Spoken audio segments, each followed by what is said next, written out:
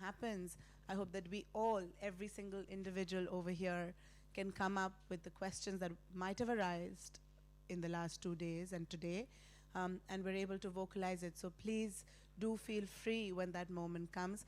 I'm just going to talk about a couple of house rules, which I thought were a little bent yesterday. Can we please request you to keep your phones either switched off or on silent?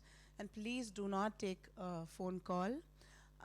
Also, if there's a presentation on, try to just wait here. We'll try and keep these seats free. So if you've had to leave in between, or especially post-lunch, and today everything's, it's very important that we stick to time. So we're really going to start on time. So after lunch, try and come back 5 minutes before we start, so there's no lag.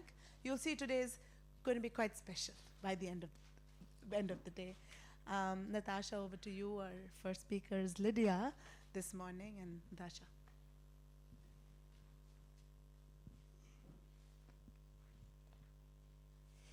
Good morning and welcome to day 3. I had a slight scare this morning because I forgot my notes here and realized an hour ago. So I relied on my memory to replay yesterday's talks and presentations. So those of you who are joining us just today for the first time, we usually go through just recollecting some of the key points and commitments expressed by the participants, and also then draw together the different participants' experiences through conversation at the end of the day. So yesterday we began with Devika Singh, who is Curator of International Art at Tate, and she, through her research practice, her training as an art historian, and her recent curatorial projects, was really looking through how the artist has been central to networks of internationalism and cosmopolitan lineages, also looking at what decolonial art history for South Asian modernism can look like through exhibition practice, looking at various flows of migration and composite identities, to also then investigate what Western art history presents to us as a canonized framework, to instead narrate between European and non-European centers the kind of mutual directions of experience that also an influence that reject the idea of, say, derived knowledge within artistic practices, and embrace an hybrid aesthetics. Her exhibition Planetary Planning explored how artistic itinerancy has challenged fixed identities and their inherent hierarchies. It included the Japanese-American sculptor Isamu Noguchi capturing the Jantar Mantar, but also the phenomenal Bangladeshi artist Kibriya, who used Japanese cultural principles in the textures for his abstract compositions. And this was an exhibition that took place at the Dhaka Art Summit. Further, I mean, my one sort of little bit to add here is really a question which I think Devika did address in her exhibition, but also just how to consider the potential of the planetary beyond the algorithmic liquidity of the global that is leading to maximizing divisiveness and extractivism in late capitalism. Her second example was from Homelands, which is at Kettle's Yard. It's an ongoing exhibition. And she walked us through the exhibition generously and talked about artists such as Nikhil Chopra, with whom she realized a sort of installation that came from his contribution to the Havana Biennale, and then he will perform in 2 days' time Rouge, which is a piece linked to that installation. She also has been working with Seher Shah as part of both her recent exhibitions, Bani Abedi with an older work, News, and Munem Wasif with really what feels like an important new work in which he's tracing the personal stories of the Rohingya community. Iftikhar and Elizabeth Dadi also kind of foregrounding her exhibition Homelands. Sohrab Hurra's work, Snow, recalling Kashmir's hidden protagonists and the everyday dystopia and resistance amidst what is projected as a bucolic landscape. We further also just informally discussed what it means to broaden notions of South Asia through being more vigilant about categories of inclusion, hegemonic neighbors, and exclusions. So hopefully we take up more of those points also for discussion. We then had Paz Guevara, who joined us from Berlin, from the House of World Cultures. And she started by looking at two projects within a long-term project called Canon Fragen, Canon Questions at the House of World Cultures, and led by the Visual Arts and Film Department Director Anselm Franke. The Canon Fragen asks really questions around the formation and circulation of canonized modernity, and then thinks about these as a history of limits, and looks also closely at the kind of colonial appropriations that still ensue in this regard of the building and the unmaking of canons. One of the major projects in this effort was Parapolitics, Cultural Freedom and the Cold War, also done as a group jointly curated effort. And it was a massively researched endeavor, really looking through almost sort of 200 conferences and traveling exhibitions that were funded by a division of the CIA. And then making us sort of realize how embedded we are by these alternative networks of surveillance and security powers, such as the CIA. There are many others. And how Cold War lineage may be approached through histories of cultural diplomacy and interdependence. So no matter how much we resist, there's also this great amnesia about to what extent certain journals as well that Paz showed us, like Quest, like other journals around solidarity building in Philippines, Transition Journal in South Africa, have all actually had this sort of undercurrent of funding and influence by a body like the CIA, and have therefore, in a way, both defined and contaminated ideas of internationalism.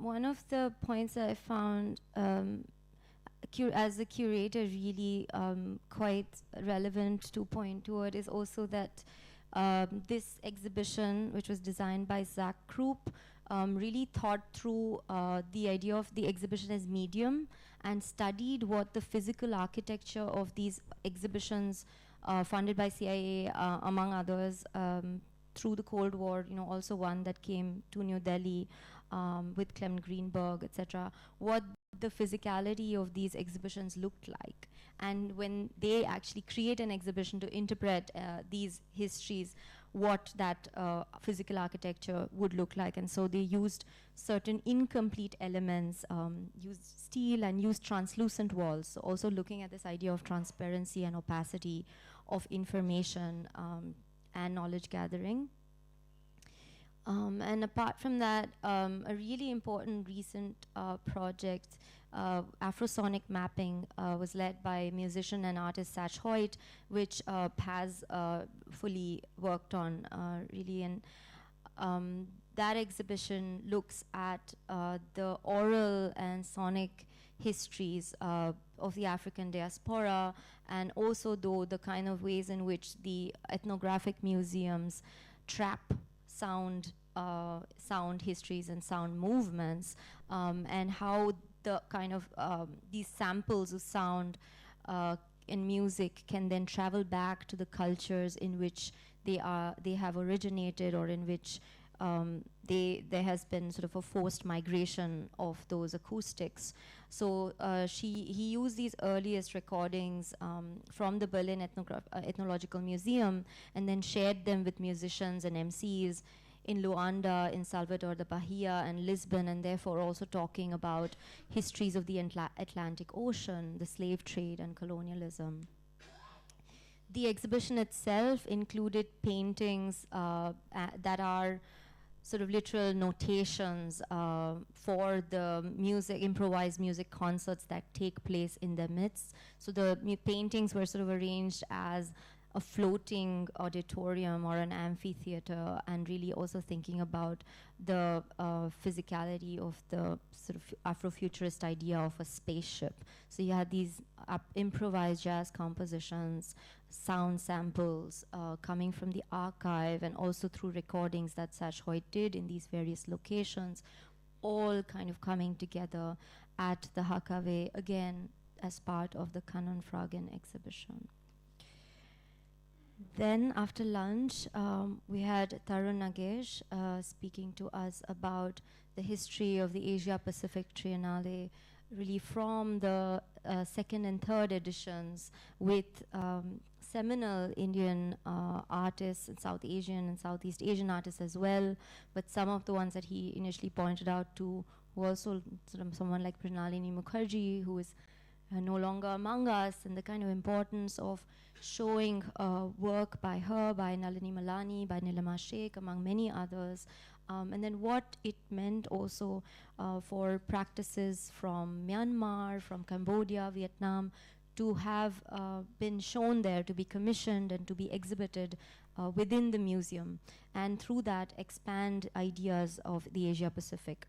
Also, when further questioned also through Zoe, who has been part of the APT in its early iterations, also the fact that the Asia Pacific has been and will be geopolitically redefined at every stage. So what does it mean for a Triennale to respond to that and to also resist perhaps those definitions as they form along the way, and what it means also for this sort of living history of exhibitions really to be investigated by those working within these institutions, but then also be accessed internationally by the publics who are also the point from are the ones who actually can testify to these histories of production and cultural agency. So that was one part of the presentation, but also Tarun, what very importantly, what he highlighted was really also the ethics of participation and collaboration, particularly in relation to Aboriginal artists from Australia, but also from other parts, from the Pacific, and the fact that there can be often very problematic views when an international artist feels as though he or she might just come along and because they have an invitation from Australia, sort of out of a sense of, I don't know, some sort of feeling of camaraderie or generosity, consider that they can actually enter these Aboriginal communities. And yet what APT has really stood firmly for is to think about how to narrativize and present these histories and these communal realities, also the kind of ongoing injustice and violence for those communities within an institutional practice. And some of the relevant examples also of how to create exhibitions or exhibits for indigenous vocabularies within a triennale, so that there is a place in which those stories and those material methodologies can really find ground, not perhaps be lost in a bunch of sort of large-scale installations without context. I feel like that might round things up.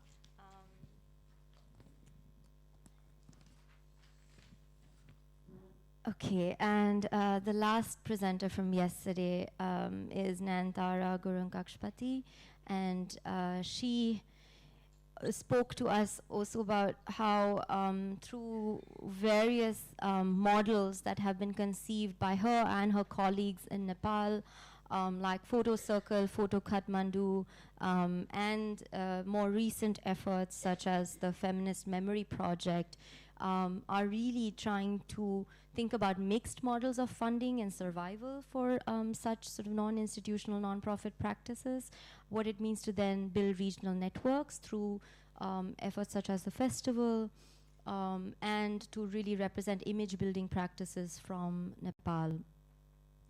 And the Feminist Memory Project was something that I was personally just really glad to come across through when Nayantara was at Coach Curatorial Intensive, and she at that point, I remember initially thought of it as calling a segment of it the public life of women, which is a really also kind of quite an astute title on what it means for these to have this sort of inventory of several key women figures from Nepal, some of whom have been working for women's rights for decades, have led Dalit initiatives, are also in politics today. What does it mean to really think about this sort of private public life of women? And what does it mean to activate this kind of visual archive that also comes with various letters, documents, and so on, that have a sort of private significance too.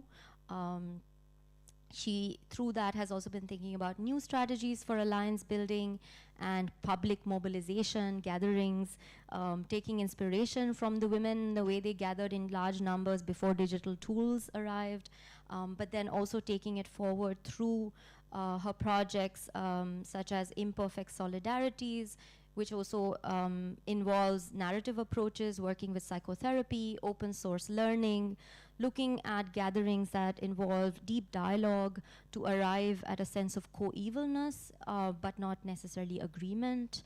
What does it mean to also think about ecology and landscape in relation to such gatherings, and develop an intersectional approach that also speaks to this ecology? And what does it mean to deal with intergenerational conflicts, perhaps, in searching for lines of solidarity? Okay, and the last part of the presentation also looked at something that we all hope and feel a sense of optimism for, I guess, from the response we got, towards tackling the question of sexual violence and discrimination in the art scene and the cultural scenes that we all come from and belong to, in its very specific ways. Each cultural scene also needs to find its own, let's not call them solutions, but just again, deeper practices of ethics and accountability, and come together in these different modes intergenerationally, looking not only at sexual violence but discrimination and through caste, race, sex, disability, ethnicity, and so on. Then Nayantara shared her very practical examples of how she and her colleagues have dealt with this question and facilitated dialogue, and not as confrontation, but really again, as finding a measure for accountability and creating collective forums that involve various kinds of cultural workers, legal advisors, and so on, to make it a space at least of acknowledgement, if not reconciliation. On that note, there's this very short quote that when we was coming to the end of the day that I thought of by Arundhati Roy, who said, it's very simple but kind of eloquent, which is, another world is not only possible, she is on her way. On a quiet day, I hear her breathing. And this very simple line, it just sort of made me think about how we are all situated amongst a sense of mounting grief and disenchantment, but also radical hope, perhaps, for what is going on amidst us. Thank you.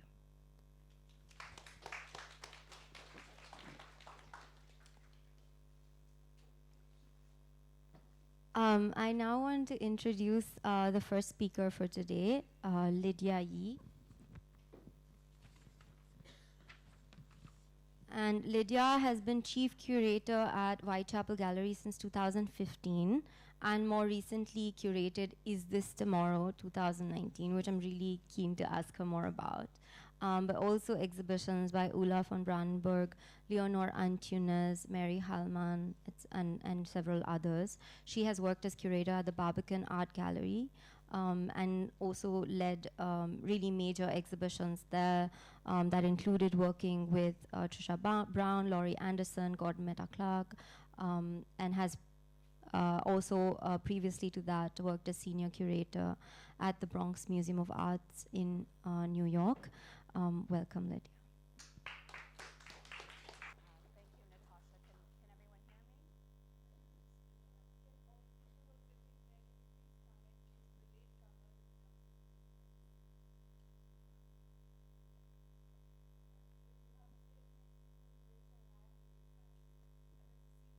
me?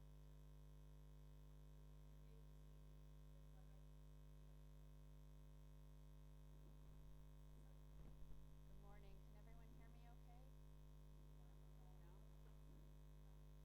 everyone hear me okay? No? The mic is here. I think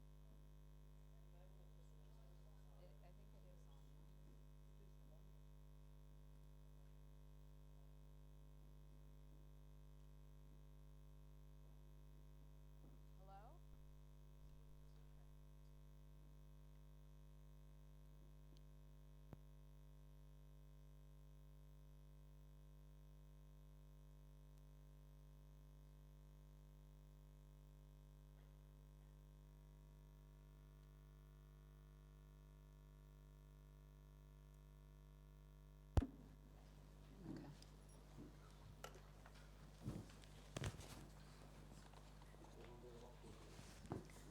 Okay. Hi, good morning. Like to start with a thank you to Pratik and Priyanka and the team here at Experimenter Gallery. It's been a very rewarding few days. And I think one of the things, not only I'm honored to be part of a group of colleagues from all kinds of institutions, large and small internationally, but one of the very rewarding things here is not only that I get to engage with my fellow curators, but also all of you in the audience. And I think this format, with its level of intimacy and also the amount of time that we have with lots of breaks and tea, I've got to meet a number of you over the past few days. One of the things I did want to talk about, and I'm going to focus on an exhibition I did co-curated at the Barbican Art Gallery in 2012, at Bauhaus Artist Life. And then I'm also going to talk about a couple of projects from the Whitechapel, which are of a very different nature and scale, Leonora Antunes, and hopefully there'll also be time to talk about a more recent exhibition, Is This Tomorrow? And I think this group of projects explores quite a range of scales, both time and financially, and spatially. So the two institutions that I'm going to focus on, Barbican and Whitechapel, are of a very different nature. And I'll give brief introductions to both. So yes, time, scale, and also hopefully pulling back the curtain a little bit at some of the kind of organizational principles and the motivations for certain decision making, and maybe a little bit about funding. I hope to cover. So first, maybe could we go to the web link for the Frieze page?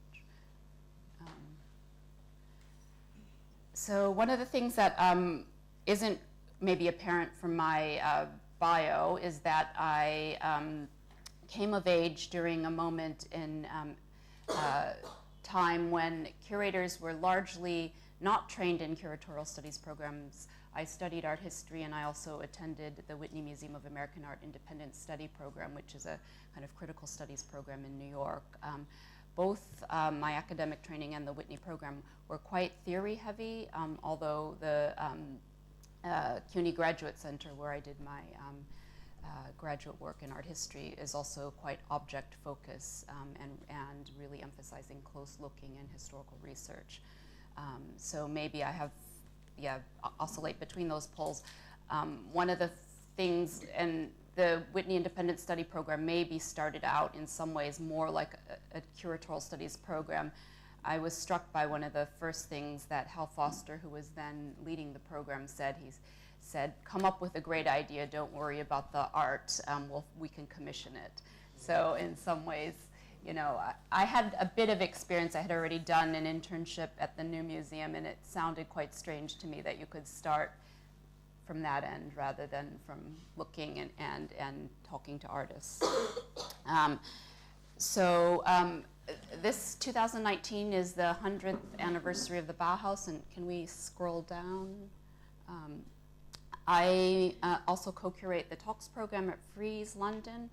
In this past October, I co-curated the program with Matthew McLean, who's a senior editor at Frieze, and we decided to focus on the Bauhaus, not only because it's its centenary, but also we felt like many of the ideas and issues at stake resonated with the current moment. So we could maybe go down to the schedule. The talks were scheduled, organized around a number of themes that were apparent or part of the Bauhaus's history, but also, I think, very much connected to today.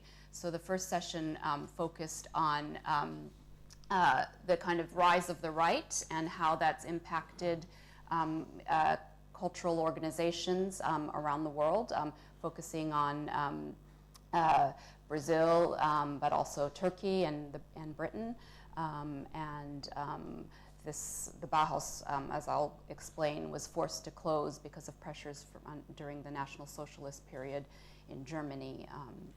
We also looked at art school education today and had a number of speakers who, from different perspectives, and their approach to arts education, which is the Bauhaus, as many of you might know, was an important art school in Germany. And then also to kind of flip the issues of gender on their head, we had a conversation with a female architect and a male weaver. And these are also two things that would have been very rare during the Bauhaus period, but also surprisingly are kind of rare today still. And then lastly, we ended with a session about performance, and particularly invited the participants of the Lithuanian Pavilion to talk about their project, Sun Sea Marina, which was at the Venice Biennale, I think just closed. And ironically, or perhaps presciently, it was a project about climate change, and Venice on the past couple of weekends was flooded because of rising waters. So now to go to the formal presentation or informal presentation. I wanted to first start with the Bauhaus Artist Life exhibition. It took place at the Barbican Center in 2012. And the Barbican is a multi-art center with art galleries, cinemas, a major concert hall, and theaters. So it is a non-collecting institution, but presents many art forms. It's funded and owned by the City of London, so it has healthy public support, but it also relies quite heavily, I think, on ticket income and corporate support. I think the center actually has few major individual supporters. It's much more corporate members and corporate sponsors. It's located in the heart of the City of London, which is the financial and business district, and it's also part of a major brutalist housing estate that was designed and built in the late 60s and early 70s. So this concrete architecture is a very prominent feature. I have control of this.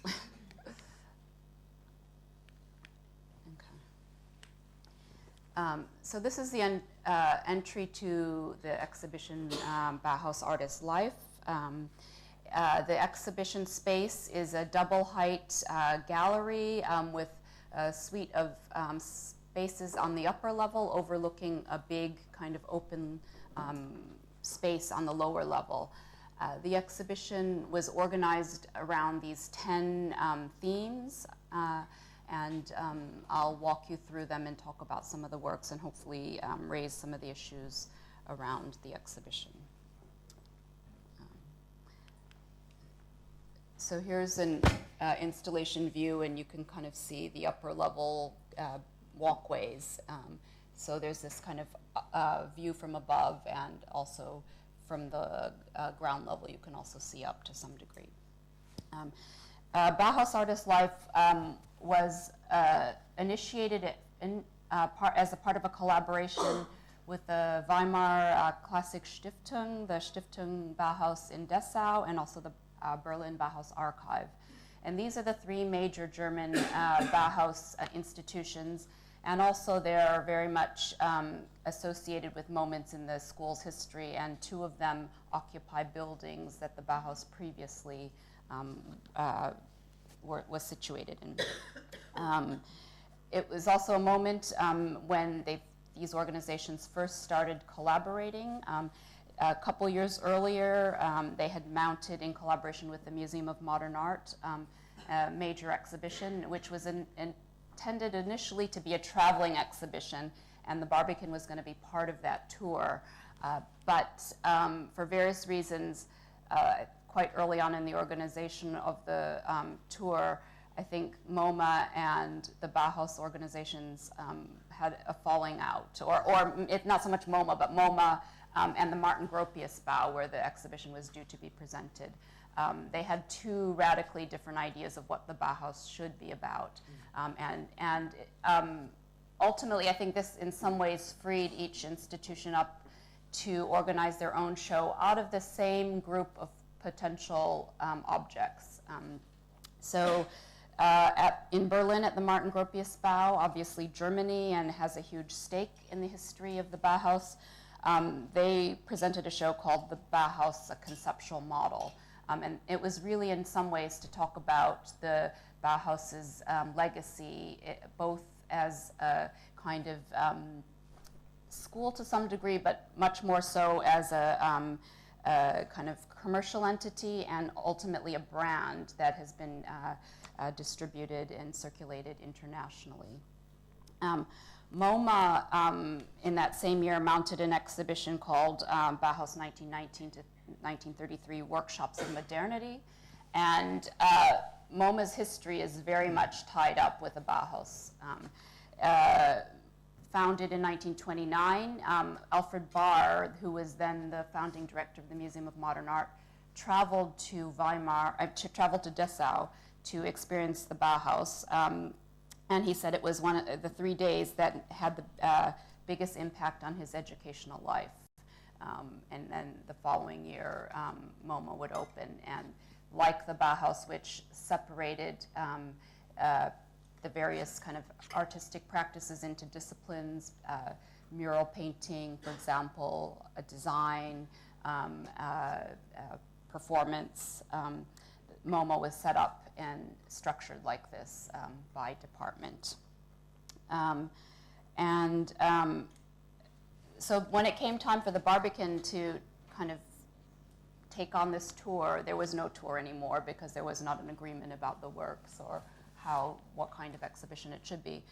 But this gave us, in some ways, a tremendous opportunity to make a new show that made sense for British audiences or European audiences. I co-curated the show with Catherine Ince, who is now at the V&A East as the chief curator there. But she's a design specialist, and my background is in art. Not so much modern art, although I've, over the years, worked on a number of modern exhibitions as well. But it was a really kind of interesting way to work across different disciplines. And I always find very much co-curating to be a very rewarding experience. Sometimes it makes the process much more complicated, but it also makes it that much more rewarding.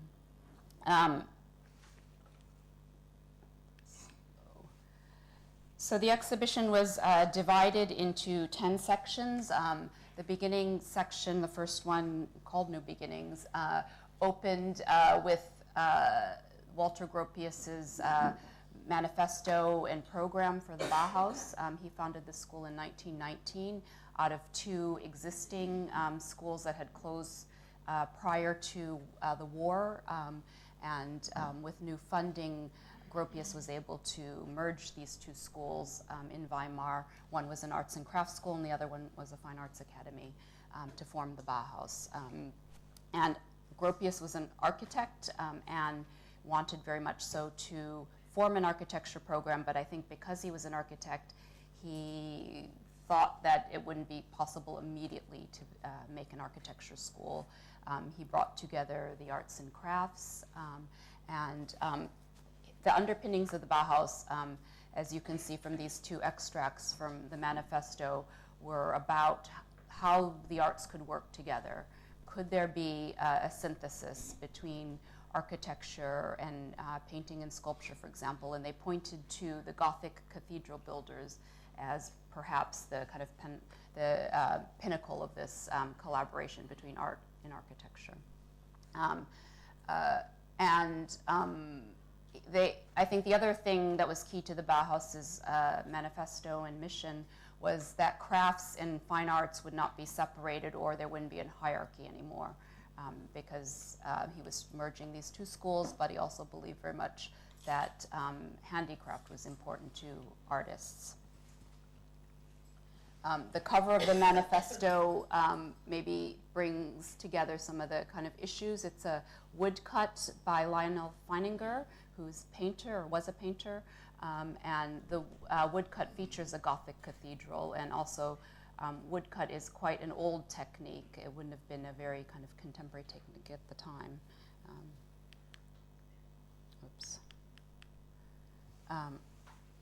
So this is Gropius's curriculum for the Bauhaus. It was a program in which the preliminary course in the outer ring would have been the kind of preparations for then entering one of the specific areas. Each discipline would be led by a different master of form, who is more perhaps what you might think of as the visual artist, the sculptor or the painter, and a master of craft who is more of a technician. And students were meant to learn from both of these masters. The Bauhaus, one of the kind of things I think that Catherine and I very much felt we wanted to underscore with this exhibition at the Barbican was that it was an art school. It wasn't a lot of people say, oh, it's a design movement, or they think of the Bauhaus. I mean, these kind of chairs that we're sitting on, I think they're copies of Eames chairs, or maybe they are reissues of Eames chairs, might be considered Bauhaus. Not quite, but it shows you that it has the word Bauhaus even has a huge kind of impact on the imaginary. But ultimately, we felt that we wanted to make an exhibition that connected with artists today, and to bring the Bauhaus, in some ways, animate its history through the kind of access to a lot of the archive materials, but also the objects. And one of the things I should also mention about the three Bauhaus collections is that they each had different kind of strengths. In Weimar, it was quite object-based from the school's early history, because the Bauhaus was based there from the 1919 to 1924 or 25. But then it moved to a new campus in Dessau, which really formed its kind of the modernist look of the school, and also the curriculum started to shift at that point. And then in the last year, it relocated to Berlin. So one of the first teachers appointed by Gropius was Johannes Itten. And Itten was an educator and an artist, a sculptor primarily, but he was also an adherent of a kind of mystical philosophy called Mazdaznen. And I think some of this kind of philosophy, both related to his educational ideas. He was a firm believer in Froebel's idea of education through play, but also Mazdaznen had certain kind of things to adhere to, like they had a very strict diet, there was a way of dressing. I think a lot of people didn't cut their hair. So this kind of early Bauhaus had this sort of almost what kind of prototypical hippie aesthetic, let's say.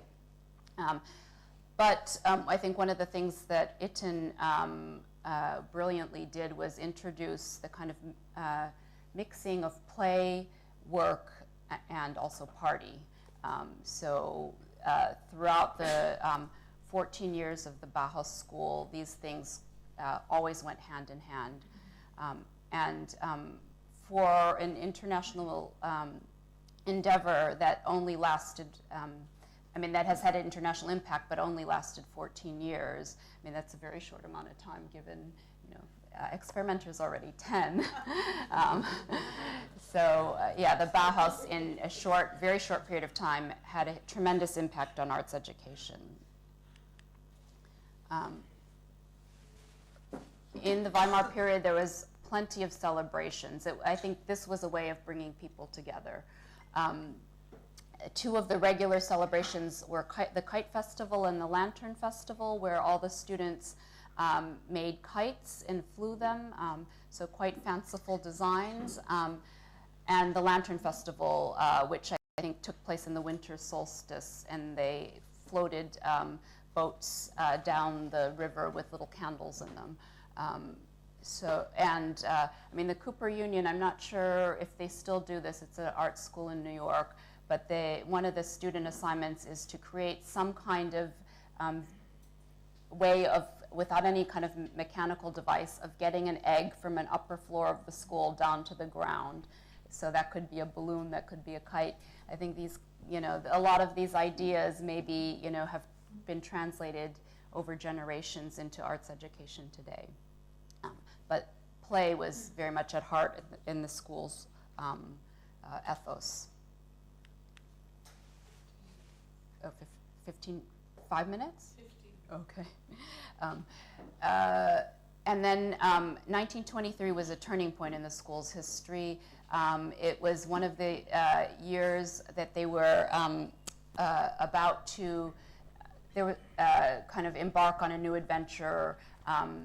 Weimar had a lot of pressure, was a conservative town, and Gropius, even though he was a celebrated war hero, was pressured by the local authorities to rein back the school's teachers and students. They were considered too Oriental hippies. They were considered also to be it was a high proportion of Jewish students and a lot of women. And this raised eyebrows in this conservative German town, as did some of the new directions at the school. Teachers like Kandinsky and Moholy-Nagy joined in the early 20s and began advocating for more streamlined aesthetic. So the kind of traditional image of the Bauhaus as being about geometry, being about design, started to have an impact.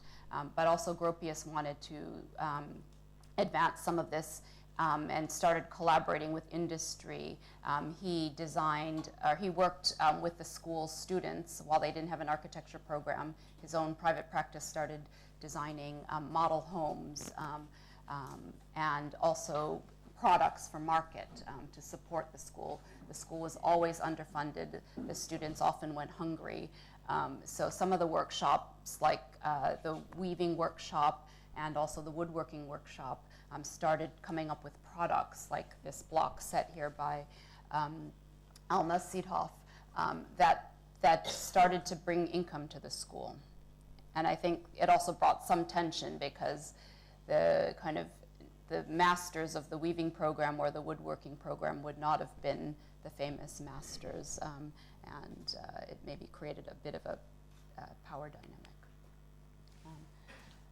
The Bauhaus was also always had to advocate for its own position, and one of the sections of the exhibition was called Instruments of Communication, and it was really in some ways an effort to create a visible identity, or what we know as a brand today. They had a strong graphics program.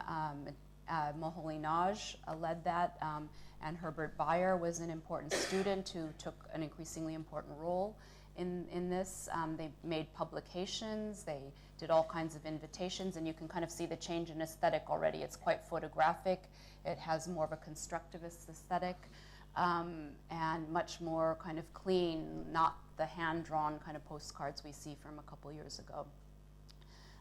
But they were also doing things like designing banknotes for the state bank of the local region.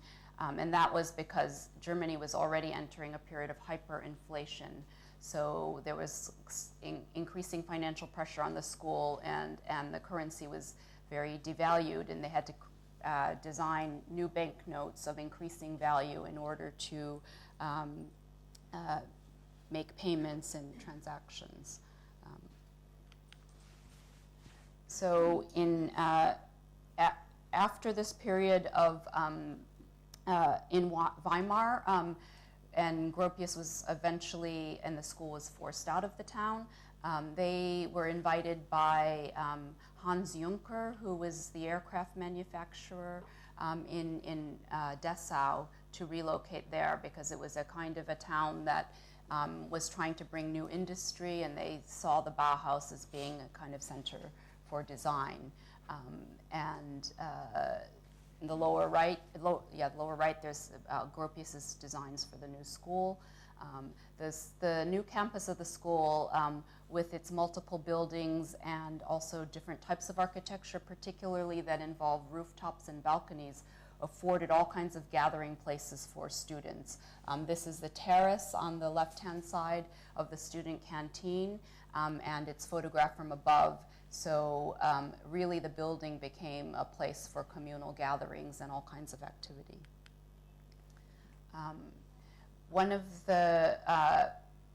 Most of the programs continued, although some of the more maybe traditional ones, like woodworking, eventually disappeared. But as I mentioned earlier, some of the more handicraft, or what was considered handicraft workshops, like the weaving workshop, which made textiles and wall coverings, became quite an important financial but a mechanism for the Bauhaus.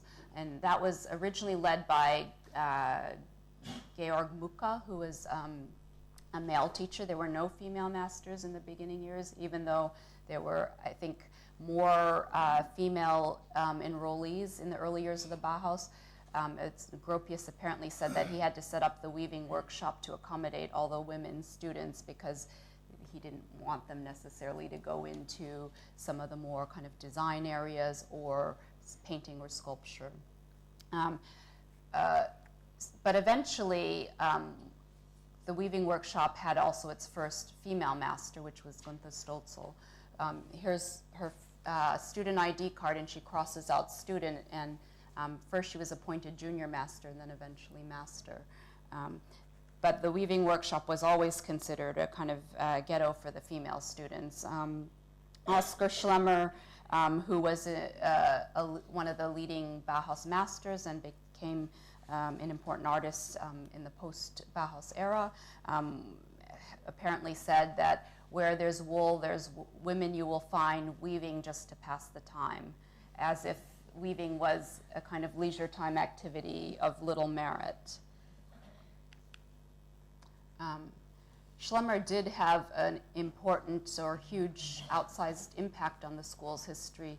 He initiated a performance and theater program, and the Bauhaus building itself was often used as a staging ground for these performances that took place on terraces, rooftops, or were often viewed from above. He also, in his courses, designed all kinds of modernist costumes and mounted this important triadic ballet during his tenure at the Bauhaus. But the Bauhaus also had much more kind of informal activity. The students, a group of students, formed the Bauhaus Band, and they performed at many of the school's functions, like the White Party or the Metal Party, these important gatherings that the school would be later known for.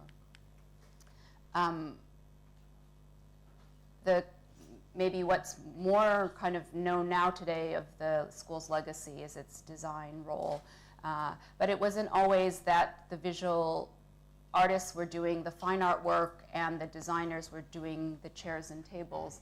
There was often a kind of collaboration or competition sometimes between various students. In this case, Josef Elbers and Marcel Breuer, they both were designing prototypical chairs and nesting tables. And 5 more minutes, okay.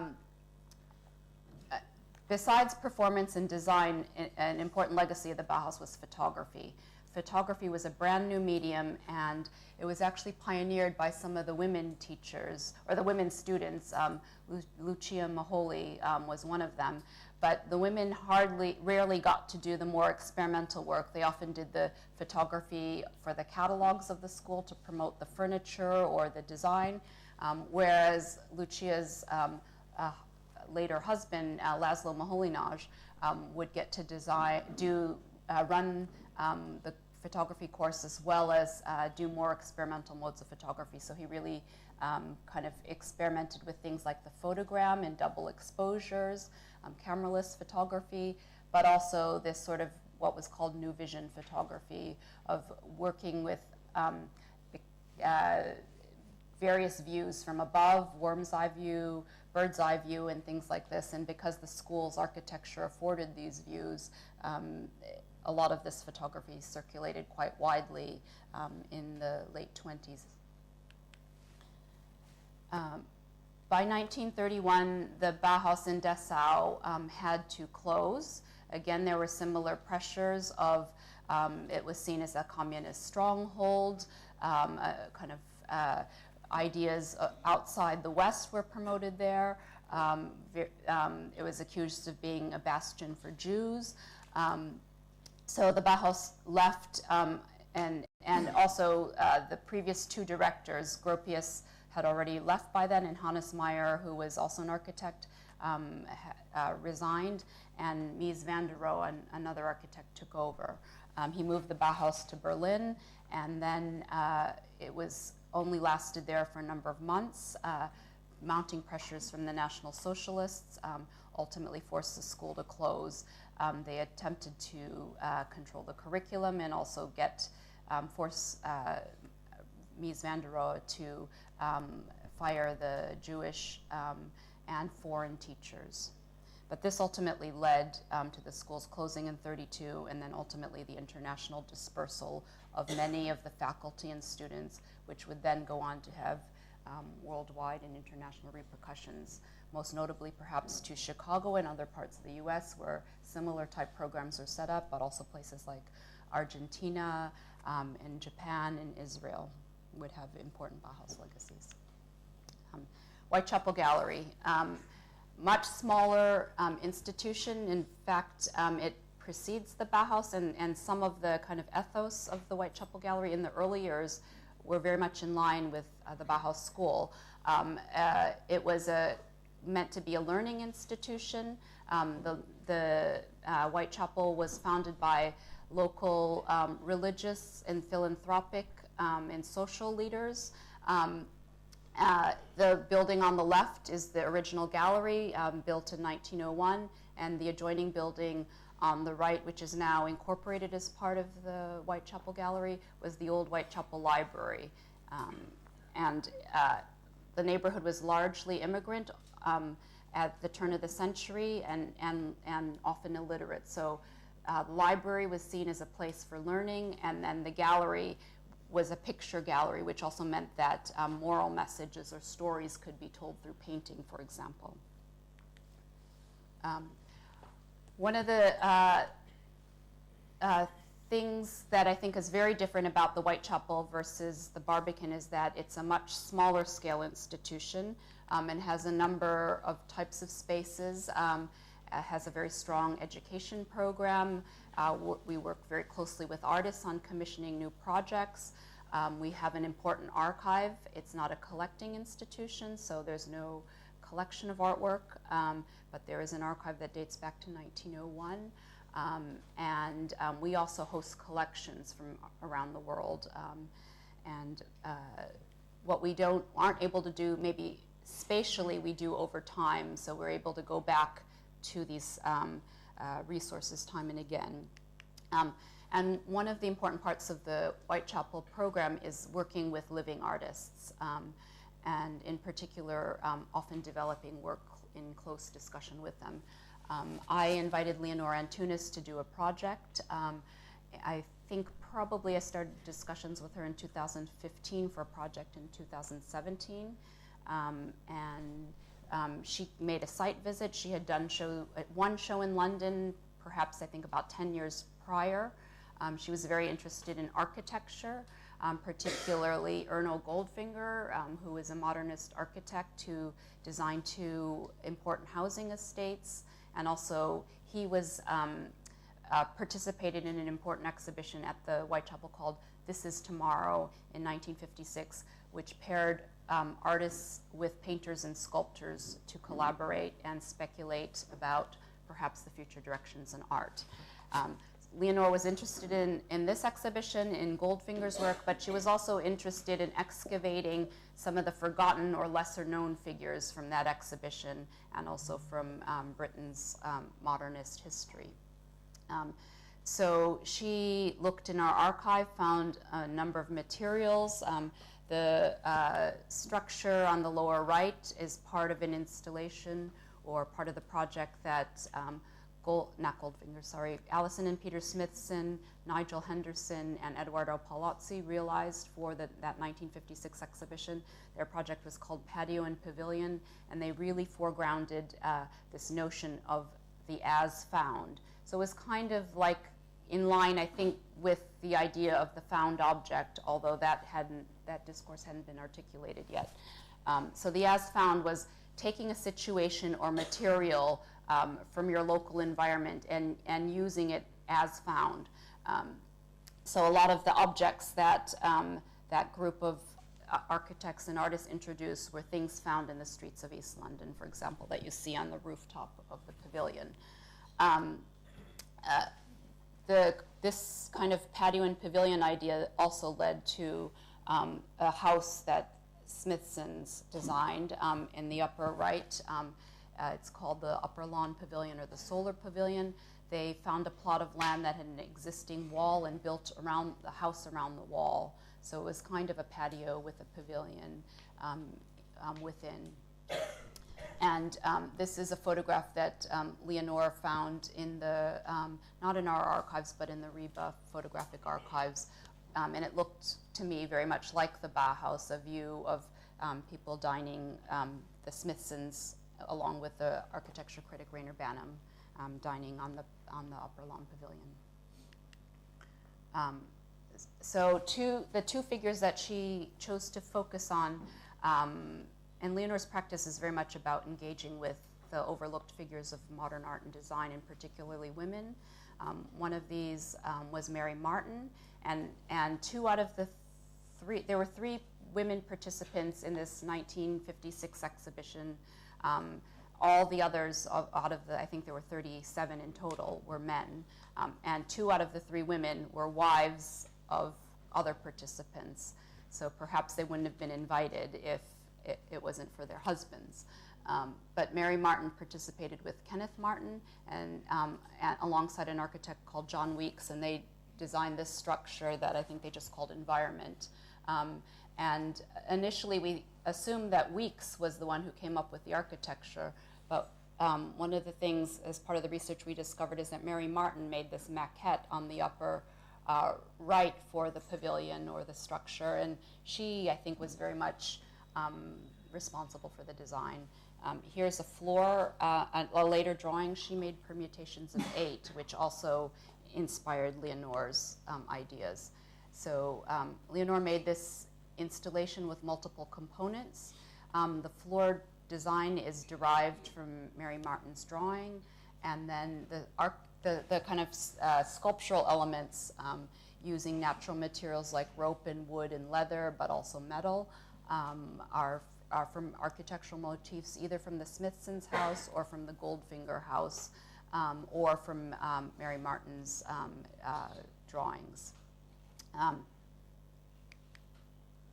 So 2 more views. The space has natural skylights and was only lit with either the natural light or lights that Leonore designed. So it was constantly changing over the course of the day, depending on time of year and the amount of natural light and time of day. Am I probably more or less out of time? Okay.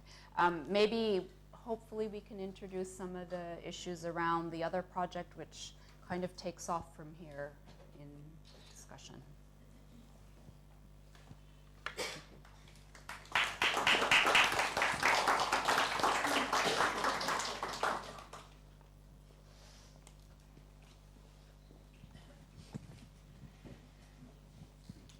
Thanks, Lydia. I wanted to start a little bit with the Bauhaus exhibition, and it felt like you also gave this sort of expansive kind of history of some of the important documents and works and the pedagogic model, which is very useful for the audience, of course. For those of us who are more familiar with this material, really, also thought it important to highlight the fact that with the Bauhaus 100 anniversary year, which has just passed, there's also a little bit of a Bauhaus fatigue.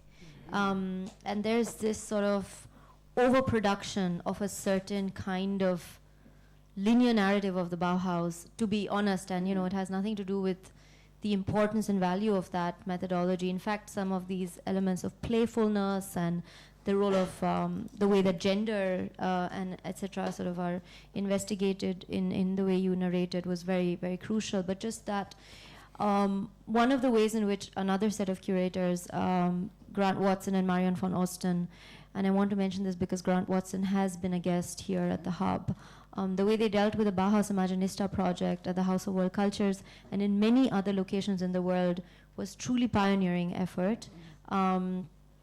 Because in fact, it decentralized the Bauhaus. And it started with the international dispersal, in a sense. So in every place it went to, it looked at very important pedagogic models that are starting from, like there was a photograph of Iwao Yamawaki that Lydia shared, and Iwao and his partner were students at the Bauhaus, but then they also, when they went back to Japan, there was the Institute for the Life Configurations in Tokyo in 1931. That was one of these sort of outcomes, and they had a journal, etc. There was a lot of these aspects really were shared through the Bauhaus Imaginista project when they had an iteration of the exhibition in Kyoto and a conference in Tokyo, which I was part of. And further, they also looked really close to this context at Shantiniketan, which also had its 100-year anniversary. And really looked at resonances between Bauhaus and Shantiniketan as well as Sriniketan. There was a conference on NID as a model, and again, certain parallels with the National Institute of Design, and all of those were explored, and it feels as though just from a kind of curatorial practice that this kind of expanded approach to seminal parts of European modernity is perhaps the future of such topics. So that was just more a commentary, but maybe if you could tell us a little bit more about how you staged the exhibition, because what was great is also you talked a bit about the program, and you all investigated art education in the UK context, but could you tell us more about what the exhibition looked like? Yes, the exhibition was arranged over 2 floors of the gallery. The gallery has this open space, as I mentioned, with on the upper level 8 rooms, and then on the lower space, a very kind of big dramatic double height space with a couple of rooms on the side. So one of the ideas was really to take advantage of the physical space and to work with views from above and from below, which is very much something that the Bauhaus students were doing in Dessau in their new campus. But it's also like because the space is divided into these kind of rooms in some ways with one open area, it lends itself to kind of some sort of narrative or being able to present the material in small groupings. So I think the architecture it precipitated some of the decisions around how to tell the story of the Bauhaus. So there is quite a linear way of navigating the space. But also some of the things like the performance-based work, or there were projections that you could look at from the ground up, projected on some of these walls. We worked with architects Karmodi Grok, who kind of transformed the space. The architecture of the Barbican Center is this heavy, brutalist architecture, which some artists find quite difficult, and sometimes curators find quite difficult as well. And architects often have the tendency to either cover up the architecture a bit or to use it as a support for other things, in which case Karmody Groch did to make these walls that would then hold large-scale images, kind of contextual images. So if you saw a group of objects from the school, you might see the classroom in which they were made in a kind of backdrop photograph. And coming to Leonor Antunes's work, which perhaps you had to rush through that segment of your presentation. So just thought perhaps it would be beneficial just to go into her working approach as somebody who is constantly learning different artisanal techniques. Because this is quite a labor in itself, really. Because with Leonor, almost every body of work is, on the one hand, this sort of inquiry into design and architectural histories, also very consciously of gendered histories in this field, but also teaching herself and members of her studio techniques that have, here working with hemp and leather and all of these materials, and then engaging with the architecture of the site differently each time, which she also did actually in the Gropiusbau, considering it's the history of that building. So if you could share more. Well, commissioning an artist is quite a different process than working on any type of loan-based exhibition. One of the first things that Leonor said when she came to make a site visit is, "You're not going to leave, are you?" I think she had two experiences of being invited to make new work for different institutions in which the curator left. And when you're meant to work very closely with artist and curator, to suddenly have that other interlocutor disappear, it can be quite traumatic. So I reassured her, no, that wasn't going to happen. And in fact, we spent a tremendous amount of time working on the research. We made trips around Britain to look in archives. We went to the Henry Moore Institute to look at material by Mary Martin, for example. We also went to Pallant House in Chichester to look at the Catherine Pettigrew collection of British constructivists, which was then on view and included some of the artists that Leonor was interested in. Leonor would come back for other trips to go visit and look at the Smithson's house or the Goldfinger house, take measurements. Really it had to be a very, kind of ongoing dialogue. And then also on the practical side of producing the work, some of it, as Natasha mentioned, she and her studio team made by hand, but other elements, she works very closely with a number of craftspeople, and a part of her practice is also to keep those traditions alive. So the leather worker, and I think also the person who does some of her work with wood, and somebody who works with the material of the cork on the floor, are from her native Portugal, and she collaborates with them again and again so that they'll have other kinds of work, because the types of craft that they're doing now aren't that applicable in a kind of larger market. So she's as much interested in reviving kind of the history behind certain women artists, but also behind craft techniques from other eras.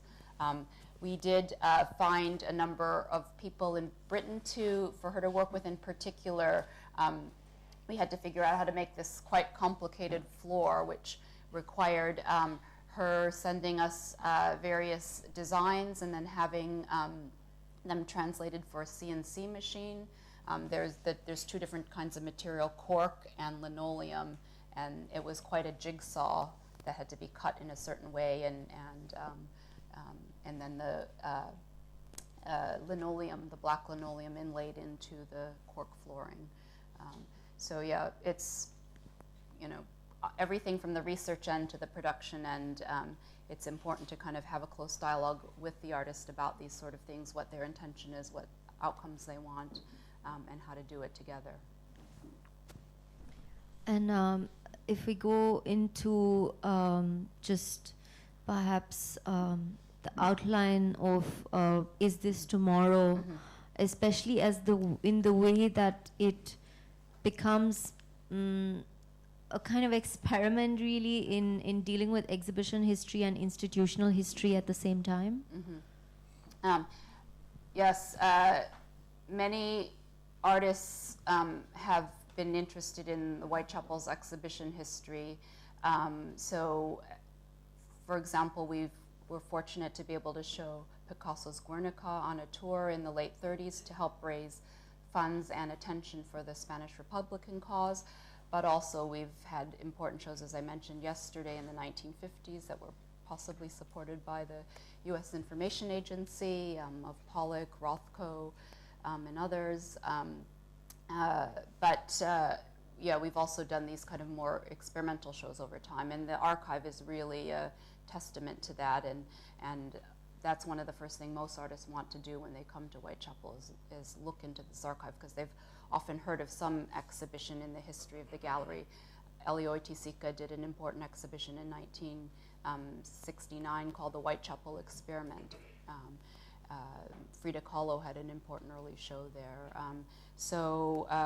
A lot of artists, have something in mind that they'd like to research. But also as a curator, you look at that history, and Leonore, like looking through some of the documents from This Is Tomorrow, made it quite apparent that this was a rich subject that I think any artist or architect would want to touch on today.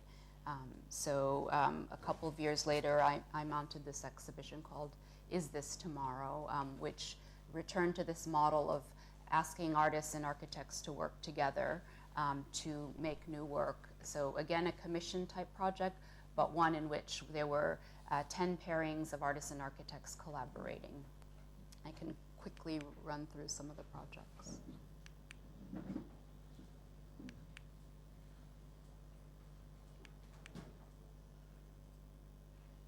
If you want to, I can talk while I'm...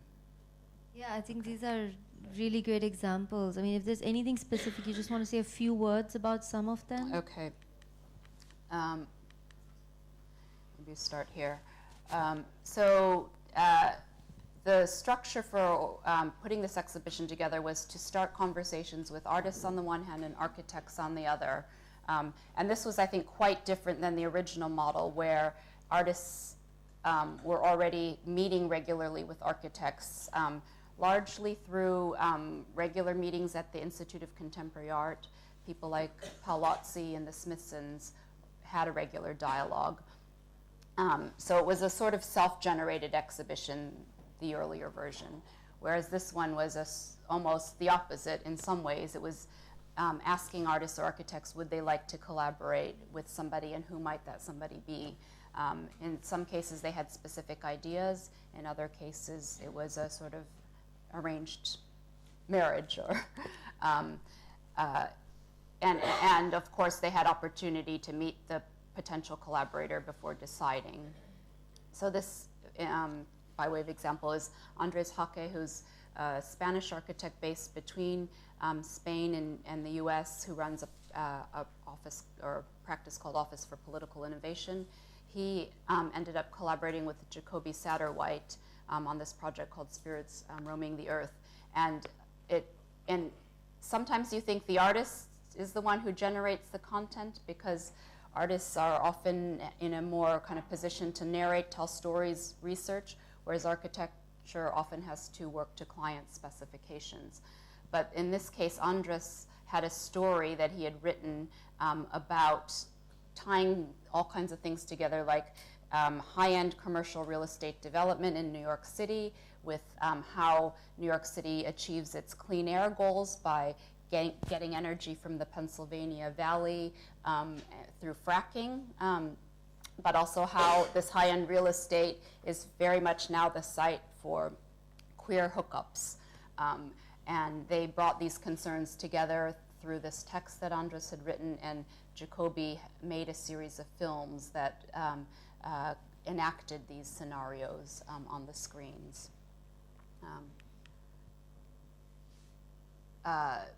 Rana Begum and Marina Tabassum. Rana's Bangladeshi origin artist, based in London and Marina is based in Dhaka.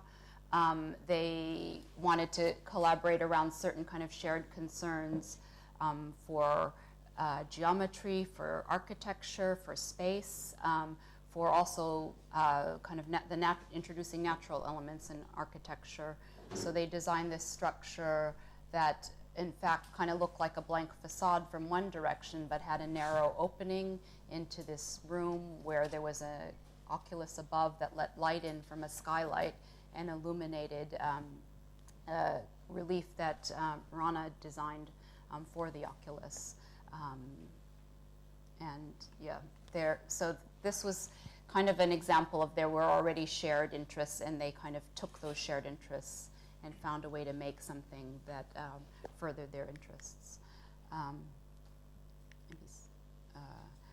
Simon Fujiwara and David Cohn.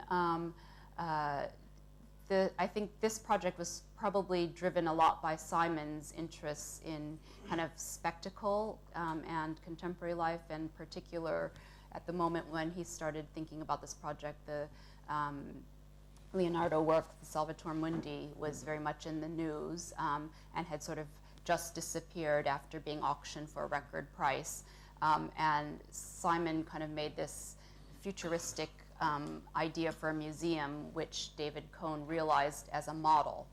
So Simon came up with this kind of tale of how the Salvator Mundi kind of went from being a kind of second-rate painting that was found in somebody's home to being elevated to an auction record, and ultimately, this kind of media spectacle around it.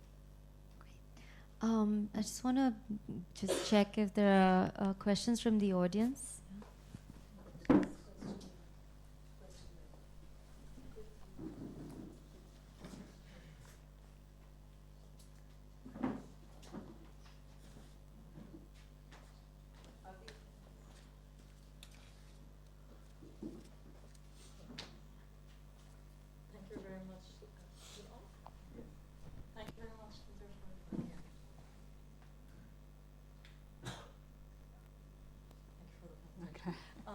We're here in Calcutta, where the so-called, Bauhaus exhibition took place in 1922. It wasn't called as such, which brought together works by some of the Bauhaus artists, from Klee to Kandinsky, Feininger, Itten, who you mentioned, and it brought these together with Indian artists.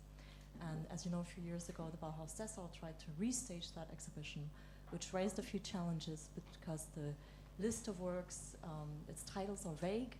Some of the works were difficult to locate, but anyway, it was a very important exercise, if only in raising this, bringing this to the attention of an international audience. That sort of brings me back to the great comment that Hal Foster made and that you quoted, and the disconnect perhaps sometimes between ideas and objects.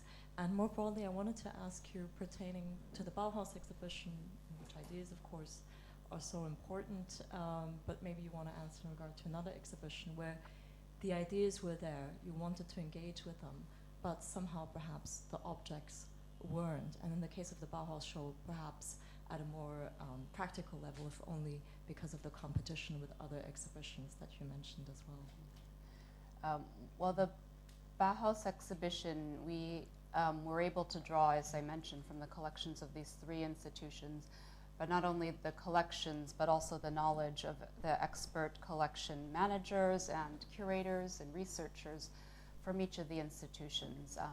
This took place in 2012, and this was after the Martin Gropius Bau and MoMA exhibitions, probably the first time that there was this kind of joint effort to collaborate.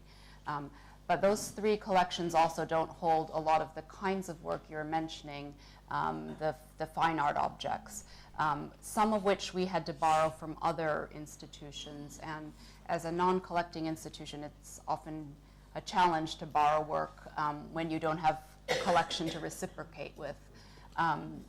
So yes, in the end, we were able to borrow a number of works by like Klee and Kandinsky and others, but it took a lot of negotiation and working with extensive amounts of couriers and things like this that are kind of the practical side of mounting an exhibition that, yeah, you don't see. And you don't really want to see either.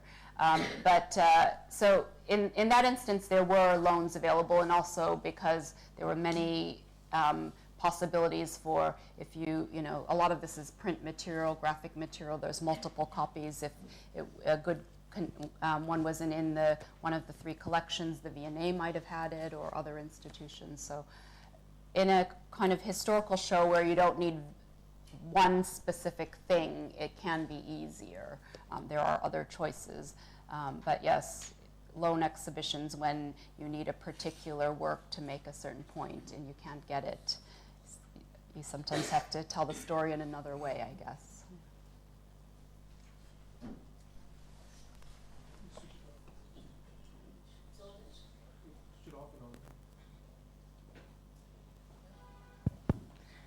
I had a question about audiences and engagement. Both the Bauhaus and This Is Tomorrow, Is This Tomorrow are sort of premised on ideas of experimentation, openness, collaboration, and are essentially both kind of open formats. What did it mean to kind of put them into the particular context of the Barbican and its location and its history and the Whitechapel, and how did you engage publics? Was it perhaps more difficult because they were unlike, let's say, a typical artist-led exhibition, or was it perhaps made easier, or were there like more possibilities because of the particular new formats that they were presenting? So what kind of engagements did they allow for? Well, at the Barbican, the Bauhaus exhibition at the time, I think, had a record number of visitors, which was something like 110,000, which is quite good for a Barbican exhibition. It's a ticketed show, so you know, that's quite significant. And it was also during the year of the Olympics, during that summer period in London, where a lot of people thought, tourism for non-Olympic things was going to be down, or Londoners were going to try to avoid going out because of traffic and other things. But it at the time, I think, set a new record for a Barbican exhibition. But I also think that's partly down to the brand Bauhaus. People know or think they know what the Bauhaus might have been, and you know, and also perhaps because of the multidisciplinary audiences at the Barbican, it's something that they may have heard of in another context. Wasn't a huge challenge in terms of audience outreach. What it is maybe more of a challenge or a great difference between the Barbican and the Whitechapel is the kind of education and program. The Barbican is kind of more driven by music. The education department is shared between multiple art forms, so there's not an art specialist in that team. They are more keen on doing things either for a very general audience, or that might be like a school's audience on a particular subject, and largely music related. So in that regard, it was more of a challenge to mount a kind of public program. We did invite a number of people like Peter Fischli to talk about the Bauhaus legacy and some of his work in Switzerland, or we had some of the descendants of some of the artists do talks, things like that. But there isn't a natural kind of dialogue with the education or public programming team there. And conversely, at the Whitechapel, it's probably the exact opposite. There's a very kind of voracious public for talks and other kinds of events. And we I think probably have 2 to 3 public programs per week at Whitechapel. They might be exhibition related, or they might be more broadly about art.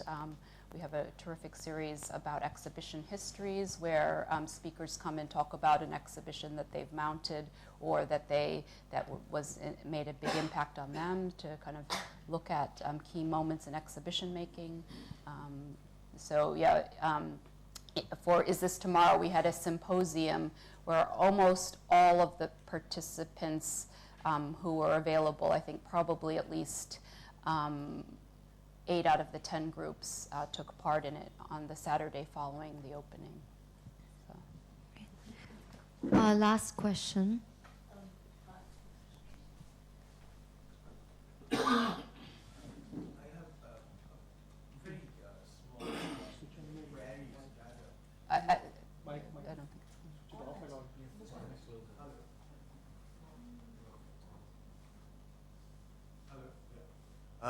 Two very small queries. One is taking from Natasha's cue that some of the exhibitions looked into this very perceived history of the Bauhaus in terms of institutional practice, how it kind of, like NID kind of professes to be taking a lot of model from Bauhaus in its sense. Also the resonance of, for example, Shantiniketan in its, but it was not taking from it. There is certain correspondences in terms of letters and correspondence between Gropius and Rabindranath, but it was two different schools which were happening parallelly, which has certain similarities, without not saying that they are similar. That will be a little bit too much. But my question is two things. One is that I have read about that Bauhaus also, the food program was very important for the Bauhaus model.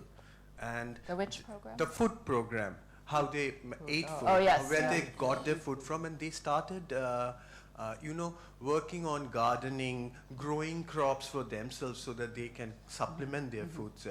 Was there something as a material that came up in the exhibition? That is one.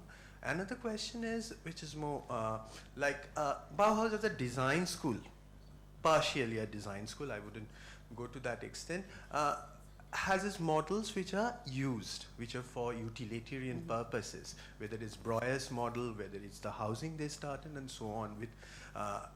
So was it a way that suddenly these objects are again being deified, they are made into deities, or they are made into objects rather than objects to be made into objects that has to be looked at rather than objects that can be utilized, because in a exhibition context sometimes they become objects which has to be looked with a certain degree of dignity, certain degree of reification, certain degree of like a cult value. So was there a way to kind of not get into that trope? This is, yeah. On the first subject about the Bauhaus and food, one of the contributors to the catalog, Nicholas Fox Weber, who is a scholar of a number of the biographer as well of some of the lead figures of the Bauhaus, did write a text about some of the things you're talking about, how they grew their food, what kind of diet they had, periods where there was food shortages, and so on. So, and also how the kind of Bauhaus canteen when they were in Dessau changed the dynamic at the school. So food was something certainly thought about, and I think is something in any culture that brings people together. So yeah, that was one of the things we did want to address, at least maybe not so directly because there wasn't first-hand material like a menu or any kind of direct evidence, that we decided to commission a writer to address that topic. In regards to kind of the reification of objects, it is hard to, I think in the way we tried to do this is to make it seem like a kind of living and working environment where students had this kind of very lively extracurricular as well as the curricular life. When you're, borrowing important objects, historical objects from a museum, generally they can't be touched or handled. They certainly can't be sat on, and at least in Britain there's this kind of, the way you ensure exhibitions is through this government indemnity scheme, and you do have to kind of adhere to certain kind of safety and security principles. So yes, in that regard, it's not possible. You can go, for example, go to the Berlin Bauhaus archive. I was quite surprised that they were drinking tea and coffee in the archive reading room, and you could also go into the archives, make an appointment, and look at a lot of this material firsthand. So I think archives are one way you have a kind of closer relationships to some of the material and are able to handle it and outside of a museum context. Okay. We're going to go into the next presentation by Zoe Butt.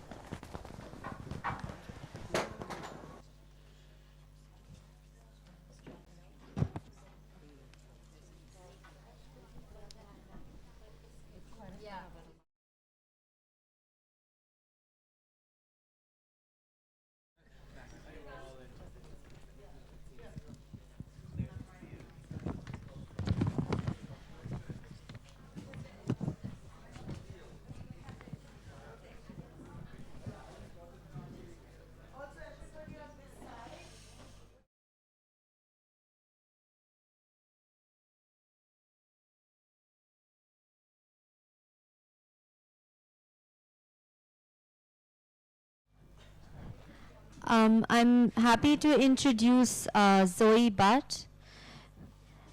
Zoe is a curator and writer based in Vietnam. Her curatorial practice centers on building critically thinking and historically conscious artistic communities, fostering dialogue among countries of the Global South. She also, though, in her work has reconsidered and renegotiated the term Global South, just to mention that as well. And currently she is artistic director of Factory Contemporary Arts Center in Ho Chi Minh City, Vietnam's first purpose-built space for contemporary art. Zoe formerly served as executive director and curator at Sun Art from 2009 to 2016, and was director of international programs at Long March Project Beijing for 2 years, 2007 to 2009, and assistant curator contemporary art at Queensland Art Gallery in Brisbane. She has written and published extensively and has commissioned major works by artists, and she will also perhaps discuss some of those with us as part of her role as co-curator of the last Sharjah Biennial. Welcome.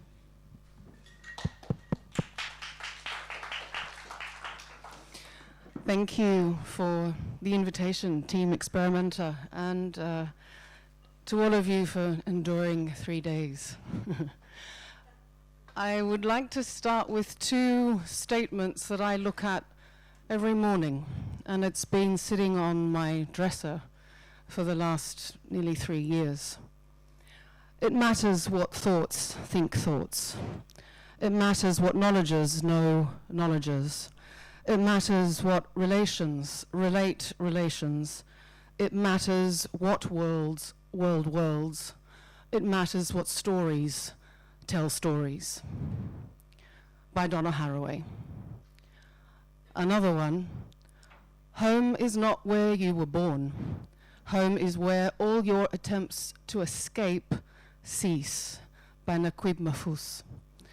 Both of these statements mean a lot to me. Indeed, they have shaped very much my own approach to curating, to building community, to sustaining memory, and making art. The first matters to me because I chose to leave the museum world from a very deliberate inquiry that I continue to ask myself. To what end can a curator claim the right to speak when we have not seen or experienced the context in which an artist works? That question prompted me to leave and go and work with and for artists, firstly in China and then in Vietnam. The second quote is a constant reminder that I am a guest in the place in which I have chosen to call my home. But it is also a reminder of my own past, where I am a Hong Kong British ancestral person who was born in Australia but have not lived in that country for nearly 15 years and have chosen to travel the world and anchor myself from communist contexts between China and Vietnam. To what extent does my memory and my voice have validity? So these two counterpoints continue to tussle with me on a daily basis with the work that I do, which fundamentally, in many ways, I find myself a little bit of an alien in this group, because visibility for me is problematic. Oh, can someone go to the next slide? I've dropped and broken it. Thank you. So in my own work, this is my visibility. I have chosen to fundamentally attach myself to contexts where I cannot do exhibitions. So what does that mean for me as a curator with my labor? Now, when I say I cannot do exhibitions, of course we create them, but they are never what the artist and I envisage. So in a museum context, to which that is indeed where I was trained and where it's come from, we are, as curators, trained to facilitate the vision of the artist. But what do you do when you're in a context where you're dealing with not only cultural determinations of what you can and cannot say, but political ramifications? So again, the spaces to which that are fundamentally the most important to me is the space of dialogue. So when it comes to thinking about my decisions to curate, to think of my mind every morning and what matters, first of all, it's the privileging of visibility. To what extent can I, with my own voice, speak to major houses of art today and question their curatorial minds into encapsulating the labor of an artist beyond visibility? Because indeed many of the artists that are included in my Sharjah Biennial are key educators. They are key community builders. Their labor is much more than just creating art objects for the exhibitionary circuit. So to what extent do we as institutional curators give some kind of acknowledgement to that in the writing, in the speaking, in the creating of exhibitions that we do? Secondly, I think about navigating political poverty. How do we, as curators in the commissioning, in the invitations extended to artists, to what extent do we care for the implications of that in their local? For example, I'm quite stunned at the number of awards that are attached to exhibitions in my region of Southeast Asia, labeled human rights and freedom of expression. And yet they do not understand that if that artist is awarded that prize, they enter a country with the label of freedom and they are thus surveilled. So to what extent do these initiating bodies, which are often forms of government and diplomacy, to what extent do they care about the wording and the impact that has on an artist? I also think about spaces of trust, because when you're dealing with political poverty, when you're dealing with zones of visibility that are highly regulated, to be able to freely share with the curator is highly contentious. The number of times I have sat in front of young artists who really don't share anything. And it's only upon insisting to visit the studio, to sit and have a cup of tea or a cup of coffee, or indeed most of the time it's alcohol. That is only when you can see little snippets of things in the studio and you sit and you ask, what is that in the corner? Oh, don't worry, don't look at that, that's nothing, that's just a small sketch, doesn't mean anything. I said, no, actually, can you pull it out? I'd like to see it. And then they're begrudgingly putting it out, and then it's often the gem. And then with a little bit of cajoling, they start to tell you how that is what they are working on at night. And you say, well, why didn't you share this with me in the first instance? Or I didn't know if I could trust you.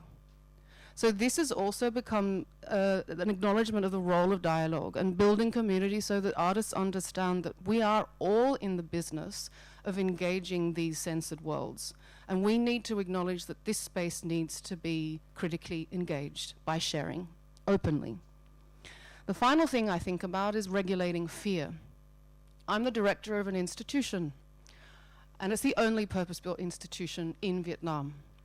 How do I, as someone who is being told by government, you can't do your projects, which means I'm the facilitator to the artist saying, I'm terribly sorry, you can't speak in this way, you can't visualize in this way. So my role becomes a part of a government regulation of fear. So how do I navigate that as a curator? So these are the sort of 4 registers that are constantly with me every day. Natasha briefly mentioned my commitment to what I call the globalizing Souths. Now, you know, the term global South is a kind of common thread of phrase. And I have problems with that because it's attached to a geopolitical idea of liberalism that I feel is a very top-down approach. My own attachment to the idiom globalizing Souths is thinking of my own, again, everything somewhat always becomes personal. My family themselves came from China and England, but ended up in Australia. And my Chinese side of the family is spread out all across Southeast Asia and China. So this kind of trajectory is always in movement. Indeed, most of my families had several centers of which they've been based in their life. And I'm struck by how many artists are similar. They have moved away from where they were born, but they still care very much about those narratives from whether or not they're based in Norway or Dhaka. So the idea of a globalizing South is more to me about the memory of a South in a globalizing context and what are the dangers around that globalizing mechanism, because we are, as cultural workers, always unable to escape that center mechanism, which is capital. So how are we engaging, delinking and relinking from that with our movements? On a more localized note, my commitment to thinking about globalizing Souths comes from working particularly in Vietnam, more and across Southeast Asia, where I recognize that institutions such as Alliance Française, the Goethe Institute, the British Council, the Japan Foundation have done incredible work, and I'm not denying their role in pushing the languages of contemporary art in my region. However, it's very problematic when a Vietnamese artist goes to Germany and is inserting themselves in highly serviced infrastructures. There's collectors and writers and curators and funders, and there's historians who are interested in their work. There's galleries, there's museums, there's private foundations. And then they come home and there is nothing. So can you imagine what happens when you return after some year-long residency and you think to yourself, why the F am I home? And then there's this question of home. And I have seen too many artists give up their practice because they feel, I'm not going to make any money, first of all. I'm not going to gain any validity because who's listening to me from here? And they quit.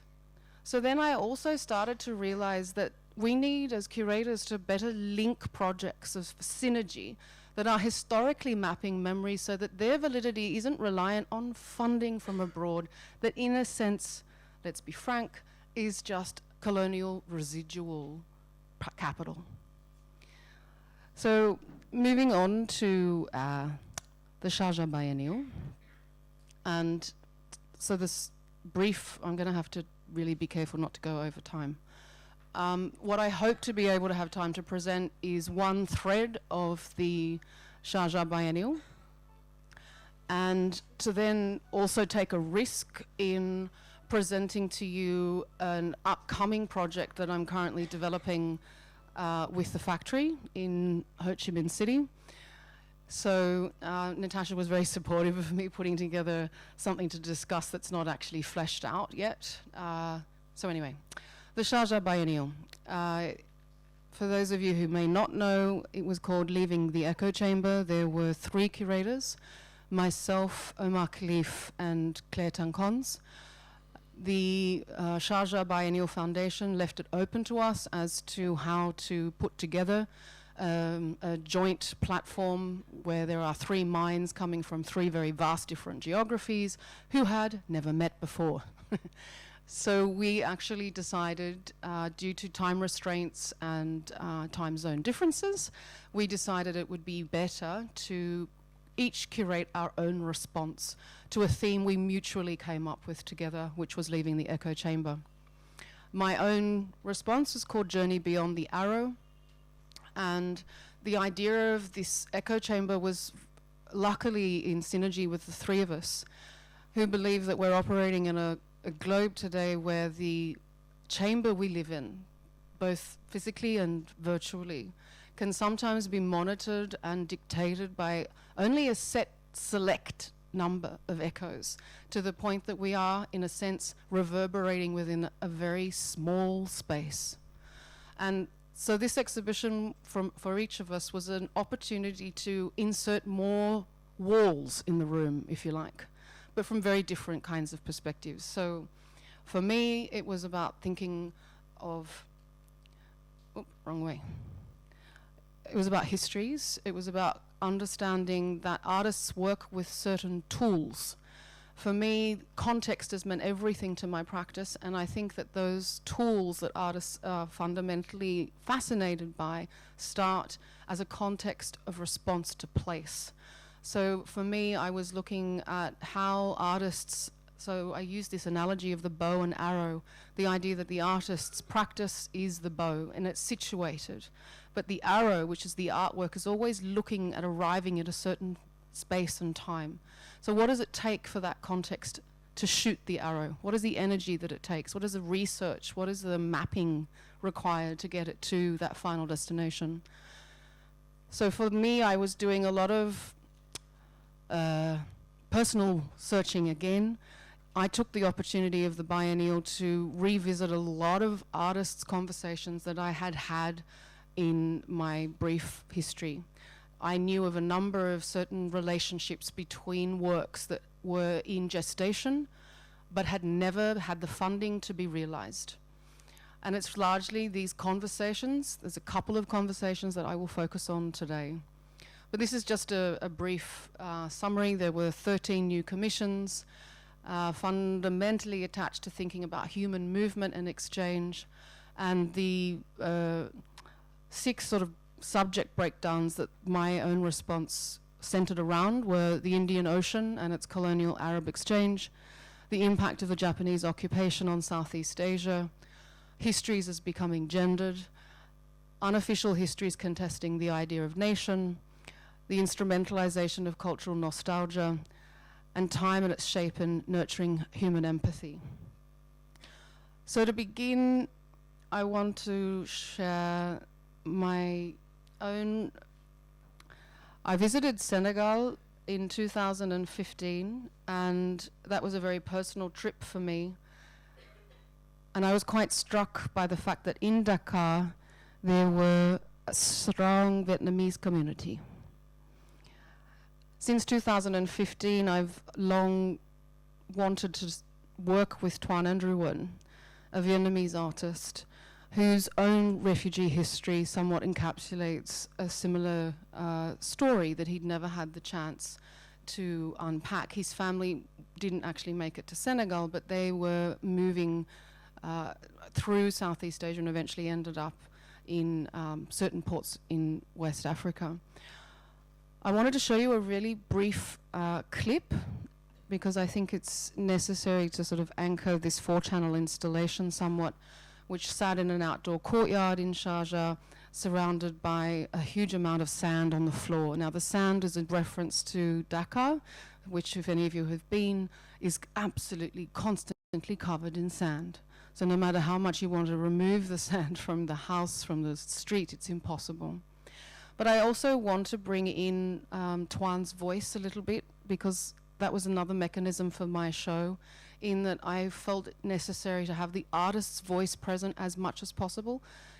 So most of the texts that were generated for the show were I commissioned the artists to write the text, and it wasn't an easy task to get them to do this. Many of them struggled, and some were co-written between us, but I find that what resulted was a very beautiful textual, critical response to not only their visual work. So just a brief from Tuan. It's called The Spectre of Ancestors Becoming.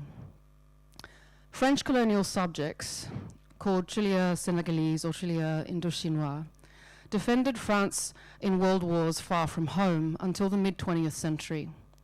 When the Vietnamese rose up against French colonial rule, French colonial forces from the West Africa were shipped to help quell the uprising. There are stories of Chilia Senegalese defecting from their positions on the battlefield to join the Vietnamese revolutionary soldiers. These stories of solidarity exist as hearsay, as unrecorded and invalid myths.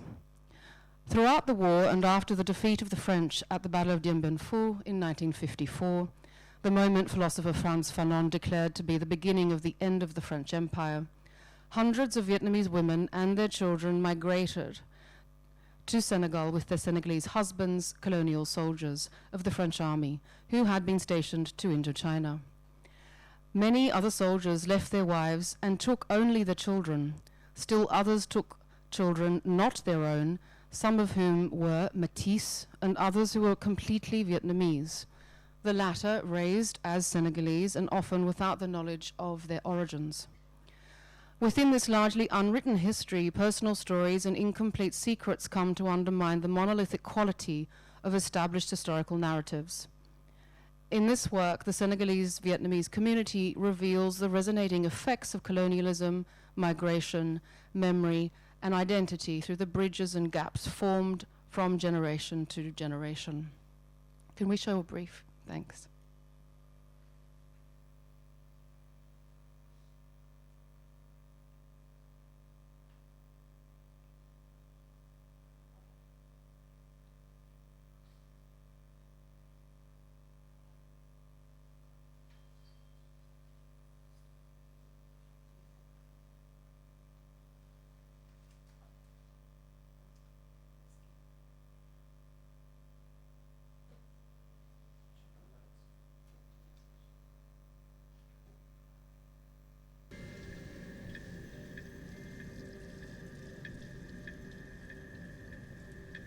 Intérieur, appartement, Saigon, nuit.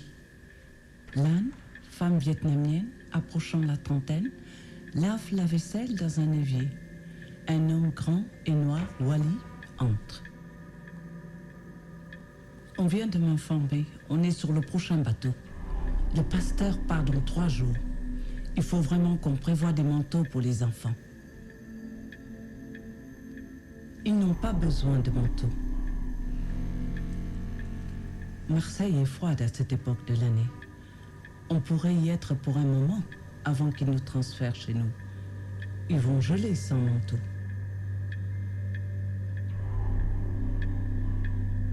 Les enfants ne gèleront pas à Saigon, c'est ici, chez nous. On ne va pas recommencer. Il n'y a plus de temps pour ça. Quand on s'est mariés, tu ne m'avais pas dit qu'on aurait à partir d'ici. Quand on s'est mariés, on était en pleine guerre. Maintenant, il n'y a plus de guerre.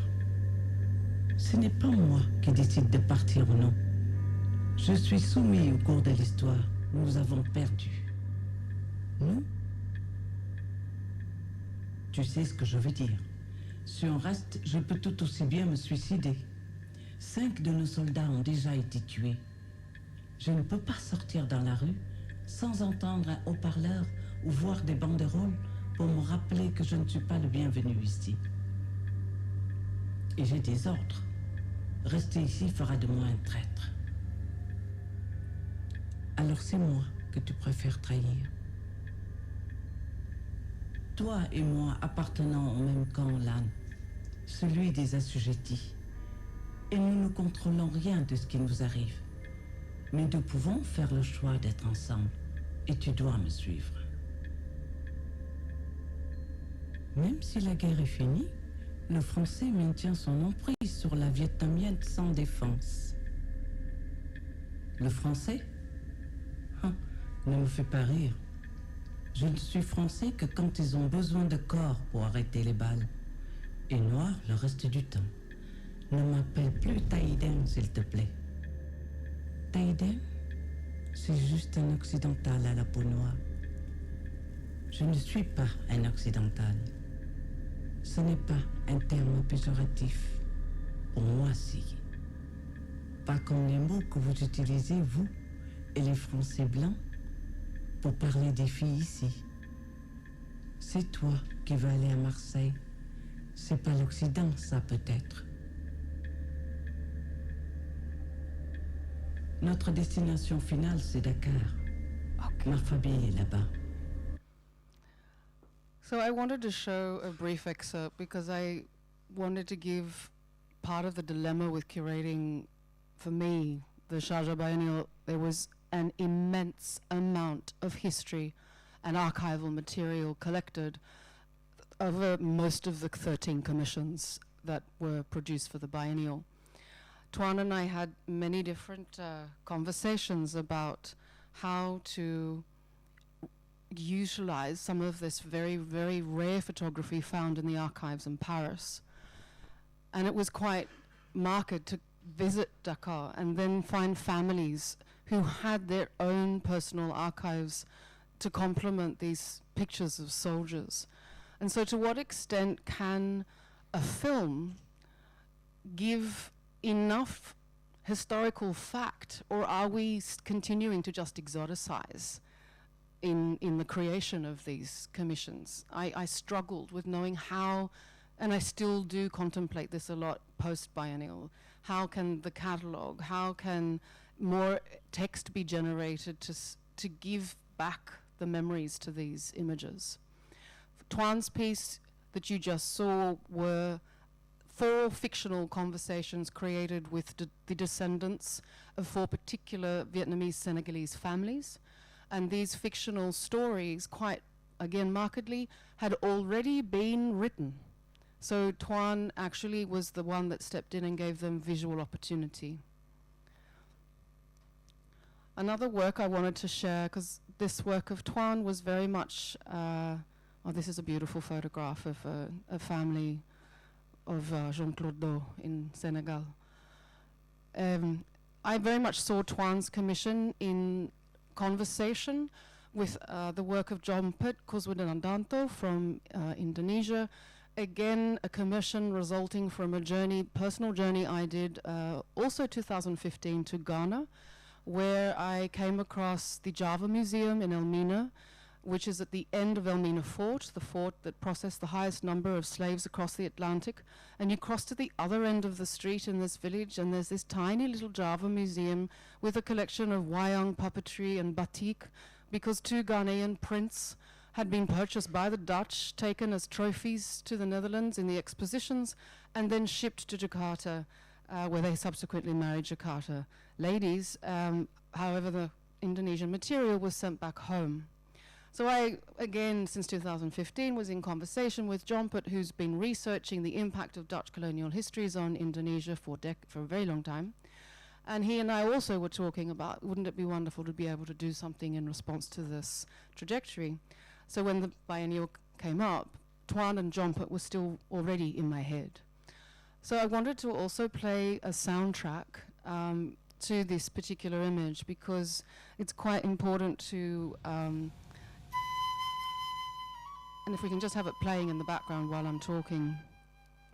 So Jompet's piece, Keroncong Concordia, is a response to a piece of music called Keroncong, which was a style developed by Indo-Europeans and rooted in the Portuguese fado.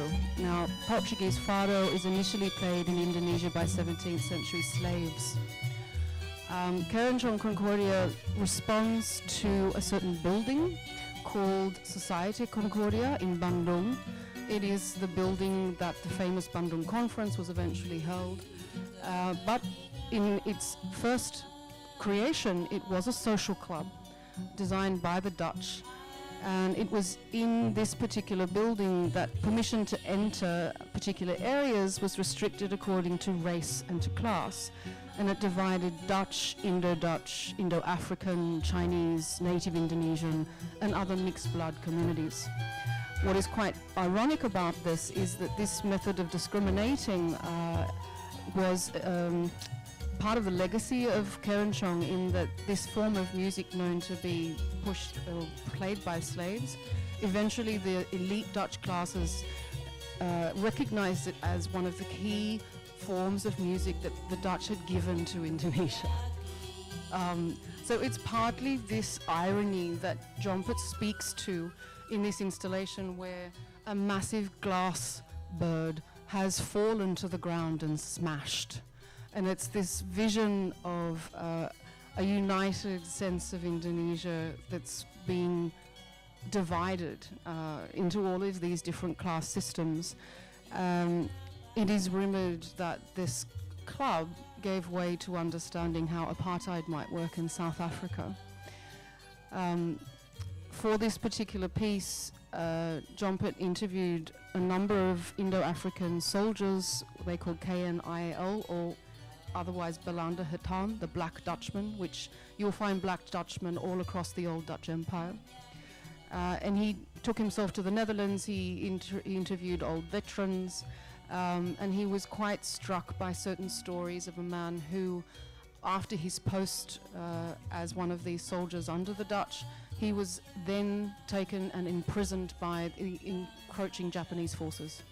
And he became a prisoner of war under Japanese occupation. And the story of this, behind this glass piece, are several video screens that you hear him talking and you hear this music moving and weaving in and out. This piece was in conversation with Tuan's work, again, for me, in that there was a vast amount of research and archival material collected, that Tuan actually decided to interweave into the imagery that you saw, whereas John Pitt decided to actually abstract it completely and focus alone on the music itself. And in many ways, the music of John Pitt and Karen Chong became another element for my biennial. For those of you who didn't get to see it, my March meet was very much driven by the movement of theatre and song and how it can become a discursive platform. Can we turn it up just a little bit so people can get a sense of it? Just a little bit. Just fully loud.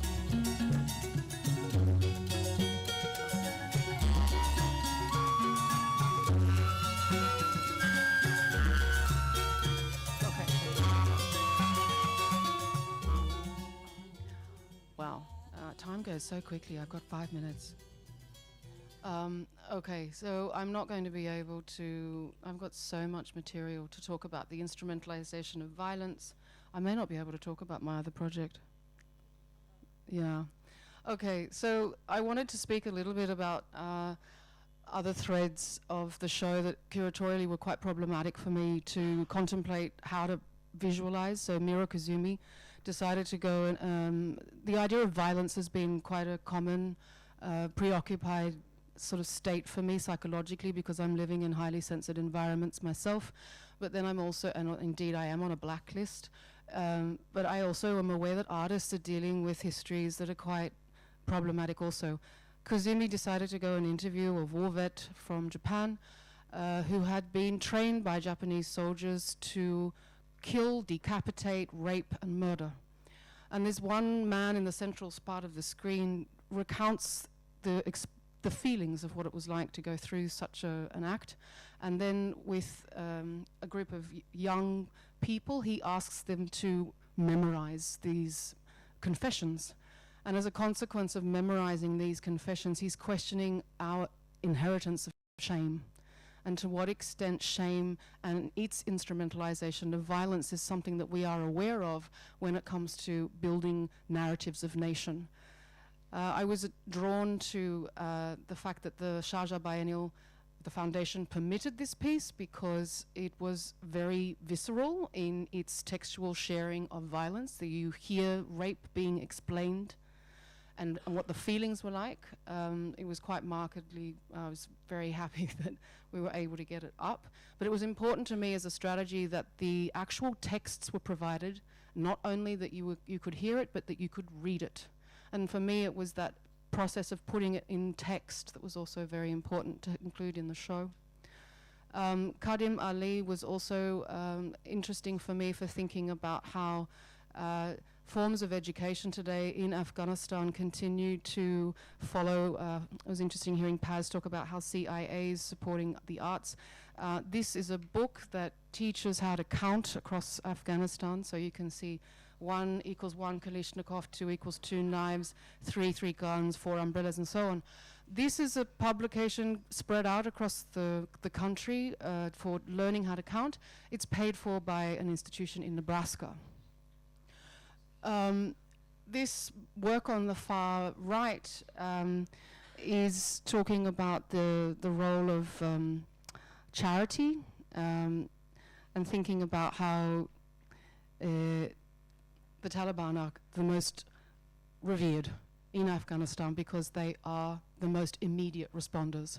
It's much more complex a work than that, but I sadly don't have time. I really want to sort of speed. I could talk about Van Thawen for hours, but I just want to touch upon the work of Ahmad Fuad Osman and Kidlat Tahimik. Ahmad Fuad Osman is a Malaysian artist who has dedicated much of his past 5 years in thinking about Enrique de Malacca. He was a slave to Ferdinand Magellan and is said to have, Ferdinand Magellan is written into history as the first to circumnavigate the globe.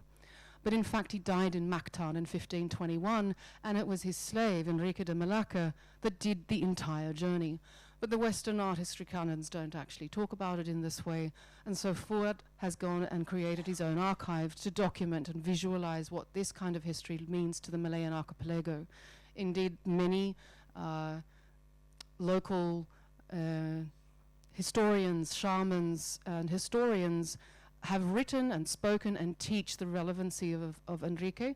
And the way that Fuad chose to insert this into this half-fictional, half-real archive is to create these iPads that were spread out throughout the display, showing the over 85 interviews that he has done with all of these various forms of intelligence as a way to substantiate his archive, which opened up another thread of thinking for my platform, which is histories as fiction. In much of my own region, textbooks mean nothing because they are indeed official accounts of history that are written by those who conquered. Indeed, that is history, but it's more markedly deleted in my part of the world. Conversations continuing the thread of how artists converse with one another across the biennial. I saw Fuad's work very much in keeping with Kidlat Tahimik, a very prominent Filipino third cinema maker, essay maker, and he did this work called Memories of Overdevelopment, where he's looking at the journey of Enrique de Malacca and picturing the tale from the perspective of Enrique. So not only was there an archive by a Malayan artist giving actual objective evidence to the existence of this man, but then the role of film in historicizing history.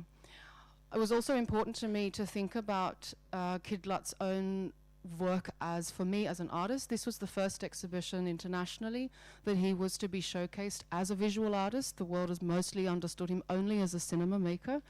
But the more time I visited him many times in Baguio in the north. He's an Ifugao spokesman. He's been accepted into that community, which is an indigenous community in the north. And he lives with his props. All of the props from his films are beings. They are what he calls part of his kapwa, his interdependent relationship to nature, to the world. And so we brought all of his props together in one major installation, which is a stormy, it's quite lengthy, a stormy clash between two goddesses of the winds, the protracted culture war. So it's really frustrating having so little time. So just to share that this is one thread of the biennial, showcasing how artists for me have set up memories for me. Indeed, I was thankful to the foundation for allowing me to do this because I wasn't a curator going shopping for my artists for my biennial. It was very much a personal opportunity for me to revisit some conversations that had been long gestating with me for more than a decade. That wasn't to be said that I didn't also do some research for new talent. I had certain people in mind that I wanted to know more about, but it was a great opportunity to put these things together.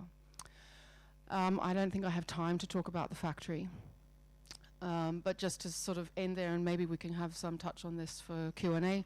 This is the factory where I'm currently artistic director. We are the first purpose-built space for contemporary art in Vietnam, and we opened in 2016 and committed to broadening the awareness of art and contemporary art and artists in society. Due to the heavy regulated environments that we live in, much of the programming is double-edged in that we have a visible program which we publicly promote and get licensed to do. But then, as my first slide indicates, 50% of what I'm doing is offline and developing work with artists. So when it comes to thinking about curating for me, I'm very much more thinking about what I respond to Naomi's comment also about modes of production, and understanding that modes of production is also a way of learning and talking about art, and it's not just about the final display. Thank you.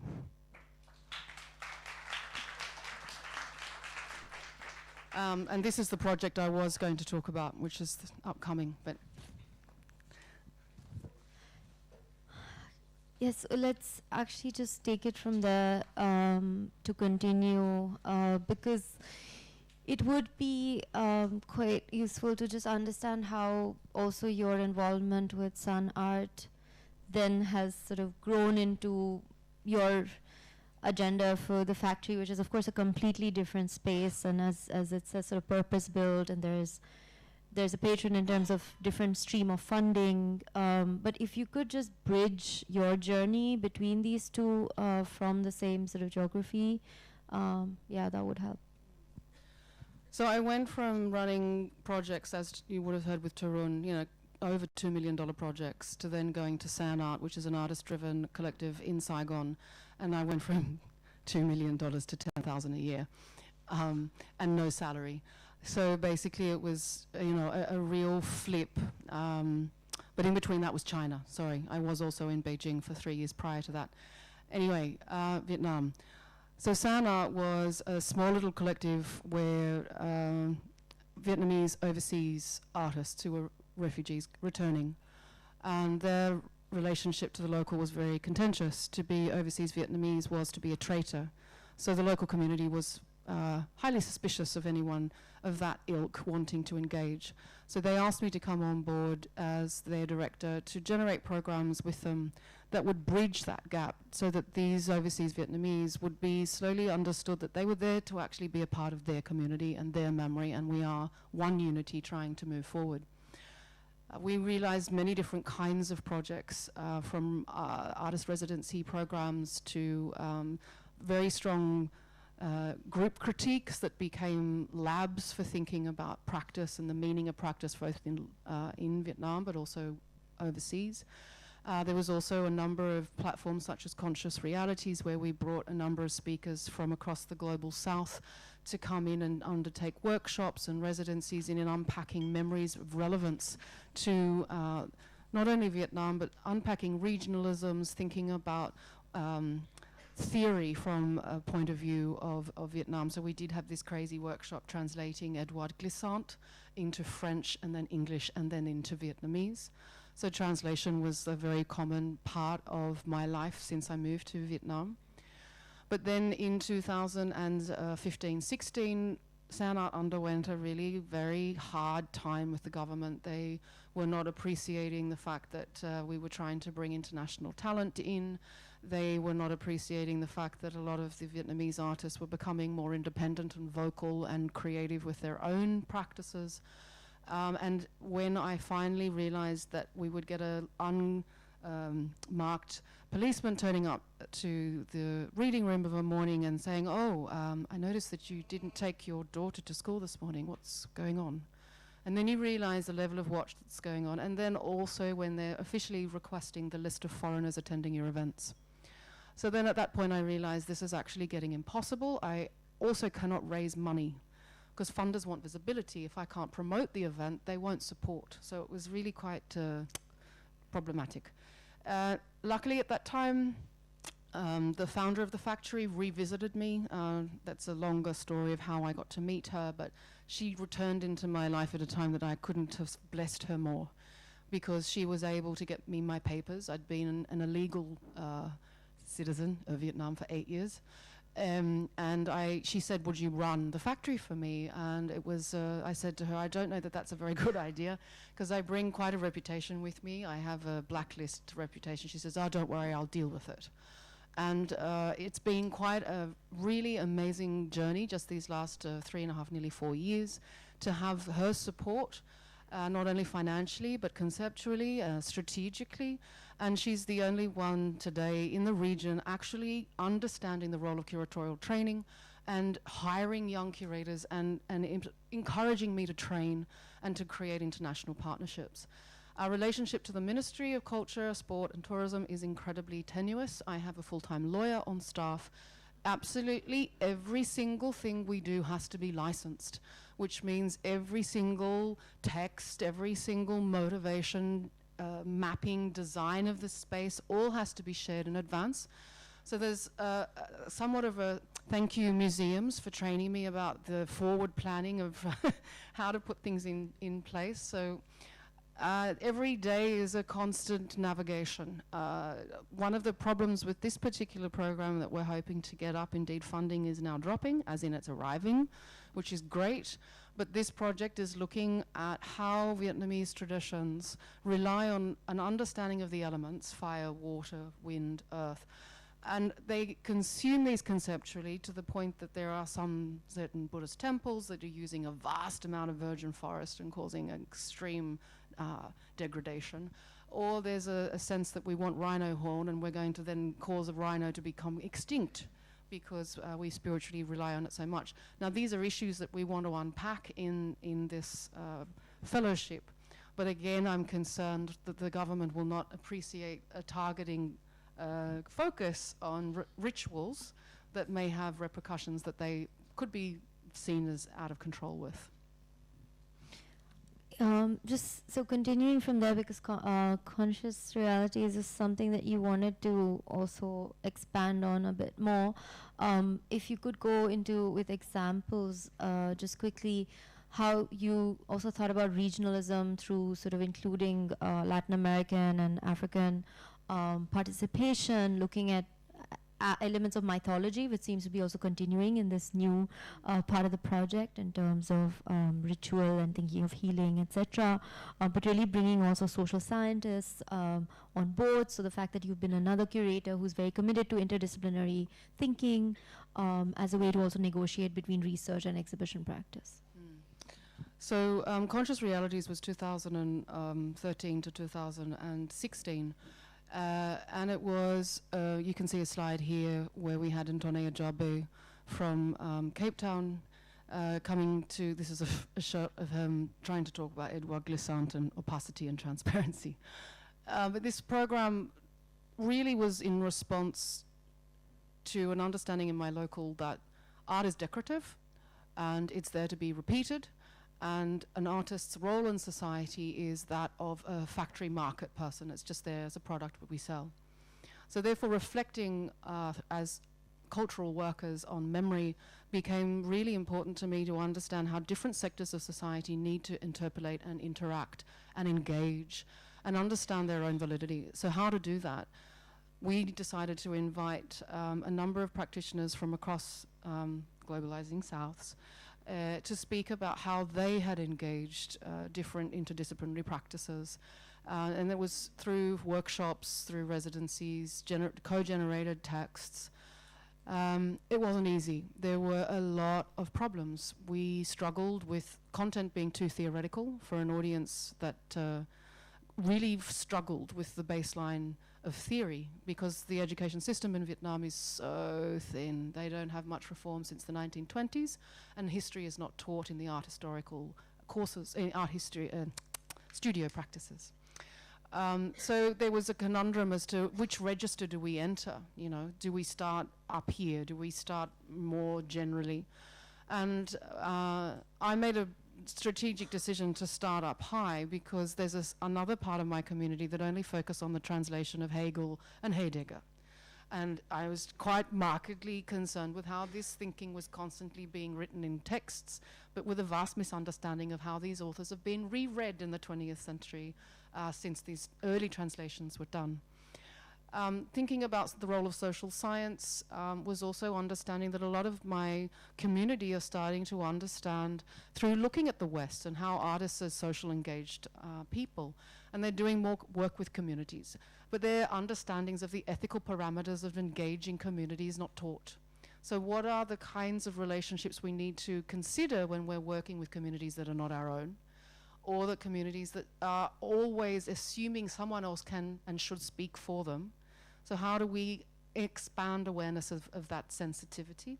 And then the final one was mythology, which for me is a very powerful way of returning narratives of value beyond the colonial rubric, which was to understand that culture has its own mechanisms to which we can find our own contemporaneity. And it's quite astonishing to me how in Vietnam, and indeed much of Southeast Asia's youth, they really don't have an understanding of the detail behind the mythologies that are present on the street. So it was a real pleasure to put this project together, but if I was to do it again, there are many things that I would do differently. In the last segment from what I read of this initiative was Embedded Souths, which was a kind of a digital exhibition, which is also something quite, I mean, it's sort of, I was a bit surprised initially to imagine that choice, where it came from, because this seems sort of deeply kind of in a group dynamic, bringing people in face to face, and then it sort of had that element as well. So I wish I could show you, but that site has also been shut down on me. So I lose a lot of my work due to not only political stuff, but also web. Just anyway, another story. Embedded Souths was a film program put together 2016, where SANART worked with 18 different like-minded, artist-driven, community-driven institutions across Africa, Latin America, South and Southeast Asia. And I co-curated with Gabriela Salgado and a Hanoian curator, Le Tuan Nguyen. And the three of us put together a set of films that followed the three subjects of conscious realities. And it was a very marked decision for us to build this film platform where 3 different time zones could log in for specific programs in a certain site. We collaborated with 5 different orgs so that they could have their communities go to that org to watch and engage collectively, and then we were chiming in through live webcam. It was a really wonderful project. I've been asked to do edition 2, actually. The decisions to do it was based on the fact that in Vietnam, film is the most highly censored medium in the country. It is incredibly difficult to find access to non-commercial film. We wanted to go rogue with it in Vietnam, but we were understanding that we couldn't show it at SANART because we would definitely get shut down. So in Vietnam, there was no ability to have a physical hub, but we were online for an entire 48 hours, just plugging into all of these different networks. And it was really amazing for my community to see on screen, "Hello Vietnam" from Kampala, or "Hello Vietnam" from Joburg, you know, and it was one of those moments where they get to sense an international in their hood that's coming out of their own community that's driven it. And that empowerment has taught me a lot, that you can do all this work to assuming your audiences, but what about what it means for your local to give back in that other way? So Embedded Souths very much taught me that. It's also been interesting, this platform of Embedded Souths gave access to a lot of very young filmmakers across the region, and we noticed that we had major educational institutions in the US and Europe chiming in and using it as class material. And one of the reasons that I'm in trouble right now is the site is shut down, and I've got many educators asking me, can you please put it back up? Because there was all of this material, bios, inflections, responses, much was the same as what China must get all the time. Connecting, this is my last question, then we can open it up. But just, it seems that when you're looking at cosmologies and again sort of ritual practice and indigenous vocabularies in a sense with the next phase, would you consider also the sort of rural kind of audience or participation and other partners perhaps for that? I think you mentioned it in your concept, but just to elaborate. Yeah, I can show you the final. So basically for the project, we are with initial seed funding from the Prince Claus Fund. I'm just last week gained confirmation from Fulbright University, Vietnam, and also hoping to get, we also have the Oxford Clinical Research Unit. The Oxford Clinical Research Unit is a fabulous scientific body in Ho Chi Minh City that is connected to the Wellcome Trust in the UK.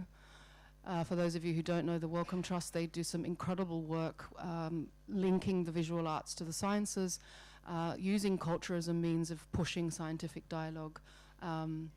It's maybe 4 years or 5 years that I've done programming with them.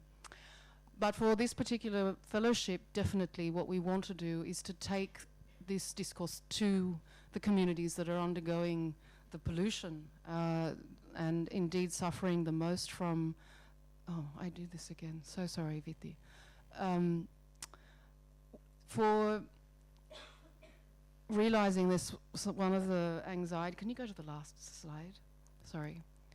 The anxiety around the project surrounds the fact that just last week there was a dance company that was showcasing certain narratives similar to what this young artist, Tuan Mami, he comes from a province in the north, Hanam, and it's the same province that this particular pagoda, it's the largest Buddhist complex in the world, and it's been eating this virgin forest, and these are the conditions on the ground. This is actually a 6-channel installation, but the dance company last week was taking images of this particular condition in northern Vietnam as part of their backdrops for their dance performances, and they were immediately shut down.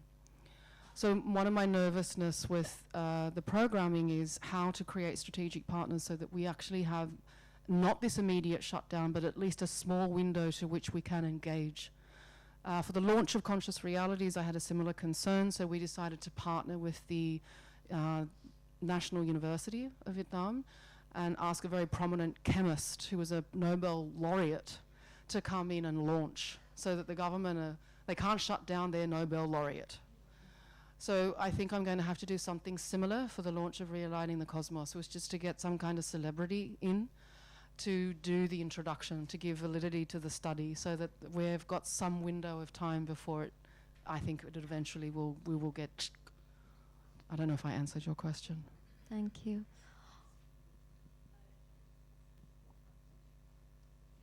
You know, what you just said has resonance with Indians, because what's happening in India right now is this inevitable process of recovering indigenous narratives. But this process of retelling is also open to a lot of manipulations from those who are in power, and they would like to manipulate these retellings to their benefit. So this is a very, very fraught project.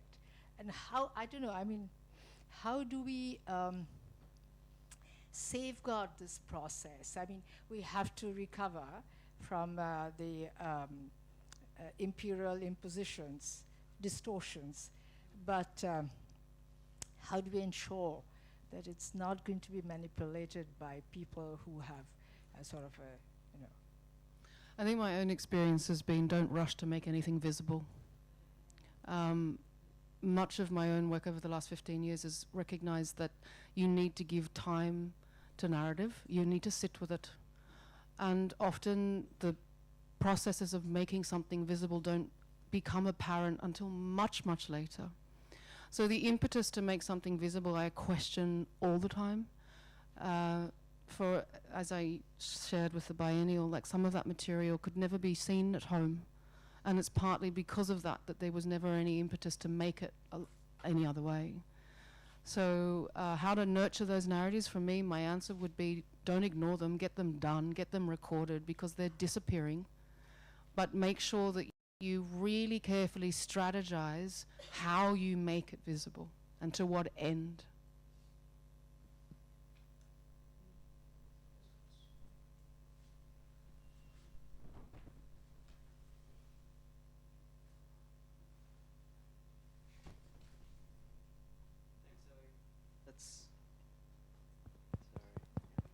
Thanks, Zoe. Super inspiring and amazing story to tell as well. I was kind of interested on your views about, you know, you touched on in different ways about just being there, and you know, yourself placing yourself in this context. Also, you know, Vietnamese artists maybe leaving, but maybe returning, and I know this has happened in Vietnam and they've actually made huge change, but also aspiring curators being there and other international visitors visiting. So I was interested in kind of your views of, you know, just being there, just turning up, and I think there's incredible value with that, and I think related to some of the things that Nayantara was saying yesterday, whether projects are visible, whether there's a fancy museum, whether there's the infrastructure, I think there's great value for people just being there. So I guess my question is, you know, if you could reflect on that about people just turning up, just showing that they're interested, that they want to see more, they want to discuss more, but also do you ever get worried that there might be a time when people stop turning up because of their own fears, or because they lose interest because it becomes so hard? Well, indeed, in many ways, I'm already facing that because we opened a show at the factory last week. We were censored before we were opened, and then 3 days later, censored even more. So this is happening at a more alarming rate, and artists are starting to perceive the factory as a space where they can't do what they want. So I'm already currently kind of battling this now, in terms of your second question about, you know, you get scared about them not turning up. In terms of what does it mean to show up, I am very grateful for the number of curators and collectors and artists that have started circulating in my region. It's been quite amazing since ASEAN relaxed the visas. We've seen a lot more exchange. We still don't really have enough curatorial knowledge exchanging in our region, though. I find that we're still parachuting into the same voices, to the same studios, and how to combat that practice when it comes to building these museum glass box scenarios. I mean, the Asia Pacific Triennial really taught me so much in terms of what research can be afforded by nurturing network. And I think that that is the key thing that I rely on, and I indeed pass this on to all of the curators that work with me, is that you must build your own network and do not assume to mirror another. You have to have your own. And that is how you gain your own validity with the narratives that you map out. Returning to Donna Haraway's quote, it matters what knowledge is, no knowledge is. There's a sense that we're never going to be on that currency forever. I'm always aware that, like right now, Vietnam's at this sort of peak, and everybody wants Vietnam. And I get a little kind of distraught because I'm like, I don't have enough content, don't take it away, I need it here. Because our artists are suffering education systems that are so poor, they largely go abroad and they don't come home. So there's a sense where I always do know that things will drop off. And so that's why I focus on my local. That's why I focus on what are we doing for ourselves. It's why I choose to remain in Vietnam and build this institution in Vietnam, despite all of the obstacles that I'm facing, because I know that that level of currency is so, it's going to pass very quickly.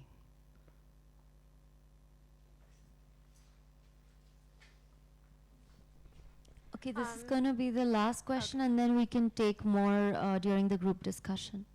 Hi, thank you so much for your presentation. So my question is a little personal though. So you mentioned that, you know, you're a child of mixed heritage. So do you feel like that is something that is, I wouldn't say an advantage, but kind of helps you or characterizes or directs your practice, even in, you know, approaching artists? You can maybe connect with them on a level that has these dual histories that you're carrying within yourself. So do you feel like that's something specific that gives your practice an edge? Yeah, I think it does. Actually, it was just this morning I was having a conversation with what gives you, Zoe, the right to speak for Vietnam. You are not Vietnamese. And my answer to them was, I am Hong Kong British, Australian. Haven't lived there for 15 years, moved around a lot, spent the last you heard me in my intro. And they look at me and I said, so can I speak as an Australian? Can I speak as a Vietnamese? Can I speak as someone from Hong Kong? Where am I valid? And then when I talk to artists, you know, when we were doing the work with Tuan Andrew and he's going to Senegal, very much the constant conversations between the both of us was, what right does he have to picture the memories of the Senegalese? And so in conversation, we looked at the data that we had in front of us and we said, we need to give the voice back to the descendants. So let's turn their stories, visualized by Tuan, into this narrative. And so the perspective, well, the placement of perspective is always a conversation. I will say, though, that I will never, ever get asked to do anything about Vietnam globally. I don't get asked. There are Vietnamese curators. They get asked, but I do not. And I'm totally fine with that.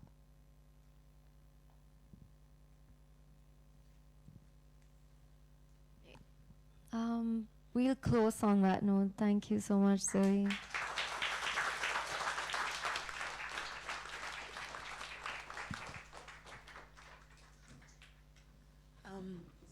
Thank you. So we will break for lunch now because we're running 10 minutes late. We will meet again at 2:40. If you can come in here by 2:35, that would be best. We're going to start on time. There's one misprint in your schedule of, or the flow of events for the day. The group conversation starts at 4 p.m., not 4:30. And there isn't a 1-hour tea break. It's a 20-minute tea break in between.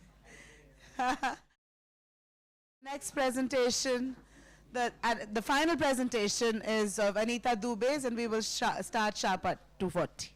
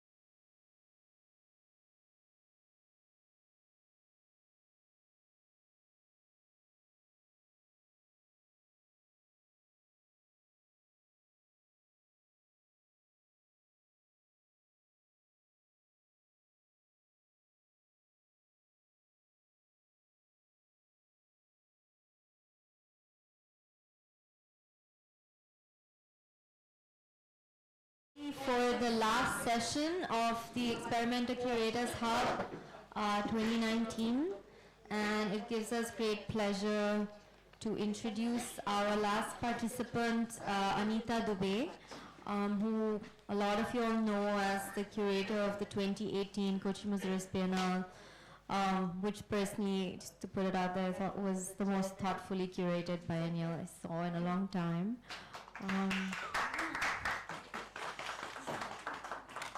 She completed her BA in History from Delhi University and her MBA in Art Criticism at MS University Baroda, and has been a member of Radical Painters and Sculptors Association, with whom she wrote the manifesto of the seminal exhibition Questions and Dialogue in 1987, and has since been producing critically, politically driven artworks across media. A lot of her work also thinks through the ontology of language, something we might bring forth during discussion time. She's a co-founder and board member of the Koj International Artists Association and has contributed text to many publications on contemporary art.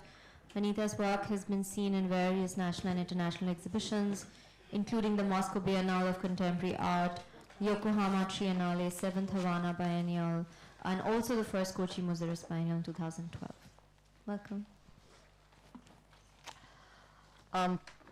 It's really lovely to be here in the last 2 days of listening to people, and now I'll be speaking and listen. And you know, it would be great if we can sort of end with whatever I tell you, and then we can excavate the ideas as well as the exhibition itself, and that we have a really like a hot conversation.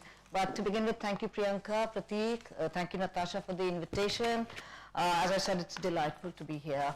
What I'm thinking is that I'm going to first kind of read out a little text which gives you some of the key ideas that were driving the Biennale, and then we will see some images, some aspect of the thing. It was a huge exhibition, almost 100 artists and 8-9 venues, and spread out of using architecture, using different kind of models, rhythms within that. So that's really difficult to do in the short period that I'm doing. I will just focus on some aspects, and I think that a lot of people have been to the Biennale, so it would be great if you can probe and if you can dig out aspects which I'm not really showing, but we can start to talk about them and just pull out as many threads as we can. Okay.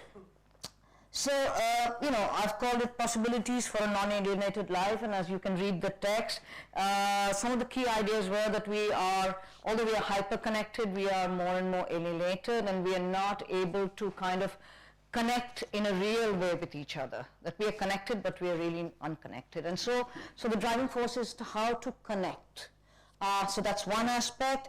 As I said, KMB can be read among its many readings, also as a post-colonial performative moment. So just, in the way I thought about it, that can be read as a post-colonial performative moment, one that was discursive and passionate in its assertions.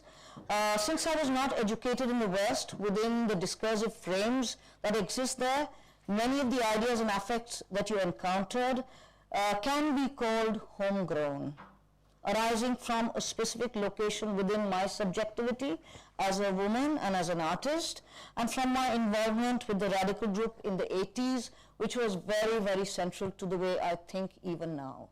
Critiquing that moment as well as honoring some of the things that it released within the art world and within myself as an artist and as a person who's thinking about politics, art, culture, everything, all those binaries, and trying to dissolve them at the same time. So a political understanding connected to feminism and the left can be seen as the backbones in reimagining through the Biennale the role of art and culture in a world increasingly moving towards right, towards conservative assertions of hypermasculine, sectarian, regional, and national identities. I felt I needed to think the Biennale with an acute awareness of this moment in history, especially in India. So this is very important for me because it's not happening 10 years later, it's not happening 10 years before, it's happening now, and the right wing is breathing down our necks. So within culture, very often we dissociate ourselves from these moments of history, and I felt that actually everything that I do, at the back of my mind should be this fact that we are at this critical juncture of our history, and the right wing has actually appropriated all the good sentiments of the people, this feeling of community, through violent means, through injecting violence inside them and saying that that's how communities come together, through violence. And I thought that, this is something that I really need to work against very deeply as the underlying layer of the Biennale, that we need to construct community, but outside these majoritarian agendas of what this is happening. So, so in this context, it was necessary to explore counter possibilities of community where another culture of brotherhood, sisterhood, comradeship can emerge through sharing and embrace, conversations and dance and pedagogy and pleasure together. So this is also one of the key things that I use to construct the Biennale. Like, how do we bring pleasure into pedagogy? And that pleasure is a very, very interesting connective, let's say, like the drug of violence. The drug of pleasure can be a very, very interesting connective force to bring people together. And for them to not only just celebrate, but also to set up those forms by which some critical questioning, some sharing, as I said, dance, music, everything we need to use if we really want to win our audiences towards culture and not let them just drift away towards the right and towards violence. So that these are the ways that I was trying to think through the Biennale. And in this case, just remembering, this wonderful organization founded by Frederic Bergholz, if I can't dance, I don't want to be part of your revolution. So these were, these were really like prompting forces, because having been part of the radical group, that is the whole baggage of the left, and also encountering that within that very sort of avant-garde left progressive understanding was this underlying patriarchy which would actually suppress the voices of women, and therefore for me it's a personal thing that if I can't dance, I don't want to be part of your revolution. So as a very personal thing, but also injecting it back into a place like Kerala, from which the radical group, most of the members were from Kerala. So injecting it back into that space as a critique of the left tradition also over there. So dance, music, all these things I wanted to make a central part of the thing. As I've mentioned that in India, hyperconnectivity and consumerism has resulted in the withering away of our communities. A deep sense of insecurity and alienation and fear exists, where the right-wing forces are able to mobilize people against others. So this othering is a very strong process that they kind of indulge in, and how do we kind of work against the other, against this process of othering. In India, as we all we know, but as probably our friends from outside don't know, this is a very caste-based assertion of patriarchy, a domination by the upper caste, which is the Brahmin and Baniya lobby, towards exclusion of religious minorities and also suppressing the progressive voices of women and lower caste people. This is also very blatantly, but also subliminally, like anti-intellectual and against the avant-gardes. So all this was something, if this is their agenda, as I said, it felt therefore necessary to work against this ideology and these forms of majoritarianism and consumerism. And when I was thinking about it, I kind of zeroed into, thinking that my real enemy was the spectacle. Because, as you know, the left always needs enemies, and since I come from that background, I'm like, okay, what's the enemy? So the spectacle is the real enemy. So, just in a laughable moment, but to think that, okay, that kind of big, muscular stuff I wanted to kind of step away from. And I thought that, yes, let's think of other ways of thinking about So it felt necessary, therefore, to work against this ideology and in empowering the margins to play a critical and a leading role.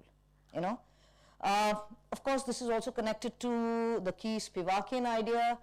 You know, can the subaltern speak? It seems like an old idea, but I think it's very, very important, because if you look at earlier editions of the Biennale, you'll realize that it's not a key idea, and therefore, you know, we always also work against what's gone behind, you know.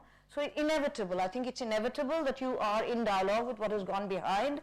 So in that sense, I thought that, you know, this is something that we need to address, even though it's an idea that everybody knows. It's a Spivak.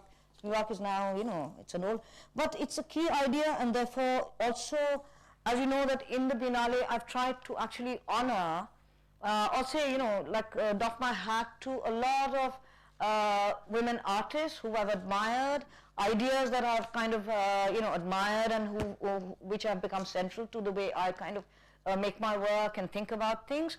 So like this idea, yes, so there are many nods to these ideas, old and new, but some placed, you know, in the construction of the exhibition. So, of course, this, you know, this Can the Subaltern Speak is not in that sense then connected to the whole course of subaltern studies, but I use it as a lever, basically, you know, in reversing roles. So bringing women artists to the forefront, both quantitatively and qualitatively, and artists outside the market-driven star system from marginal communities and low economy backgrounds, speaking to us as very empowered subjects. So it was really important to do that. Okay, I'm skipping some paras. So it was a challenge to construct the Biennale on these lines. Warm, and that was important for me, that the Biennale should have a temperature, that it should not be cold. Because if you're thinking of building communities, if you're thinking of bringing people together, warmth is a very, very important element. People should feel welcome. People should not feel that this is just cold and it's, you know, alienating and we can't get close to this. So we try to do this through various ways, you know, through the kind of text we wrote on the wall, through the way the whole exhibition was constructed, the rhythm of it, and I think these are ideas that we can pull further while we go along. That that a certain, even there was a certain musicality in the way it was constructed, using architecture as a site and the architecture having a certain presence, and therefore through that weaving work with a certain kind of, let's say, a score. So, you know, a certain instrument is playing, which is, let's say, the cello. I'm just sort of metaphorically speaking, so it has a certain kind of timbre and a sa. And then this thing shifts because the architecture shifts. It's a smaller room.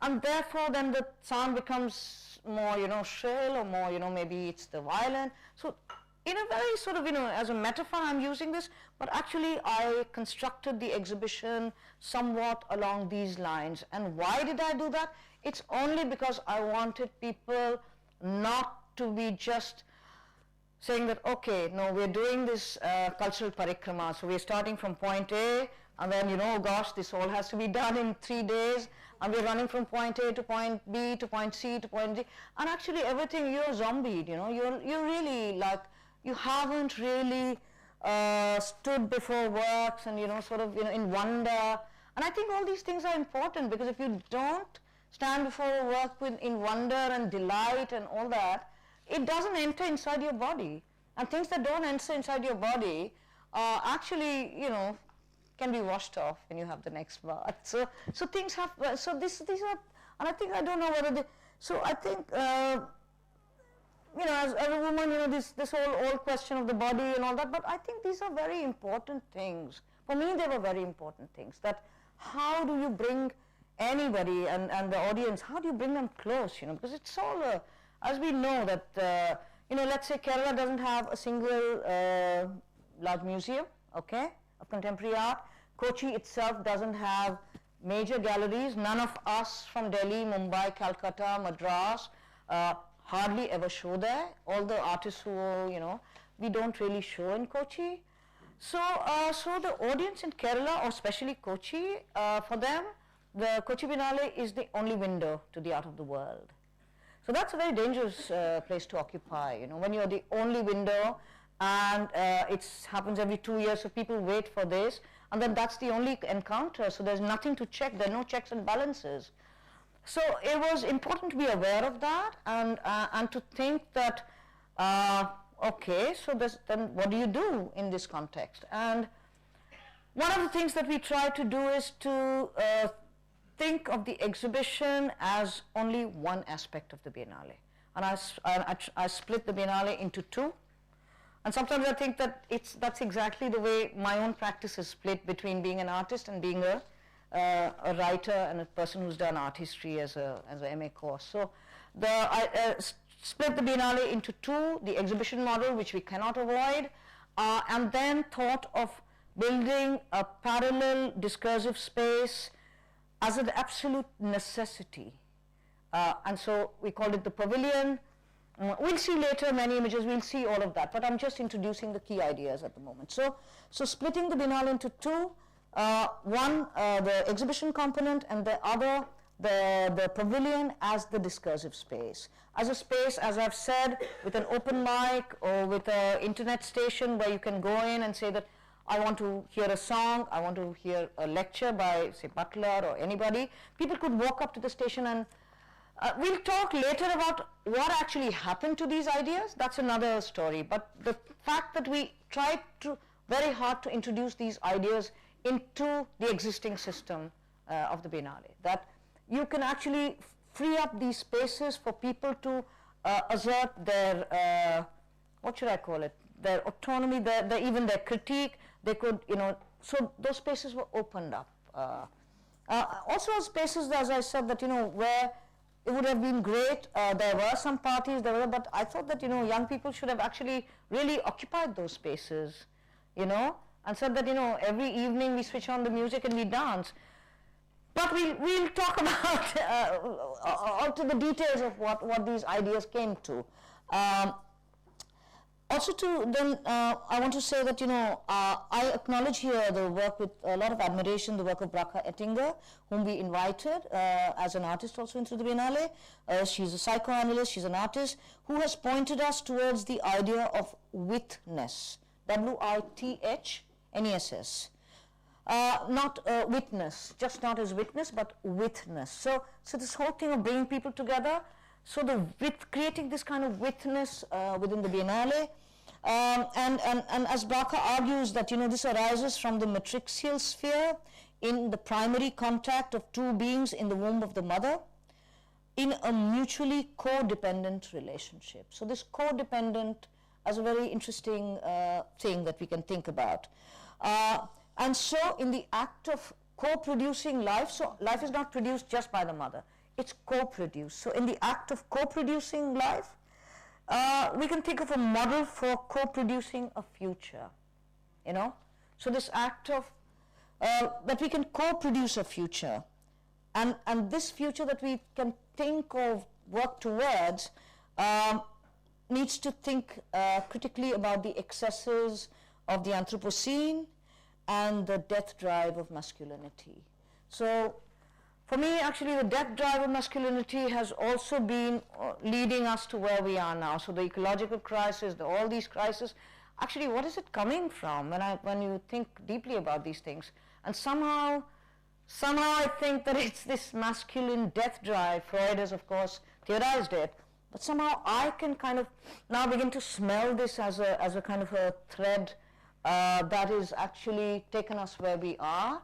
And in that sense, then Bracha becomes very, very important, because she's the one who's arguing against this, actually has been able to almost, you know, कहते हैं ना nerves पकड़ा है Bracha ने, to think that actually how let's go back to how life comes about, and therefore it's a co-produced reality with the mother and the kid. And the kid is, of course, not necessarily only female.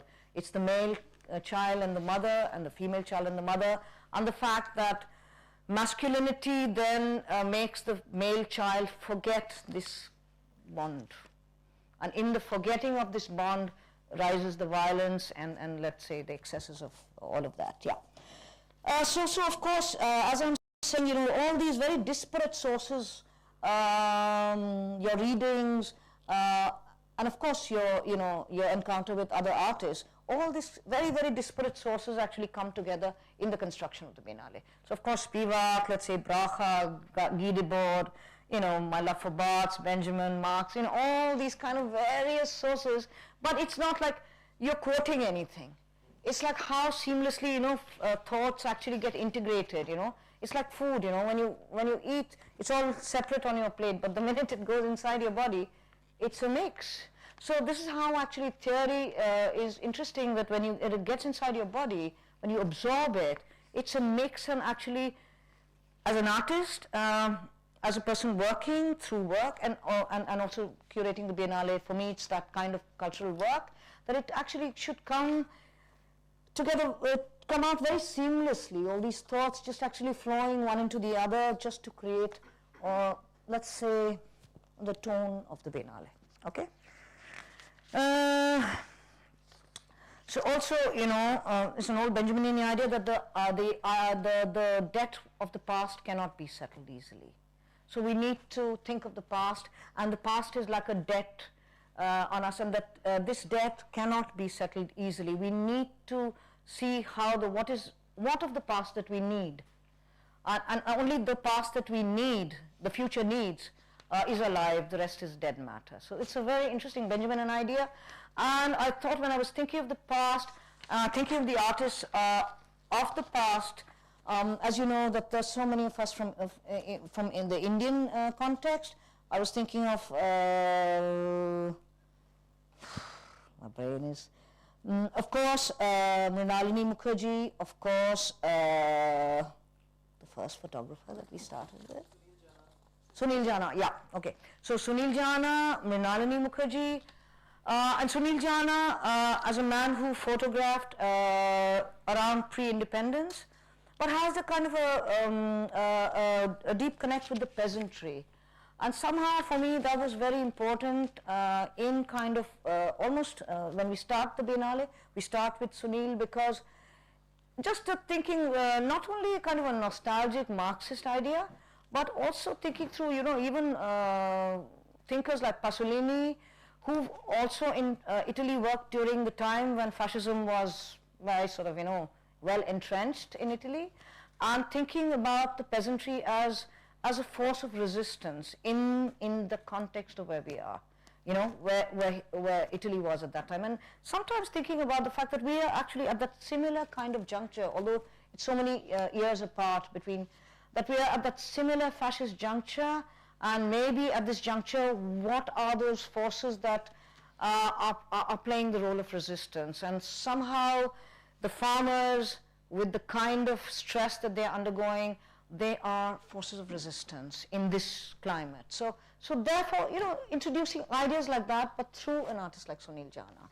So, and Mrinalini as this very strong feminist voice, thinking of the past via wonderful artists like Wally Export, whom, again, as I said, people whom, as a young artist, I looked up to, admired, such radical kind of performance. So actually paying homage to all these people in the construction of the Biennale. So that was very important for me as a gesture. Actually, it's a gesture of solidarity, it's a gesture, a feminist gesture of recognition, it's a gesture of sort of, you know, connecting older women to younger women, and sort of making a kind of a much more, like, let's say, just a warm and happy, embracing space.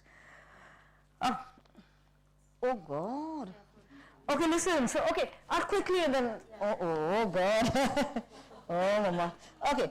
So, so you know, in this whole process, you know, it's very, very also important, as I said from Bracha, these ideas of fragility, repair, renewal, resistance.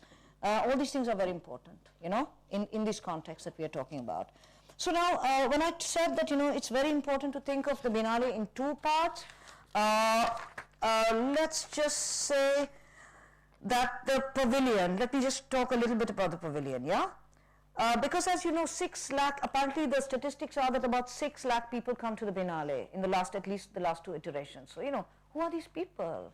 Like, you know, as I said, you know, they don't have this contact with the languages of, you know, that the global art world speaks. So we need to think about the kind of choices that we make so that it can reach people. So as you'll see when I show you the exhibition, you'll see the choices that are made, which are more about making the connections and making people really welcome into the thing.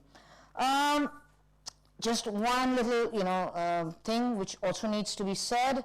So when we're talking about this, and also within the pavilion, it was very important, as we had imagined it, that one of its key components was to be critical texts of critical theory available as PDFs to be disseminated from within the pavilion via print or mail on request. So these were the proposals that we had actually given to the Biennale, okay?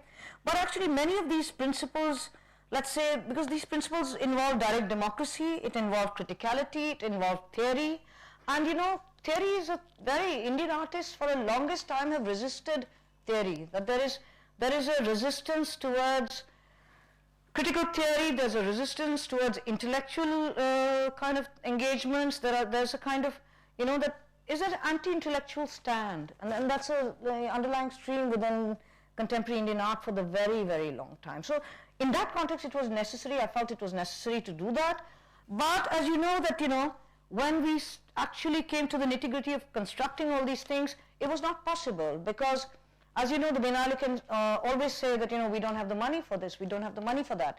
And one of the critical problems that I faced, and it's nice to also share that so we can talk about it, is the fact that the Kochi Biennale is split into two, So just as I split the thing into the pavilion, the Kochi Biennale has a Kochi KBF, which is a foundation, and the foundation plays a parallel role, So the Biennale is not autonomous.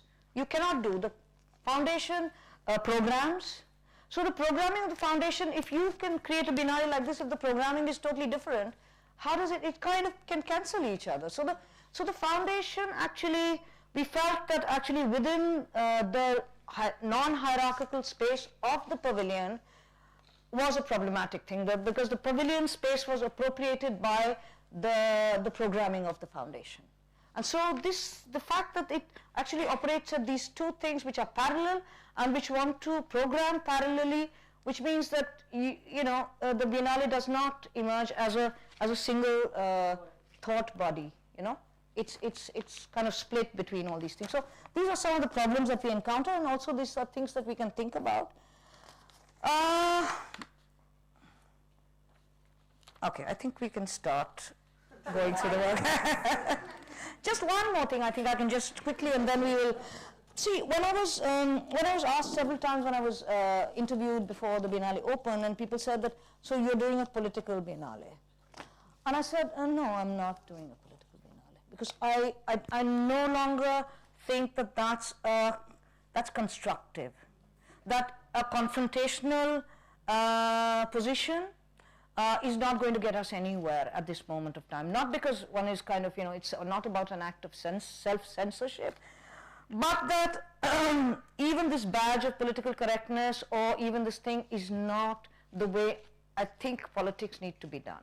I think the way we can do is politics at this moment is to disarm, to get rid of the violence and to make people feel that another beautiful or much more happier possibility of community exists from what the right wing is promising and offering and sponsoring, So another form of which will liberate, thought, which will make you happy together, which, as I said, dance together, criticize, read critical theory. All this is a different, and so really that was the way I wanted to do politics. So we can see the show, and want some aspects of the show? Okay, I have the thing. Yeah. Okay. Cool. Yeah. Just to say, it's an early image. This is not part of the exhibition, but it's a thing called Boy Listening. It's the work that has been destroyed. It's Krishna Kumar's early work. I was inspired to use this as one of the, when I was thinking about the thing, because as you can see, it's at the edge of the city. It's somewhere between the rural and the urban. It's a boy listening. It's an adolescent boy. It's not a it's none of the attributes of masculinity that I was talking about. It's also listening to flowers. It's listening to the earth. So these were very, very, very interesting things. as one of the key ways to think about the Biennale. And then the opposite of that, as I said, masculinity's excesses, the death drive. And here is a work by Arun Kumar. There were 3-4 works like that. And you can see exactly what I'm trying to say. This figure itself represents all the things that I've kind of, and this was just one work among many of his works in the exhibition. We'll then, okay, so that death drive. Now look at the women who are fighting against the death drive. Is this fantastic, feisty Monica Maya from Mexico, who's, who did this, early feminist who made a collective called Polvo de Galina Negra with other feminists in Mexico, has been doing this clothesline project all over the world, where it's called the Clothesline Project. So in this case, she asked, because the floods had happened in Kerala, she asked people to respond to the flood situation. What did you lose with the floods? What did you gain with the floods? But so just look at the amount of people responding and feeling, wanting to kind of share, and then reading each other's things, and look at the form that it takes, and then also about sexual harassment. So there were 2 clothesline projects that she did, and one was about sexual harassment, which was at a very hot topic at that time. Also that she's done this in Mexico in various places. So and the amount of little notes that we got of women, in Malayalam, in English, and people sort of writing in about this, that they'd been harassed, is like incredible. And we put this up in this kind of way. Just details of some things that we printed out, some things were handwritten as they were coming in. And of course, as I said, my homage to all the key figures within feminist history, within women whom I've admired. So Guerrilla Girls performing in the opening day, and also their posters were up on the outsides of the walls of major venues like Aspinwall, and within the site of Aspinwall. So they played a fairly, so 2 of them came, Frida and Kathy. It was a delight to have them actually, and also just to also inspire, because very often, we find here that, as somebody recently, I think Parul Dave Mukherjee in Delhi read a paper saying that why don't we have Guerrilla Girls in contemporary Indian art? So this, this kind of a thing that, why haven't such kind of, gestures happened? So it's also always to see what kind of energies that we can release through the Biennale for younger artists and practitioners within the country and from outside, whoever is visiting. So, and it's also nice to kind of recognize what they've done over the years. Martha Rosler, so, key figures whom I, really loved in my, in the way I've been looking at art, and her critique of course, militarism, wars, all the, what we were talking about, all the masculine death drives, and of course the state's involvement with all these things, and her critique of the objectification of women.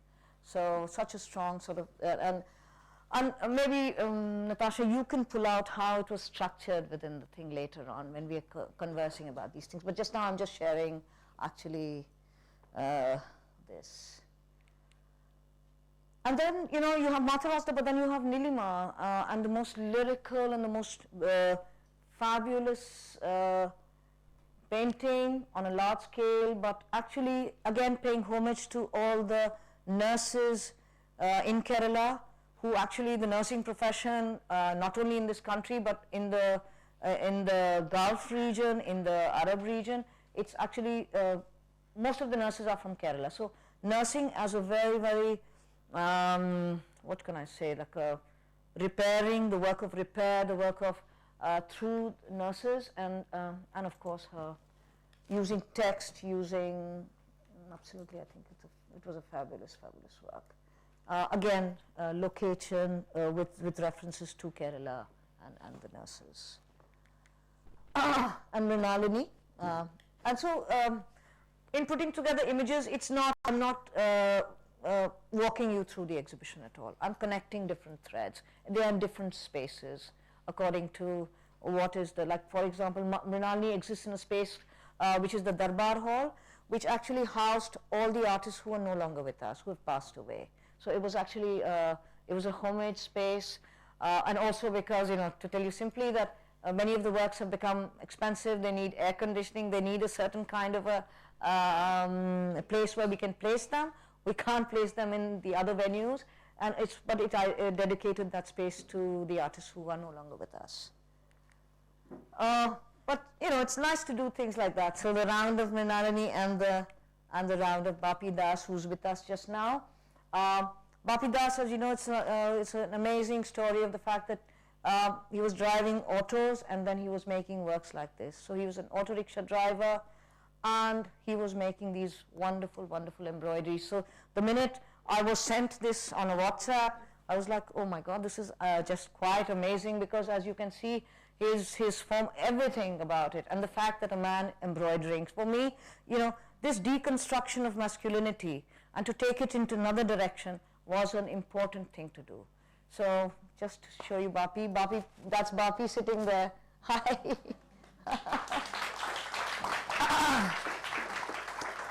So it was really lovely to sort of work with, let's say, all people like that, and to really take fragility and give it that kind of a value, pedestal, whatever you may call it.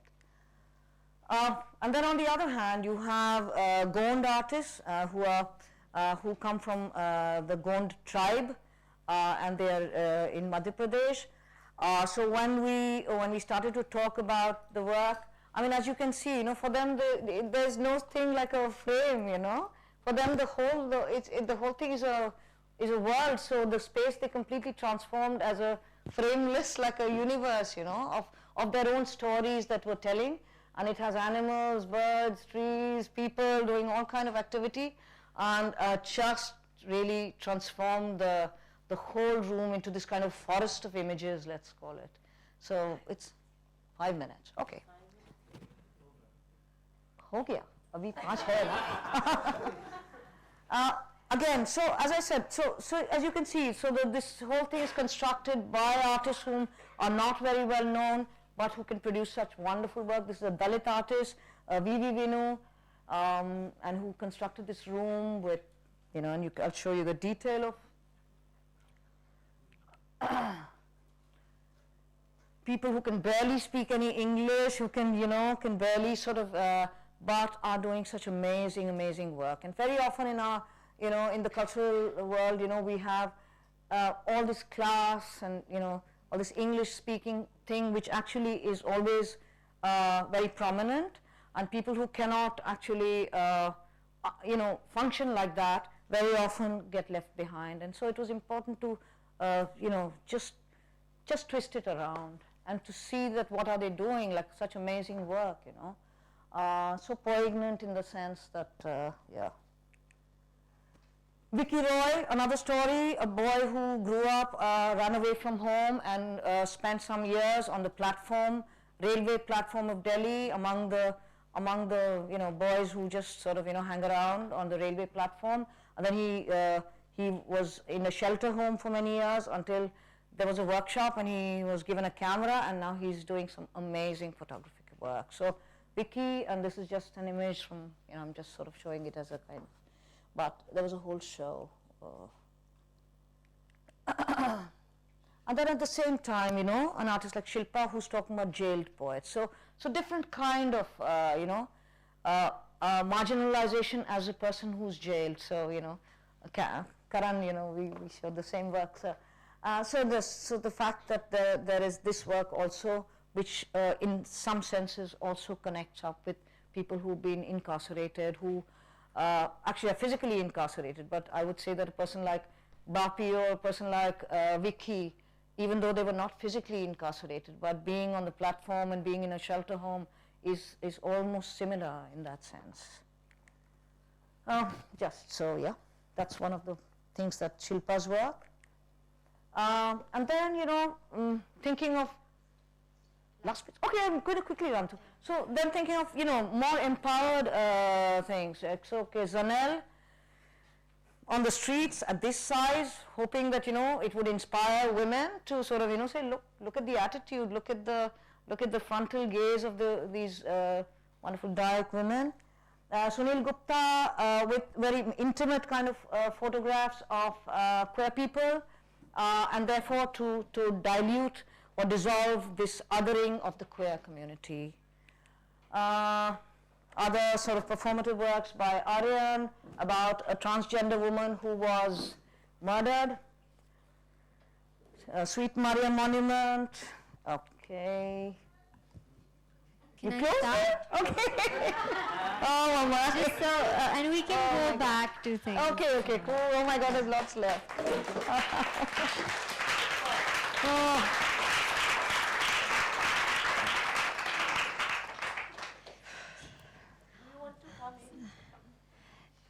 Let me start by being somewhat provocative.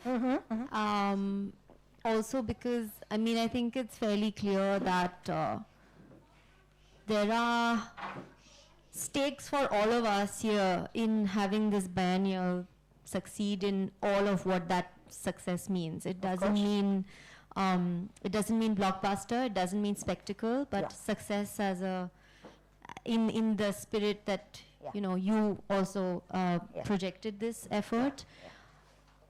Yet it would be great to understand the practicalities, like what does it mean, knowing that the biennial does still need a lot of private support, also gallery support.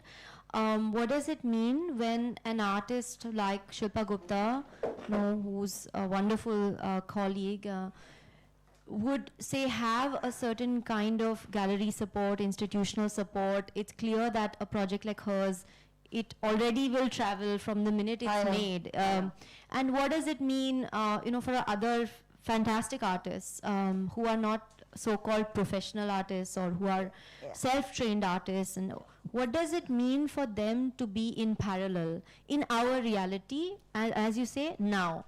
In the future things might change, but what should we be doing, and what are the stresses in this case? No, I think, what I think is that when you give kind of equal spaces, right? Of course, there are, this will never vanish, right? It's not something that you can just wish away, right? So, but when you give equal opportunities, equal spaces, of course, there is ups and downs within that. It's juxtaposition. There can't be, this work of actually creating a kind of a equality is not. No, I didn't mean at all that. I was thinking about what, just practically, like resource-wise, how did you manage? So what we do is that, we fight. I mean, if you want 100 meters of space, we say we can't give it to you because you want, so we try to do all these things. So, and sometimes, how it is, there's this other muscle of the gallery and, all that happens. But as you might have noticed that, say, okay, so let's just talk about Shilpa's work and say a V.V. Vinu work, but V.V. Vinu gets enough breathing space, enough, for him to execute. But you know what I mean? So what the thing is that, as you can see, Shilpa's work immediately can go to Sydney, can already travel from, I think, Liverpool or some place like that, because already those invitations were with her, and so she planned it in such a way, and then of course there's Continua involved and all that to ship all this thing. So, but it's also nice to think that you can't just make up, it's nice to have these juxtapositions. It's nice, for example, Kentridge, it's a huge work, and actually in the Biennale, I did not repeat any of the contemporary Indian artists who had participated in the 3 Biennales, except 2 people. One is Krishna Kumar, because I thought he was not represented well enough. Only 2 sculptures of his were in the first Biennale. And I thought Kentridge, a very small work of Kentridge was shown in Jitish's Biennale. So, if I went to South Africa and I'm showing work from that region, it was impossible, to not work with Kentridge and not to show the way he's kind of dealt with history, a troubled history in that sense, So, and then if you're working with an artist, you give enough breathing space to the artist, You kind of realize it to the best that you can do. And and to try to do that with each artist to the, to the best of what you can give in terms of space and, support and all of that, yeah. So there was no hierarchy that, okay, Kentridge gets this, but this one gets just, no. Actually, if you notice, everybody got a fair amount of space and, that they could execute their ideas and, and all of that, yeah. One of the blind spots, perhaps, in the previous editions, at least as a viewer, was really also the question of race, racism. Racism in relation also to thinking about the kind of relationships between, say, the Indian subcontinent and Africa as well, and dealing with that sort of history of racism and indentured labor, those topics, and also caste, in a sense, to the extent that when I edited a volume of Marg on the Kochi Mazaras Biennale, the first editions, we included an article that really discusses caste in Kerala context because it felt like that was somehow not addressed in the biennial itself. So if you could talk about your direct experience of working in this way and how the public reacted. See, like, look at, for example, the work by Vip. So just freeze it here. Okay, so Vipin Dhanurdharan. So the work is called Misra Bhojana. Okay, so it's from this social reformer Ayappan Sahodaran, who made these kind of community anti-caste meals, where people would share meals as an anti-caste activity. And I think this is in 1917 or something like that he started. So Vipin, makes a reference to that. He uses it to create these kind of meals within his, work, which is actually to bring all kind of communities and castes together in the Fort Kochi region, because actually Fort Kochi has all kind of communities living there. So it was a wonderful project. So by projects like this, we were able to sort of not only refer to history, not only refer to the Sahodaran meals of Ayappan, but also sort of, bring this other kind of feeling of bringing people together and sharing food and, so all these kind of things. So, and then V.V. Vinu, as you know, referring to his Dalit history and, making all those works. So, no, this is the way. And also the project of Sue Williamson, no? The artist who did the... Sue, yeah. So, Sue was, of course, then talking about actually the trade of slaves from Kochi, which she researched back. She came for a site visit and she found out that there were people actually who went from Kochi to Cape Town. Yeah? And then, the names of these people who bought them, for how much monies, and everything was actually, printed on shirts of laborers, which we sent to her from here. So all this kind of, and then she washed them in a kind of, it was dirtied and washed in a moat in Cape Town somewhere, where actually to enter space you have first a moat. So actually slaves could not, all castles and all things have had these moats. So she actually dirtied, and then the shirts came back to India, and then there was a ritual of washing the shirts at the Dhobi Ghat, and then actually hanging them on the thing just the way the Dhobis hang them. So it was a kind of... how would you say that the biennial has impacted your artistic practice? And around now, it's been around a year since it opened, and what are your regrets? No, what I'd say is that actually before I took on the Biennale, I kind of just finished a building, an architectural little studio building that I built 35 kilometers outside Delhi in a place called Greater Noida. So when I was designing that building with Madhav, who made actually the pavilion in the Kochi Biennale, and so he said that, okay, what about the boundary? So I said there's going to be no boundary, and so this is the pavilion that we designed together, the architect Madhav, who was actually an artist within the thing. So we kind of involved architecture also within the Biennale as an important component, So then I said that no boundary. So boundary will be a big bench. And then we were already doing these things. We were dropping down screens. And that reminds me, Shaina, your rooftop thing, because these things have been inspiring for So we drop down a kind of a screen, and then we show films. And I don't have images of that in my studio, and another time we'll look into that. And already we have labor which is working in that area, so there's no boundary. So people are actually looking at those films, and we're discussing. So we already started some of those practices within the studio, and that there's no, everybody is welcome. That, you know, and that difficulty. So okay, so there was this difficulty. Okay, we're showing Abbas Kiarostami, okay, in the drop-down screen. There's a bench. Labor who's working in that area is also coming and seeing it, but they don't, you know. So so these difficulties have to be, you know, we can't say that because. So we can't have an us and them, you know. And this is something that I've been very concerned about. And these are some of the ideas that I took towards the Biennale, and I said we need a space which is really open, through which ideas and people actually float out. So as you can see, it's a totally transparent structure I tried to make, really like the wind passing through this space. People and ideas ideally should have flown through it, and that, you know, whatever you encounter, it sticks, you know, you change. How do people change? You know, people change with encounters, you know, difficult encounters. So. Okay.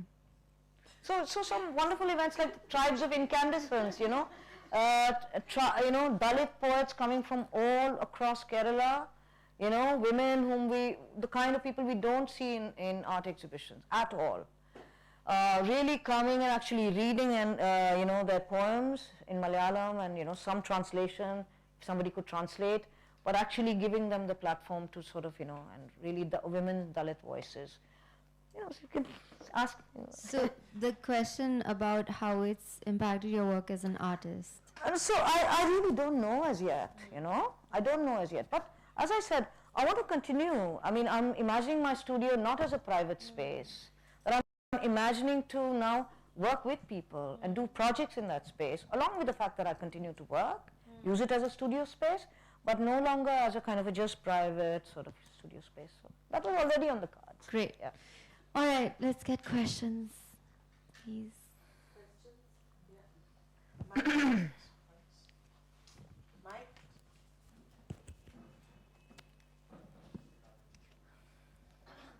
Just pass it, then he doesn't have to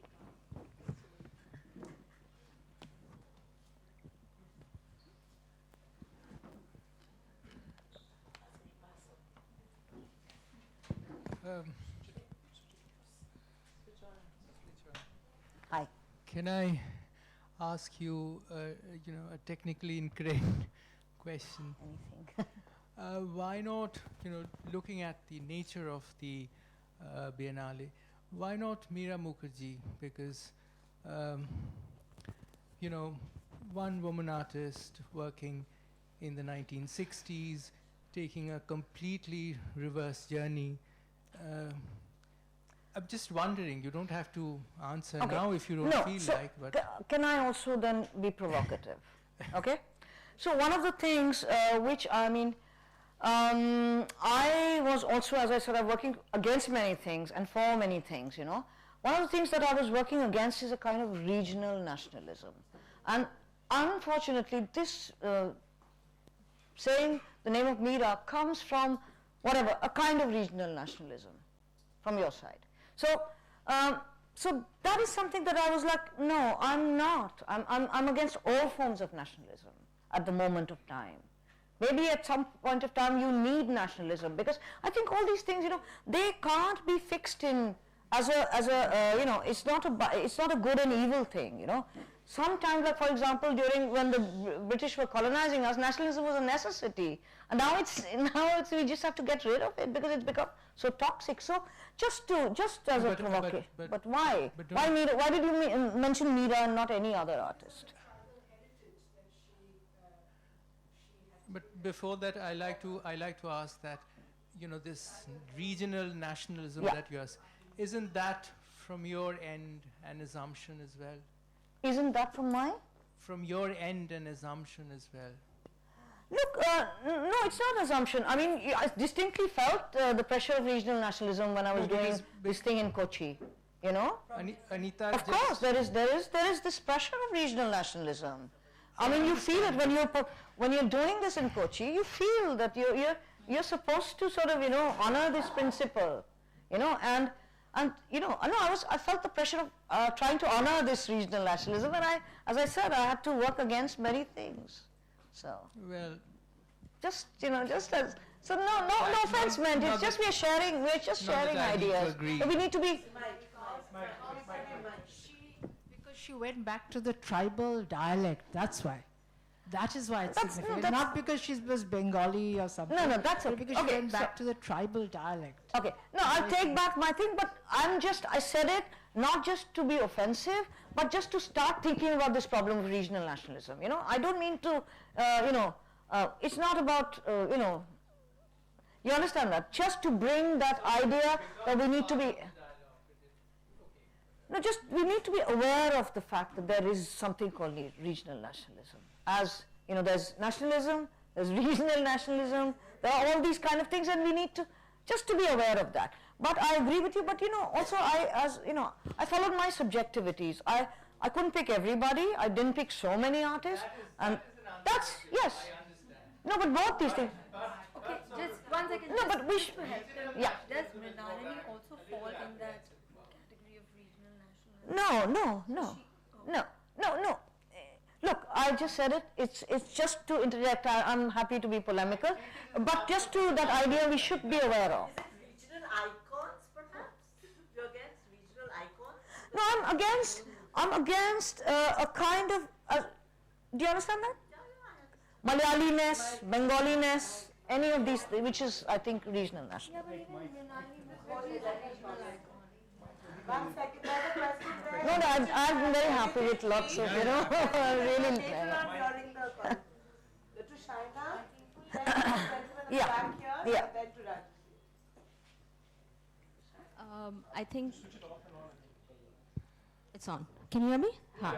So, I mean, just after lunch, this was a really nice lull, listening to you speak, and it was actually tying in so many things that have happened over the last 3 days. So I think I'll come to questions, but the drug of pleasure, it was something I think we should all take back with us, but which really, if you cook a good meal and everybody enjoys it, it gives, even though you can't eat because you've had sensory overload cooking that meal, you feel the pleasure, right? So this generosity, this ability to give, it's really what's enabled this home, now I'm taking from Zoe, that we never want to leave or cannot escape from, which is a space of non-alienated labor that is camp, say, right? So I was just taking these things back where to do really anal, boring things like XMLs and archiving data sheets is no longer an alienated form of labor. So I was put in a nice like massage and lull of taking your words and half closing my eyes and dreaming. But two things, and maybe these are just provocations. You said the right wing is anti-intellectual fundamentally, and then somewhere at the end of your talk, the artist is fundamentally anti-intellectual, right? We don't like to read, or when you're talking about the critical theory and the PDFs. So what's that? I know where they're both coming from, but it's maybe something we need to think about. Yeah. And perhaps not also just thinking of right wing, but it's majoritarianism. That Yes, is also majoritarianism, yes, coming, yes, and of that's course. perhaps where the artist can, we can think of if majoritarian politics and how that's really informing us. I had notes as well, but but I'll fast forward to maybe not having been able to see that biennial because it was a particularly, and we regret it, I had tickets, we didn't go, it was for the last weekend. But sitting in Bombay, the two things that sort of traveled as rumors and traveled fast were what happened with the Me Too allegations and like you said, the biennial, you as curator, and then the foundation, and all these contradictory responses that happened. And so having you here in person and sort of tying up from Nayantara's presentation, those responses, and then post the biennial. Maybe it was well crafted. People are saying that the whole labor allegations are now being really written in a sophisticated way, but ouch, alienated labor, and they're spinning it by saying, We bended those bamboos with such care. We had pride in our work. We worked so hard to achieve this gorgeous space of open dialogue and openness and transparency. These are things we take back, right? And having been with you in the first biennial, we saw the trauma, you know, in that very pavilion, okay, different avatar of the pavilion. You had Chris Durkin and Geeta saying, Biennale in progress. And, you know, Ashok got up and said, for all your valorizing, and we're not like you said. Absolutely. It's for all of us to know that damn thing succeeds and continues to succeed. So this is not like a antagonistic, you know, critique over it.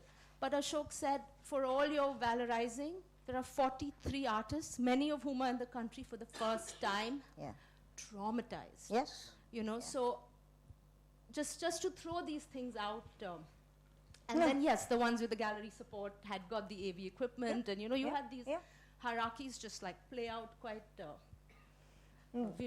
yeah, you know, it's a really, you have to juggle. I mean, my thing is that, you know, maybe this time the artists were not traumatized. We made sure we were working like full time, but many of us are traumatized. We haven't been paid, you know. So, and actually, it's a truth. So this is the truth about, and therefore we need to, as I've been saying in other platforms, we need to think the way we are thinking against big dams. We perhaps to rethink about models like this 100 days, 100 artists model. I mean, I know it's a great, but I think it's, you know, we've been there, done that kind of thing. So I don't know now or when, but we need to rethink these models. Just the way we are rethinking about big dams. So we are rethinking about big dams, but we are not rethinking about these mega exhibitions. So because how are they going to be sustained? Is it sustainable? This question needs to be asked. Is this model sustainable? Who's going to, you know, and it's sustained on what? State, and then state's relationship to tourism. So is that the route which will sustain it? Like what will sustain it? So these are questions. But just back to the spectacle of the beautiful pavilion. Why didn't it, and this is just thoughts I had from afar. Yeah, tell me. Why was everybody meeting at night at the Vasco da Gama? Why weren't those conversations happening in this gorgeous transparent space of bent, beautiful? I love bending bamboo. It's an obsession of, you know. Why? I mean, that was a space to enable dialogue, conversation, be transparent, be open. But I got the feeling sitting there, and I have a very particular take on the whole Me Too thing, but that people who wanted to have that conversation had to do it outside the space that was meant to enable it. Sorry, Shaina, no, I don't agree. Natasha and I were both there. You were there that evening. No, we can discuss, you know. But I think, you were not there. I was, and it was not that. It was not that the pavilion was cordoned off for this. A certain group of all of us, including Pratik and me, were informed by colleagues and friends that they wanted to meet, and they wanted to meet at an easy-to-meet place instead of trying to organize it. It was all very quick. Within an hour, everybody met, and over 100 people met outside. The next day, they decided that they will ask certain questions inside the pavilion, and those questions were asked inside the pavilion. No one came and stopped them from asking. Whether the Biennale Foundation, etc., answered or not, that's a separate conversation, not for here.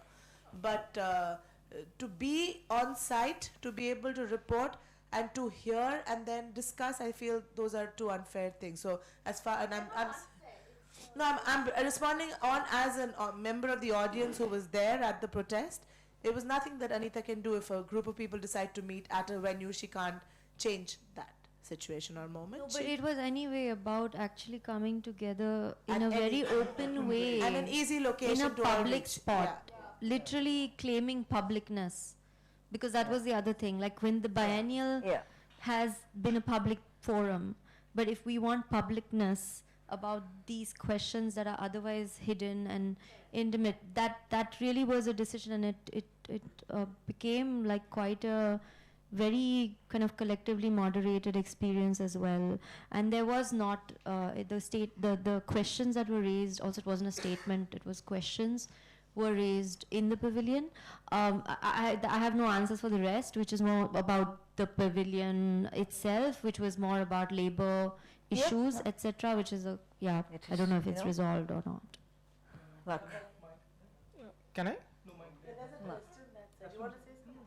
Yeah. You have a Yeah. Thank you, ma'am. Like, the mic? yeah, it's with me. Yeah. It's on, right? Yeah. Thank you, ma'am. Like, it's really nice to hear. Please louder, yeah. Can you hear me now? Yeah. So I'm saying, like, it's really nice to hear you back, because particularly this year, on time of like this entire program, I was in somehow part of this program as a researcher, and your entire team helped me because I'm kind of working with this Nordic Labor Union Festival. So I've been there to try to understand the obstacles and like more formalizations, how it really works. And what I found really interesting for particularly this year, because 2014, also somehow I was working with Shanchan Ghosh, the Indo-Polish exchange program, but I was constantly telling Shanchanda that there is something lacking in terms of dialogue, which it's really present over here, especially when you're talking about Bipin. I remember when I met with Bipin, I told him what exactly you looking forward up to is this, and he said more dialogue for space and communication. And what I have shared with there, not food, but there's some text from Nabarun. But I'm thinking, like, there's another program which really intrigued me, the Project ABC. The Project ABC, a project by ABC. Yeah, okay. Right? These children are making constant workshop over there. So if you give us little more like idea what is the future of that project, this is a more... So the ABCC, that's not, as I said, it's a foundation. It's the things that the foundation does. It's not necessarily what the Biennale does. Okay. You know, so these are, as I said, the parallel things that keep going on. Can I? So, yeah, I can't answer Okay, so and second thing, which I really like to ask that time, but you were really busy. On 12th January 2019, I found something on the exactly outside of the Aspinwall wall, okay? Because first time, the first year of the edition of Biennale, I found there are so many banners that are holding. It's like, here is the Biennale. So it's a pointer, right? And 2014, there's a specific comment like, it is our Biennale. Last year it became my Biennale. This year, I think 12th January, we found a huge poster and text like, whose Biennale is this?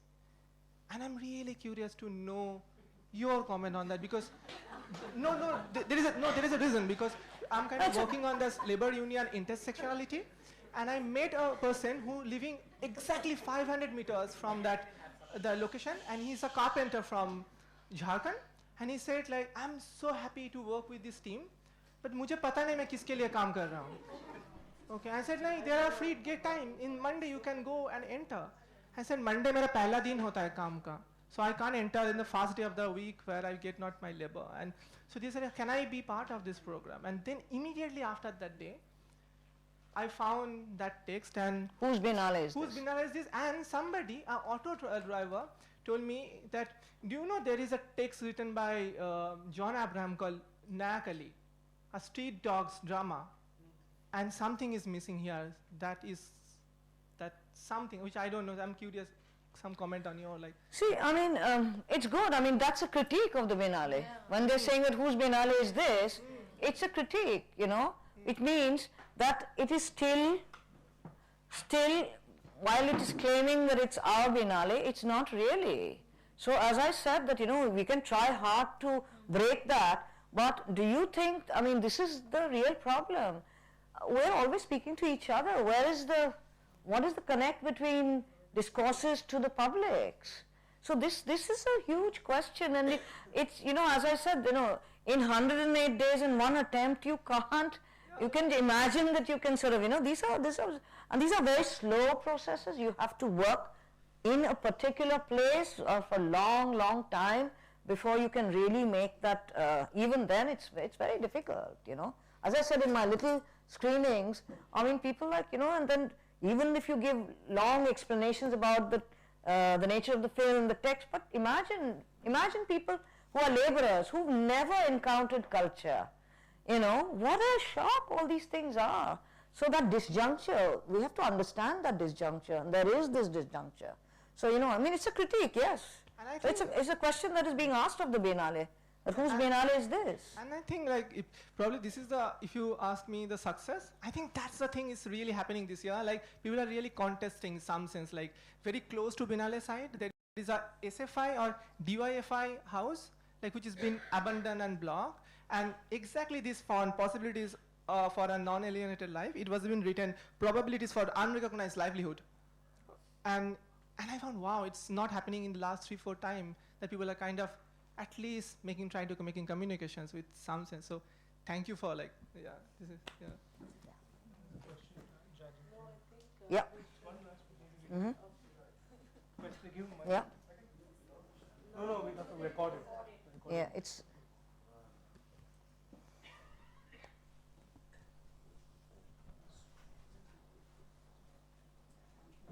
Question is more in terms of like where like the Biennale brings in a lot of artists and the number becomes huge, and I'm just very curious that is this model valid for people to have a really proper conversations, you know?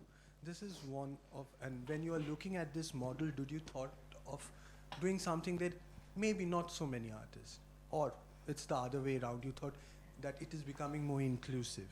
This is one. And the another thing is that, and from that, like you said, where there was a room that has been worked out by Gond artists from, right?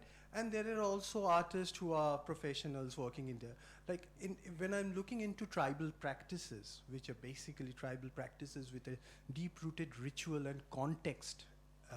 So was it a little bit fearsome to bring them into a Biennale context? Does it create a old historical canon of the great exhibitions again, where labor from various colonized countries were brought into that, and then there was this industrial nation showing their own artworks, which are, you know, there was meant to be that kind of a gap in between that. So my fear, though I'm not sure, I'm being very frank, was it necessary to bring the Gond artist into that periphery, or was it more necessary for people to go into their periphery? I mean, so how do you really work around that question? Okay, so you know, the way I think about it is that I'm actually not interested in purity.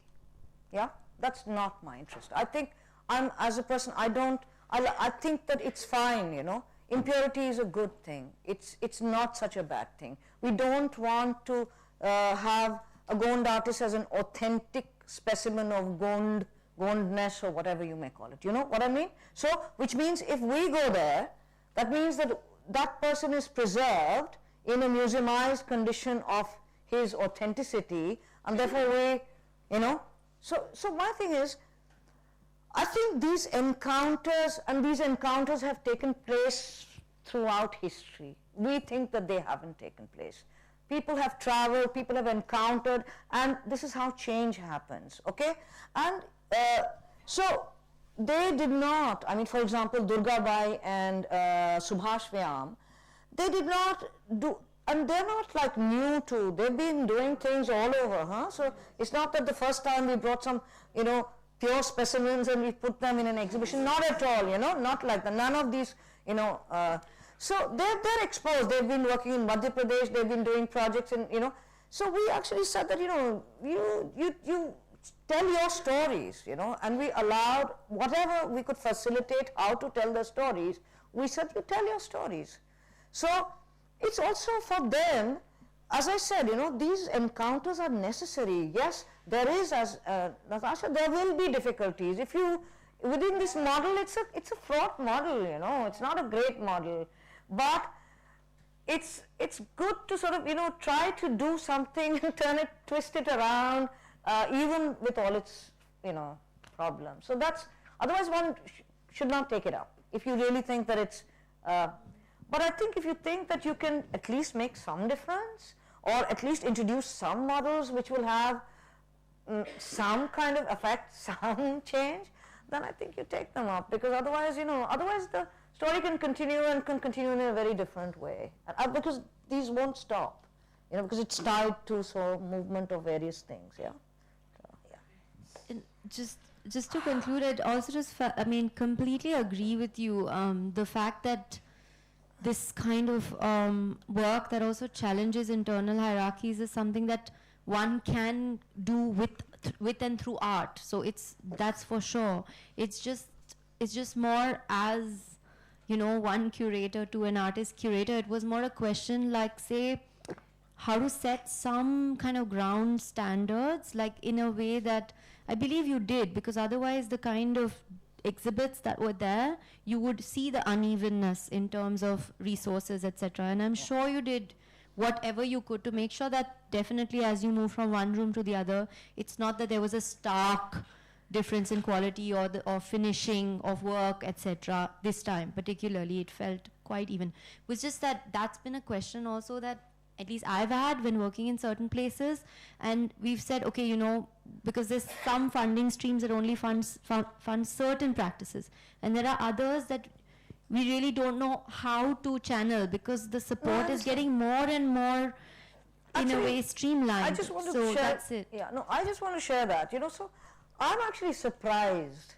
that, say, an artist who's whatever, you know, you're very successful, you have a backing of all that, but I don't understand that. And I myself am surprised and a little, you know, you have to have a sense of humor, that artists are not able to respond to different situations differently, that they have a set practice which can then travel to Liverpool and Kochi. It's the same thing. I'm actually surprised by that. Actually, sites should make you change material, bring your economy down, because that's situation. But some people just cannot do that. And that's when you realize that they're being fixed into that fixity because of the gallery, because of the market. And this is something that we should think about. Why is an artist has fixed himself or herself into this form? That it is so many meters, they want that meters. I mean, I remember the arguments that I was having. I was like, hello, cut it down. Why do you want 100? How 80 will do?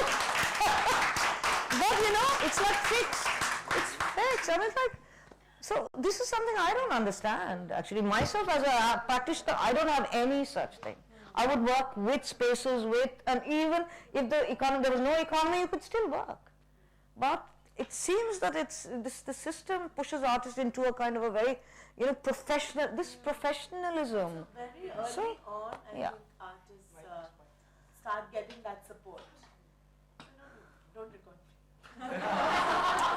So you, from the beginning of your career, you know, I can only present this work in a 30-meter space. I cannot. Yeah. So if you do that for most of your career, if you constantly change, you can change. Yeah, yeah. But I know. From the very beginning, if that's all you know, you can't do it I any know. other way. Yeah.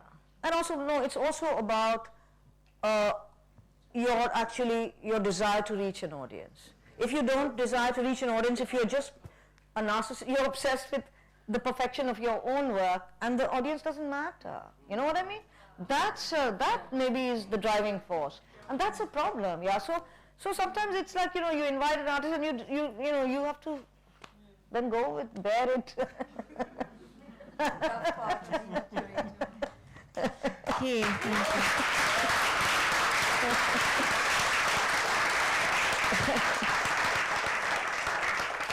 That's it? Okay. Break, no? So now we'll break for tea for 15 minutes. The tough part of being a curator, managing Oh, yes. managing your own time, your own discussion. Now all curators will be having the room will be up here. So we request everybody from the back to come up front, because now we're all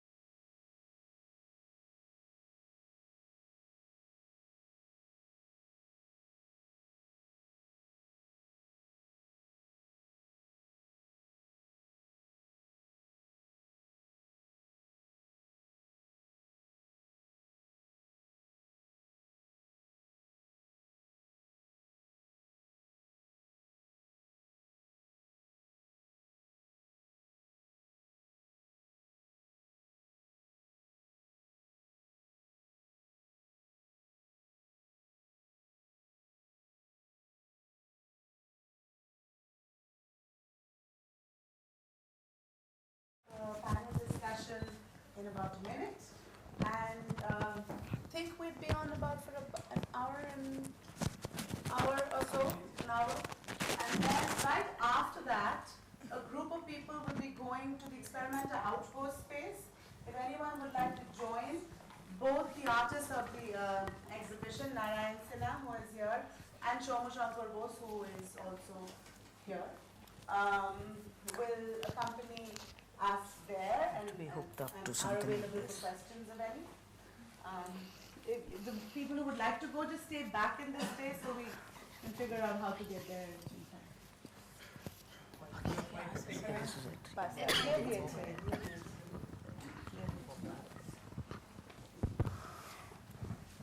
What you good?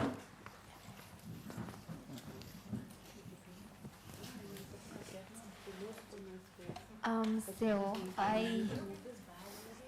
I would welcome in this case that we get a little bit unruly and just raise hands in the middle of, we won't have it as a kind of flow where I'm asking a couple of questions, because just that becomes, we lose that sort of dynamic momentum in that. So just raise your hand as soon as you have a question, and then I will stop. Okay. But the first, I just wanted to address what Zoe also brought up just within her own contextual work, which is that as curators, in a sense, depending on where we're working, this aspect of building trust and also sometimes negotiating or working with support systems to think through fears that artists and other cultural producers face. That's a very real circumstance, and often when working as independent curators or curators who are in high circulation, we forget this element and this responsibility. There are often cases where artists, I have personally had situations where artists have sort of said they have felt uncomfortable and found it very difficult to speak to biennial curators who are on very short research trips, to the point that they have then said they don't want to meet the next one who comes through the door or comes visiting. And since the hub is also that sort of space to address these kind of questions, maybe if you just share some experiences or also share situations in which you have perhaps taken that extra bit of effort in order to reassure artists, to make them feel that they actually can share and be their authentic self and not have to present a sort of facade of being over-professionalized, etc. Because on the other hand, there are also cases where one goes to art schools in Europe these days, and you meet artists who haven't even finished their graduate courses and have their PDFs ready, very crisp, and run you through their work in 20 minutes, you know, and you just feel quite empty. And you're just sort of like, but where is the person? So let's talk about this a little bit. I have one example on the artist end and then also on the visiting curator end. So to young artists who are uncomfortable about meeting people that they don't know, predominantly because either they don't speak English fluently or they feel that they're not articulative, is that a word, of their own work. So what I suggest to them is that they bring someone in the room that they trust, who's a close friend of theirs, who does speak English and who knows their practice well.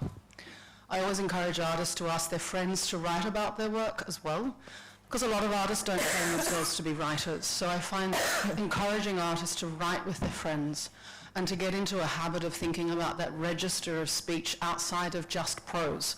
So that could be poetry, it could be music, and I always do encourage artists to think about different ways of explaining their practice.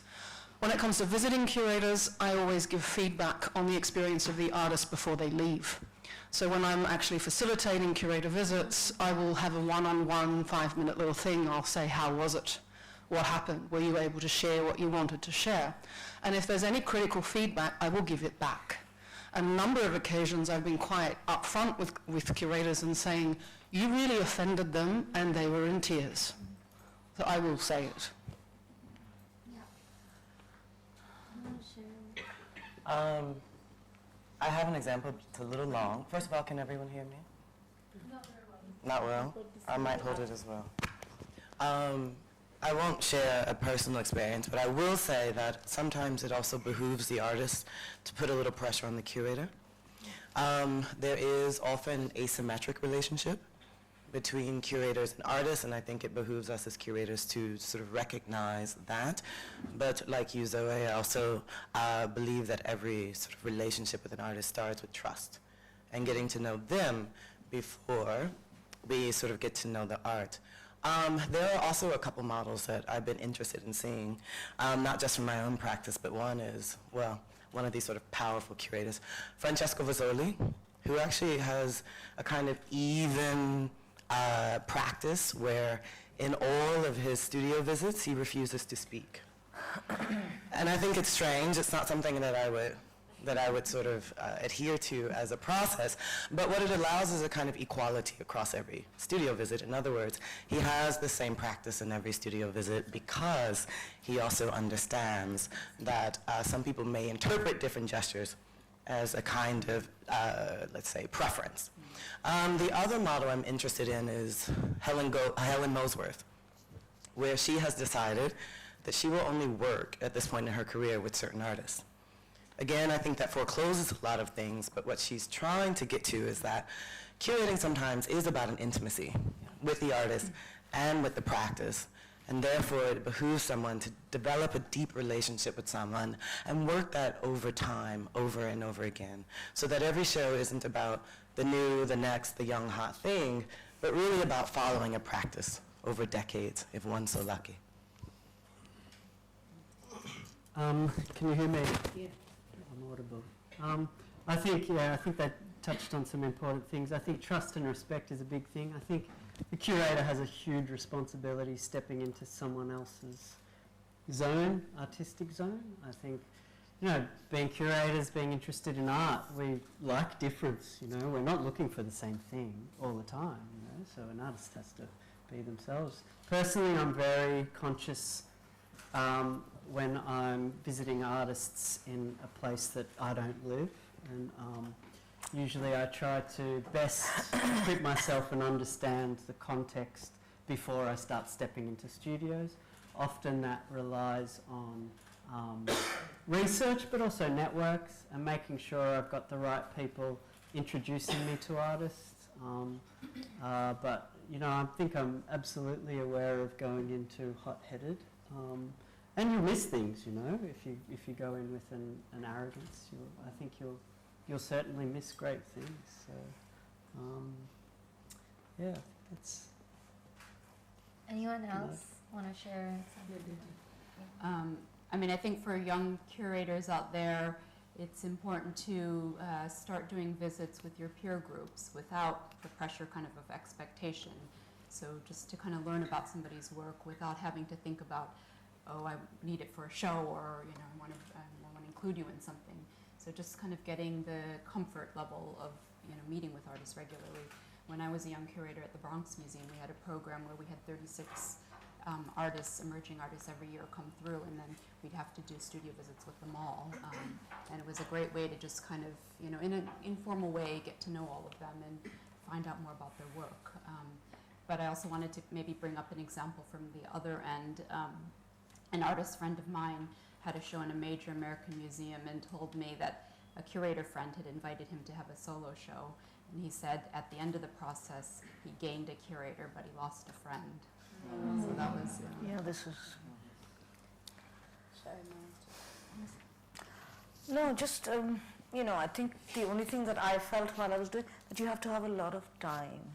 If you think that you can sort of, have an hour slot, this is like an absolute no-no.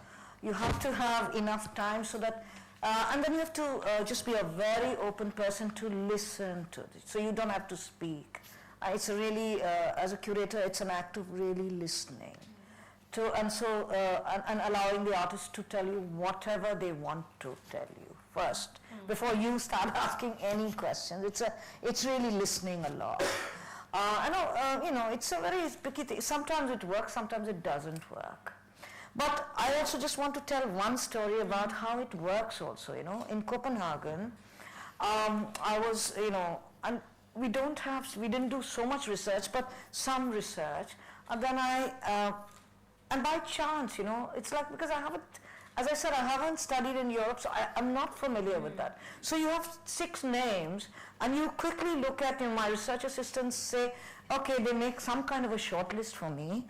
And by chance I said that, you know, this is interesting for me, you know, E.B. Itzo. But I go and meet E.B. Itzo. And what a connection to the work. I mean, so this kind of a thing also happens, you know, in a short meeting, but you have a real connect of ideas and the way another person is thinking. So it's not always, it's a volatile thing, you know, when, especially if you are not, like an artist is not from your own, you know, country or, you know, where you actually are meeting them often. So you're going outside and, you know, spending a very short time. And so it's a tricky thing, very tricky thing. But some good things also happen with that, yeah. No, so. So I'll just, is this on? So the one thing I think we like doing as another sort of ethos and way of living in the studio, and also when we make works, is a presumption of equality, right? It's not there, it's often not there with the subjects you're working with or filming, and it's often not there with the curators who are coming. But if you have a presumption of equality as a sort of first form of address, we really believe it works, right? The trust gets built, the honesty sort of is embedded in that immediate form of address. Having said that, we have started telling curators, did you get your PowerPoint? And you present to us. And I don't mean it in as a cheeky way as it sounds, but really, like, let's talk about you as well, and, you know, and how you work. And you know, in a space like camp that can last from like 1 hour to dinner or whatever, but it really is a nice way of also turning the form of address around, and then the trust emerges, the ideas. And the third was, you know, did you say Hal Foster said it? Find the idea and then commission it. We've often had that happen, right? And then things unravel. Like, it's just an anecdote, but when these Pompidou curators came, they had this, they wanted to, you know, they had the idea and they wanted us to fit into it and then fit into some mandala, and of course this mandala was about sharing and food, and we simply told them to fuck off. You know, in Bangalore and Delhi, we knew who these people were visiting, and we told them, like, just watch out, really. And they were like, did you get the dossier? I'm like, what dossier? We made this reader on India that we'd sent you by post, and then we didn't know it was there, but then we dug around, and a fat reader was sent by these curators to Indian artists, right? And so we warned as many, and many took part. Now, so what I'm trying to say is learn to say no when it just sounds so wrong. So when the show opened and stuff, we had some artists who were confident enough and had the gumption to say, we participate only if you acquire our work. And others who were just traumatized, right? And were like, what were we doing in this Orientalist mess up of a show? And we're like, say no, you know? So I think, say no. And I'm speaking as an artist here, have the confidence, you have a sense, you have a peer group, you have friends, do it together. If everyone had said no to that damn show, it would not happen. And you can boycott, it's not such a bad thing.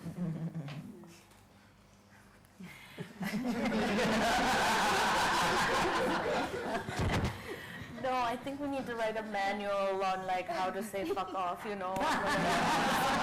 2 syllables, No, because I mean, I work in a context where, you know, the power equations are so, you know, lopsided that it takes, I mean, when I'm really trying to think of artists who are my friends, like when are they going to get to a point, and I hope soon, right? But when they can say that, right? I mean, we're working in a very sort of, you know, and to connect this to sort of the the lookout for virgin territories, right, and narratives and da-da-da. It's real, right? It's there. Because on the one hand, and then also, like, on the one hand, there are people like me who are like, but what about us, you know, and how do you define your region, and da-da-da-da. So there is this pressure to be inclusive and to look beyond the definitive sort of existing frameworks. But then, you know, then the political correctness also seeps in, right? And so when one is working, I suppose, in that pressure, one does try to go to new communities and new spaces of production, I suppose. But then on the flip side, for us, like, I've really seen, you know, young artists really struggle. Like, they don't have the articulation, they don't have the language, they don't have a studio to begin with, right? They don't have, like, physical space to even invite curators in. And then very quickly also there are these, like, expectations that really pile up. And they really, so whether it's a curator or whether it's a collector who's come into town, like, do you know so-and-so's in town, you know? And then, like, all the grabbing begins and all the, like, the gatekeeping plays out, right? And all of that does play out. And very quickly, for us, it's happened very quickly in the last just couple of years, I think, that you begin to see that practices are shaped in very specific ways. And young artists are playing to curators, playing to the collectors, playing to what they perceive people want to see, or you know, and what they perceive. I mean, representation is a real thing, right? What they perceive, you know, of themselves even, and the way they need to represent Nepal or wherever their community. So yeah, how to navigate that, and then because I am not a parachute curator, let's just call it that. No, just kidding. But I still feel the responsibility, you know, like, I am still seen as a gatekeeper, even though I live in the city that the people I work with live in the same place as I do, because I come to forums like this, and I'm like, wherever, right, go to this and that. And so the responsibility does, I think, I mean, for me even, you know, it's real. And so how to create structures, how to be mindful of this, how to continue to create space for the conversation, as uncomfortable as it is, you know. Yeah, these are real challenges. So. But can I also just add, too, that we are talking about a very traditional sort of studio visit to exhibition model. And the other thing that I heard very clearly this week is that there are other ways to engage with artists, and other ways to engage with the practice, and other ways to also disseminate that practice too. And so I maybe don't have an answer to what it means to have a larger responsibility, but I also realize that part of my job isn't just to make exhibitions and show the work, but part of my job is to write about the work. Part of my job is to make sure people get money and funding. Part of my job is to make introductions and play the mediator at times. I think that we all have to understand that our responsibility is to the artist, hopefully more so than the object, and that responsibility is multifarious. And part of building that trust isn't just about making sure the object is shown, but making sure that there are big narratives in the world around artists and that work. Are there already questions? Okay. Mike?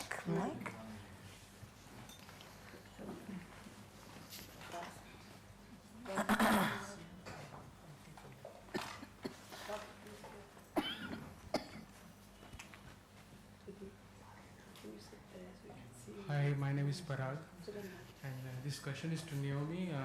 It was very inspiring. Louder, please, louder. It was an inspiring presentation, and I want to share one story of my family who had black slaves, my great-grandfather. So there were slaves who were bought from Portuguese friend of my grandfather, and my grandfather was sailor, and he has a boat factory. So those slaves were used for carving the boats. And one day they saw our mother goddesses, and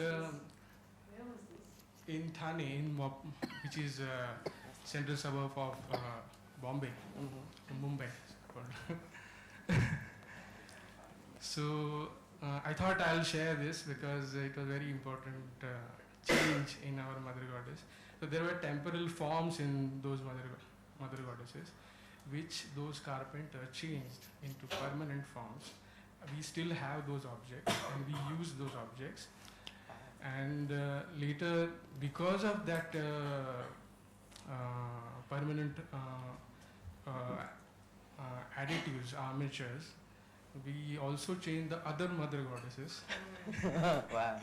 So this is oral history from which I learn hear from my granny and my father, because the objects which are there are very abstract. And our Mother Goddesses were abstract actually, but what he added is very nice. So my question is this, that there are many trades around the world which would have gone. Slaves are sold around the world actually, and there are many stories like what I am telling you. Yes, this is very short, but this is very interesting and very closer to me. That's why. So, what you think? Are there people who are documenting this kind of micro, macro kind of narratives in Black history? Because I recently worked on color politics, but it was inspired through Black history. Thank you, Parag. The short answer is yes, maybe not in the particularity of your story, but we also heard some beautiful, I think, narratives and projects today and this week, first starting with Zoe, and her projects with artists who are interested in that long kind of recuperation of historic narratives around the movement of people, and in this case, especially Africans, around the world. I loved what Anita said toward the end of her project, or her presentation, which is, I don't believe in purity. And that reminded me of this segment of Kwame Anthony Appiah, the writer and ethicist, thinking about the word contamination. And he says contamination has gotten a kind of negative connotation now, but in fact, in its Latin root, it means a kind of mixing from which something else is born. And that the way that our world has functioned historically and all the time has been through this kind of contamination. And so the things that we hold dear as tradition, the things that we hold as maybe national figures and regional figures, regional purity, are always in fact something that comes from échange, métis, exchange. And that it is more important to then start building up archives, which is another theme that I see running through a lot of these presentations, build up these sort of living and shareable archives where these stories become relevant, and start making a kind of historical foundation for things that also still happen in the contemporary moment. So last night I gave a talk and someone told me that the poems of Langston Hughes, who we saw was funded by the CIA to go to the Bandung conference, had been translated into Bengali songs. And that made my heart sing. Because at the beginning of my presentation, it was basically asking an existential question. Why am I here? What is the value of a voice like mine here? Not to say that I presume that you didn't see a value, but what are we exchanging? What is the information here? But we have to remember that that exchange had already been happening before I got here, and we need to remember and honor that at all times.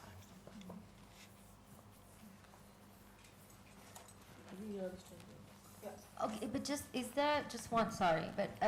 is there anyone who hasn't asked a question as yet? That sounds slightly classroom-like. Is there anyone?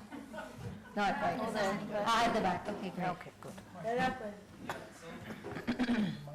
My question is basically about this sort of negotiation that every curator here is speaking about, how the art world sort of relates to its outside, how the art world negotiates the outside.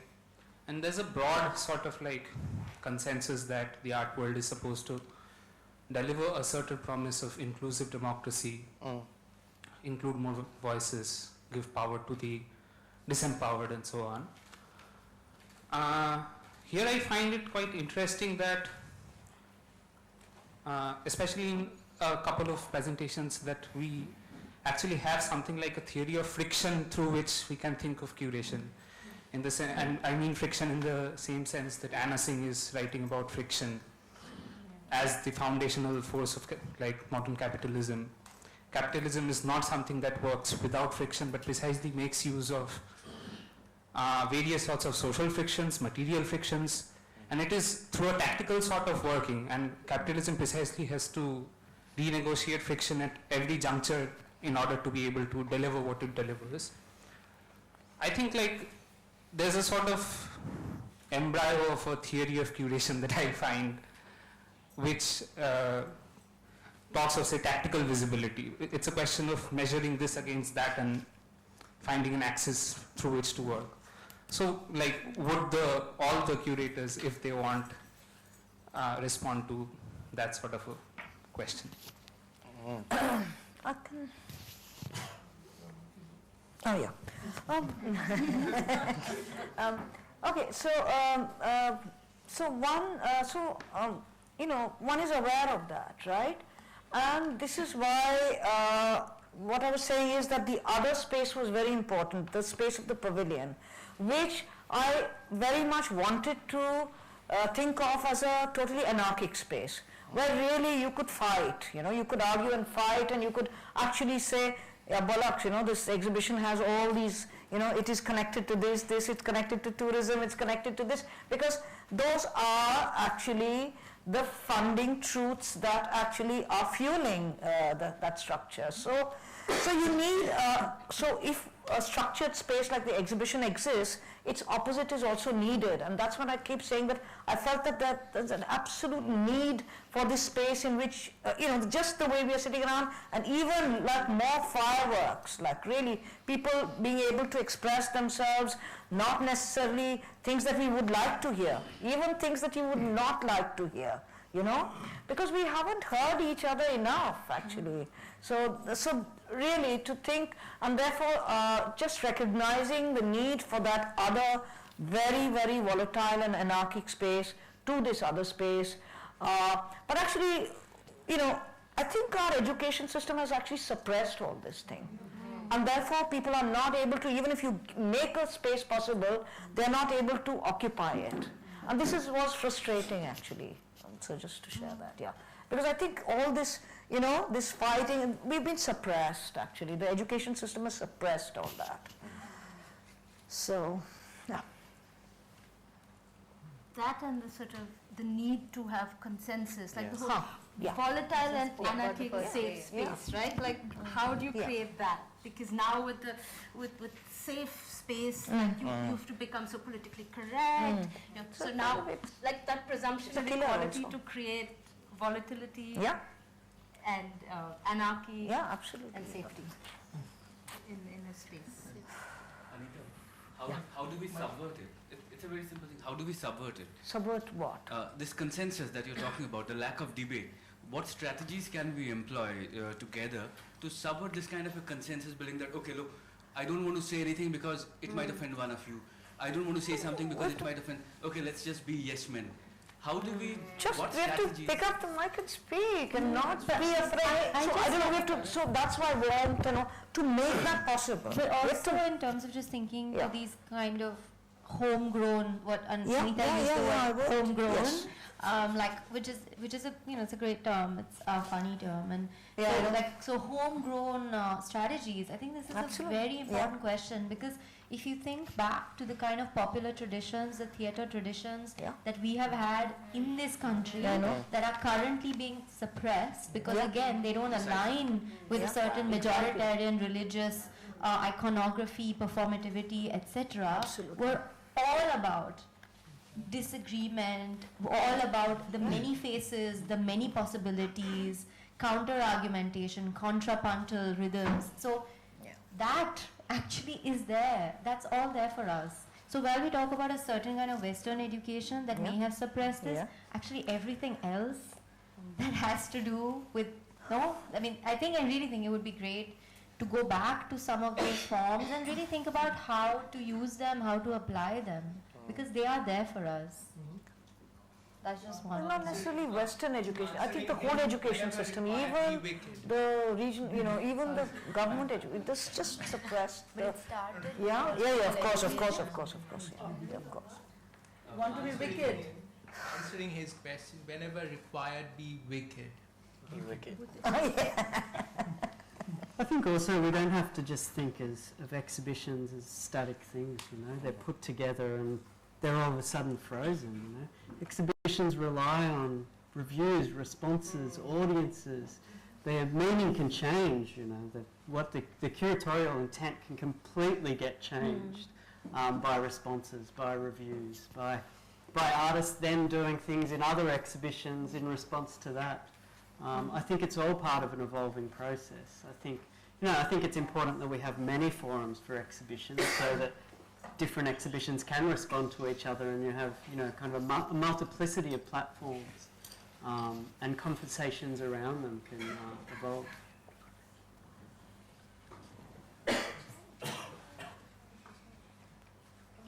Can you please I'm so glad this is a conversation in English, so that I can be a part of it. I love being at the Kochi Biennale, and I remember meeting Bapi Das for the first time there. After I asked a volunteer who was there, can you find this artist? I really connected to his work. But the volunteer who was there, and there was a great number of volunteers there, they didn't speak Bengali. And I only knew Bondu Bai. Bondu, and that was what we got reduced to at the end, was brother, friend. And I'm just wondering if there's any way, when you talk about making the pavilion, which I thought was a wonderful idea, accessible, or making ideas accessible, ideologies accessible, non-majoritarian. I mean, very small number of people in India speak English. It's a challenge that we face as English speakers when we go outside. Is there any thought to, or do any of you specifically ask for funding or resources to support interpretation as a major component of your project? I do think that with the Kochi Biennale, you did great with Malayalam. That was so much there, but that was a piece of it, including with the Student Biennale, where I thought, gosh, if we just had, trained, or not even trained, just people who could, getting to your point, Zoe, being sort of the champion for someone in the language that could make the whole thing more accessible. I mean, we asked for everything. We said that in the pavilion there has to be translation. Malayalam, English, English, Malayalam as a basic thing. But, you can, as I said, that, everything is on paper that we asked for, but we didn't get it. Because it's, so that's another matter. We asked for all these things. I guess maybe as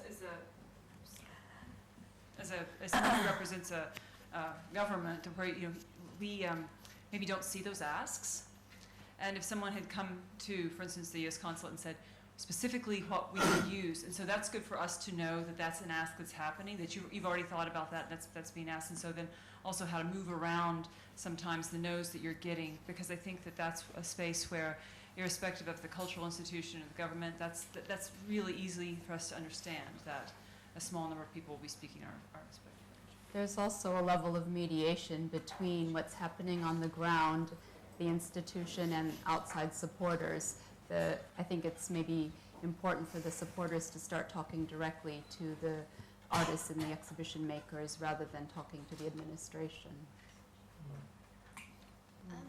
In learning about your different curatorial practices, I've been thinking about the different roles a curator plays, like curator as an archivist, curator as a historian, as an educator, community organizer, and confidant or friend. And I was wondering if there's any other roles a curator as a blank you could emphasize on. Paperwork. Administrator. Fundraiser. Accountant. Psychologist. Psychologist. But it is true, there are times when you need to stabilize an artist. I think is a good one. You really sometimes have to stabilize a practice. And not every, as we said before, not every artist studio you walk into is ready for a certain presentation. There have been times where I've known that we've had to pay an artist light bill before we can start a conversation around presenting the work in a gallery. So yes, I think the sensitivity is the question of what roles do you have to play with each artist, which is why I say maybe I don't subscribe to Francesco Rizzoli's idea that I just won't speak. You have to, every situation is different, and you have to be malleable as a person, as a human being, not just a curator, to figure out what the needs are to get to the point where exhibition or whatever project you're working on is even possible. Anyone else want to fill the blank? Why are you looking at me? I have a tendency to stare. No. Well, since you are, can I just say Yes, of course. Caregiver and key giver. Yes, caregiver and key giver, accountant, paperwork, Whistleblower. Whistleblower. It's a good list. I would also say something on It's a that good real list. quick. Yeah. It's just, I mean, this is an open, safe space, right? We're all here. Ooh, Mike's Volatile and anarchy. To make it, it's not volatile enough. No, but some of these things, just going back to sort of roles, you know, I think a question that keeps coming back is like, well, whose job is it? Like, this is not happening, that is not happening, da, da, da. And so, well, whose job is it to make this happen, right? And so I think a lot of us work in contexts where, I mean, I keep calling it DIY because for us that's how it feels, you know.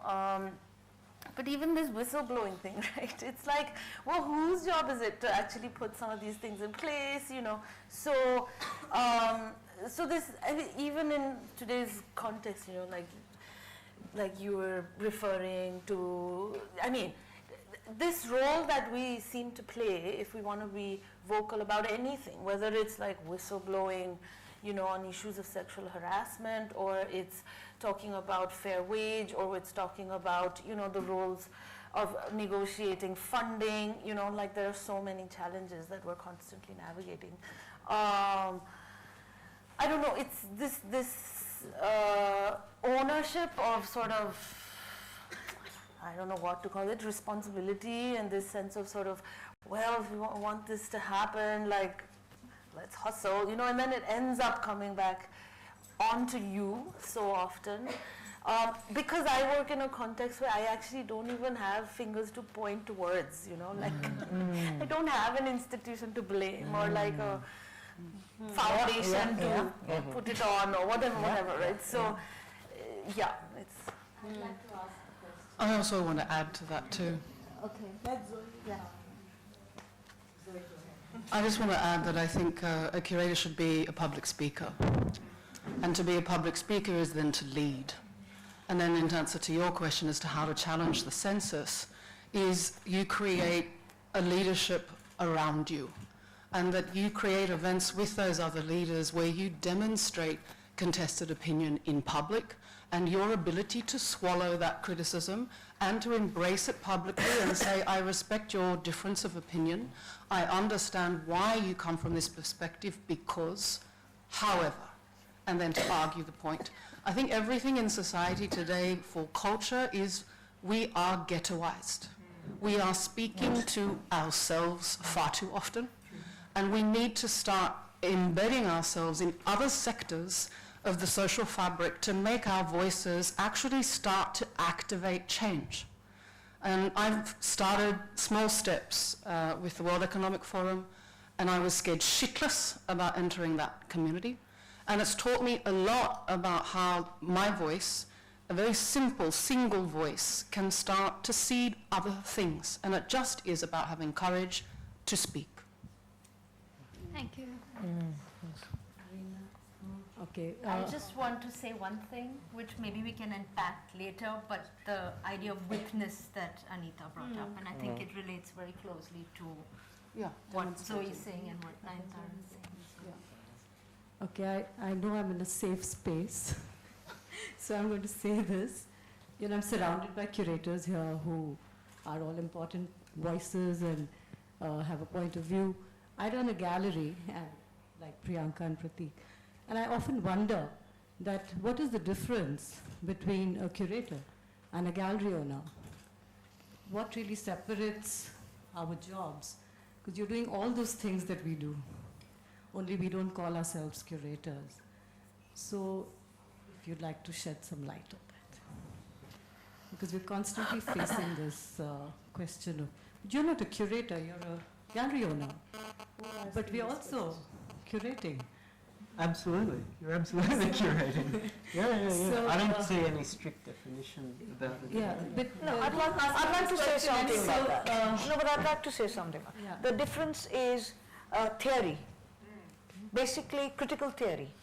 So, you know, which is what I was saying, that in India, for the longest time, we think that critical theory is not important. Sensibility and a connection with visuality is enough to sort of put together exhibitions. And but actually, this is the problem, because, you know, critical theory, to think of the history of exhibition making. So history, you know, art history, like why is art history important? Similarly, why is critical theory important? Because critical theory, you will engage with the fact that these thought processes, there is a history to it. Where do you figure in that history? What do you want to do with that history? How do you want to make changes within that history? All those things become important with critical theory. So this is the difference, because curators, in some senses, study or are within this whole realm of critical theory. I would like to say though, I grant him that. It's just a question. It's a question that we really should I just clarify. felt I'm safe here to ask it, because there are intelligent people here who are open-minded enough to receive the question with an open mind. Yeah. No, but it's also important to clarify this, and it's very good to have asked it. Yeah. Because actually it's really something that needs clarity. Because just personally speaking again, you know, the fact that we are in a context, and again, this is not exclusive to India, South Asia, but it's definitely a majority of the time kind of situation, where the people, firstly, who can afford to start a gallery are mostly collectors. They are collectors, they are enthusiasts of art, they have a certain family history in which art plays a dominant role, and therefore they are also able to take on this role of being gallerists, at the same time being collectors. At the same time, they are also people who can run publication platforms, have programs, etc. So definitely they're playing a big role. But the problem that I saw, for instance, when I was a young curator in my early 20s, was that I was feeling as though the only place I could actually do my first exhibition would be in a small white cube in New Delhi, and there would not be enough freedom for me to choose artists, experimentally play with formats, really sort of think openly, because you're basically curating for a gallery. And I'm not saying there's something wrong with that, but that should not be the limitation of this generation of curators, and that was very, very important to me. And I still take responsibility to say, okay, for this next generation of curators, how to think of different opportunities. Because we cannot be trapped in this profession in such a way that you have galleries breathing down your neck and saying, I want 4 artists from my gallery, 2 can be of your choice. We are not going to work like that, and we want the respect of the kind of actually very unique position that curating is, and that's why, you know, the first thing was to make a issue on curating for Take on Art and things like that, because there was no clarity. What are y'all? Who are y'all? You know, just come and do a show here. It's fine. I would like to say though, I think, like, you know, for aspiring curators, I mean, any opportunity to curate something is curating still. And I don't think that we can get too precious about the term either. I don't think that's constructive. I think there's been amazing exhibitions curated in commercial spaces in India, many which I've seen, and I know there are limited big public institutions as platforms for curators. I'd also like to say in response to Anita, I don't think you can, you know, this critical theory debate, I think, you know, that is a privilege if you've got access to that knowledge. But, you know, I've visited a lot of contexts where young people know artists, they facilitate projects, they do exhibitions, and they often don't think of themselves as curators because, they haven't done their masters, they haven't travelled around the world and learnt. And I say, no, you're absolutely curators. You're making it happen. So I think it is a bit problematic to get very precious about this term as well. I see it as very fluid. You're facilitating, you're encouraging, you're instigating. I think I said it only in this context because there, as I said when I was saying that, there's this long history of, an anti-intellectual history, a history where artists think that it's enough, that you don't need to, you don't need to read. You just have to have a sensibility and a visuality. And I think this is somewhere, it's just such a long history to that, and which is... Isn't it such a presumption to say that if you don't come from criticality or art history, you may only deal with aesthetics and sensibility? I disagree so deeply. No, I'm not taking this kind of thing, but what I'm saying is when there's this long history... I was saying I disagree so deeply that if you don't come from an art history background, your response to exhibition making is only through aesthetics and visuality. I don't agree at all. It is very specific. And yes, Anita, I know the context you're coming from. I live in the same context that you do. But to generalize anything in our world today is the worst thing we can do. I also want to respond to Natasha. I also don't think, and because you made it general, because you said it is not about a specific example. Gallerists are collectors, gallerists have the resource, so gallerists can do whatever. I again disagree very, very deeply with that. Again, individual perspectives. And I know you know enough different sorts of examples, but the minute we speak in public forums such as this and generalize for an audience that may actually think of only the tip of the iceberg as the whole image, it's very important to be quite specific about some examples and not all examples, because there are so many in the world and a few in the country as well that are not collectors, run on very meager means and have made things happen in a certain way. Also to Rina, people are asking, are you a gallerist? Are you, again, as she said, say fuck off. It doesn't matter. I'm actually going to argue that it does matter. No, it doesn't matter. I really do think it matters. And you're right, context is deeply important. So to your question of what role are we playing, there are certain contexts where you can specialize. Where there's a gallerist over here and a curator over there, and sometimes they meet, sometimes they don't, and there's some contexts you have to play all those roles. There's no place in the States that's holding a forum like this for critical debate that is inside a commercial gallery, right? You are in a context where you are filling a really important role, even as a commercial site. This is amazing. But can I just finish my point? Actually, as the mic's going back, I'm going to finish a point. Yes. Which is to say, though, I think Anita's point about a history of something, there would be critical theory, maybe is a little misinterpreted. I think the point is about the history. And I say when I'm working with artists all the time, that my goal is not to make you famous.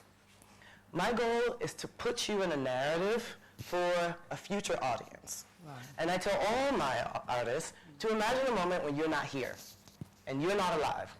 That's the moment that I'm thinking about. I don't really care that much about your career right now. I don't care about my career right now.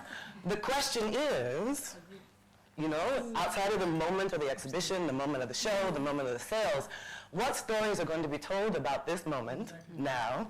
Who gets to read about it, hear about it, and how do we insert ourselves into a long history? Whether we call it a critical theory or not. And so that's for me what it means to be a curator, to have a long conversation about culture. Yeah, I know, but just there are two questions by people who have not still asked, and she's more responding. So just please let me just try and do this moderation role a little bit more and then take these two questions. This issue was raised on a peripheral way by Naomi when she showed her slides about the opium issue that broke in the US. Those who are not familiar with it, it was a pharmaceutical company which for years had been selling drugs and had made billions of dollars on that. eventually they were caught up with the courts, and the court are asking them to pay back about $600 billion to the public. But the issue I'm raising is the museums and other theater companies were funded through the Sackler family. They came out, particularly Sackler Gallery, National Portrait Gallery in UK, rejected to say that they will not take any more new grants coming from the family. Now, this is an issue that all the museums and the curators must be facing when you are working with the biennales or triennales. And is there a filtering system? That's my question. Is there a filtering system that is in place or that is to be considered on how do you assess and accept or reject grants? There's a process called due diligence where you have to research where your funders' monies are coming from, or even, I mean, I'm not in a collecting institution, or who's giving you a gift of even an artwork. And I think artists are starting to ask this question as well. Will I sell to a collector that has made their money in a dubious way? Will I sell my work to an arms dealer or to somebody who's putting spyware on to your phone? And I think that is maybe the crux of the difference between a public institution and potentially a commercial gallery. A commercial gallery is not going to be asked to give that money back to the collector who's paid work for money that they made from illicit arms dealing, for example. But does a commercial gallery even ask that question? All the time. Exactly. All the time. Some do, some don't. Some a lot don't. I think it's everybody's responsibility. Because every commercial gallery also has an opinion and a program. Yeah. Which they believe in strongly. So do they ask this question? I think some as to do, where but the not all of monies them. come from, irrespective of the fact that you don't have to give Depends on your own politics. There's just 1 minute. Yeah. Just to, I was just responding to a couple of things. One was the kind of coming from the intent, not from the position what we actually are labeling anybody from. I think we can actually see when there is no burden of a space, the processes or the speed of functioning multiplies by 10 times at least, particularly in Antares and Zoe's case, because the moment you kind of have this burdens of paperwork filing and the brick and mortar expenses all kind of being answerable to somebody, you actually lose a lot of things in between because your time is limited, and that idea of kind of spending that kind of energy functioning into a structure actually sacrifices the real intent of it. Number two was that if actually you talk about the cultural production, it cannot happen in a white cube spaces. It has to happen through spaces where there is no electricity or where there is no infrastructure. I think if you're really talking about the curator as a caregiver, I think it actually graduates way further from a white cube space or a conventional mode of exhibition making, which actually probably like 100 years or 50 years of history. I think a couple of things, like it actually clearly shows in the set of presentations where her work actually graduates into a realm where it is coming from, not from an aesthetic point of view, but actually excavating memories point of view. So. Can I say something? Yeah. I just do want to respond to the excitement, which I'm very grateful for, that people seem to respond with when I show the photograph on the video, for example, or whatever. No? And then I was giving my workshop the other day too. And then somebody said something to me a month ago as well, which really has made me think about this a bit, which is to say that I think how to negotiate this balance, right, between really, and last night, Zoe, you were saying, you don't need a space, because I was saying, I think now we're feeling like we need a space, there is a bit of romanticization that happens around, this kind of freedom, exactly, right, and then I think somebody called it the aesthetic of poverty, or something like this, was it? That? No. What? Etc. But just to say that, right, it's there are some practical things that we all sort of have, right? And I think what you said earlier about sort of intention and the politics behind all of it, right? I feel like I still have to deal with paperwork. I still have to pay taxes. We have 2 entities that we run also, you know, and there is this, I mean, all of that is there. But I do agree with you that there is a certain element of freedom and independence when it's not entirely a commercial, I think, endeavor, right? And so to also speak to what I think the question between gallerist and curator, I think the way I started thinking about it just very recently is we've been invited back to the India Art Fair. And we were there last year, but just we had some stuff on a wall. And this time we have been offered this pro bono booth. I mean, there's no way we could go by, if it wasn't pro bono, right, if we were actually paying for this thing. But we thought, okay, maybe this could be, you know, like we do need to think about diversifying our funding strategies and our fundraising strategies. And so we said, okay, you know, we would like to come, this is an opportunity. But already in my head, there's such a quick cartwheel that has happened in terms of what I would put in that booth, right? Because now already I'm thinking, what would sell, right? And so it was so quick. And so, you know, I suppose one is faced with these realities. But then also, yeah, there are galleries who there is absolutely nothing wrong with selling, right? There are artists back home who I am friends with and I work with who I really wish would sell more. Because we all need to live and you know, and you want them to succeed, and in this world success unfortunately is equated to selling also and being collected and but how to balance all of that still with your politics, with your integrity, with your intentions, you know, Priyanka was saying, yeah, we, you know, do all this programming by existing as a gallery. You know, you were saying this yesterday, I think, etc. So different people find different ways, I think. I think it's really like driven by what you want to do, your politics, the integrity, And then so we have 2 questions. Okay. Go ahead. Mike. This is in regard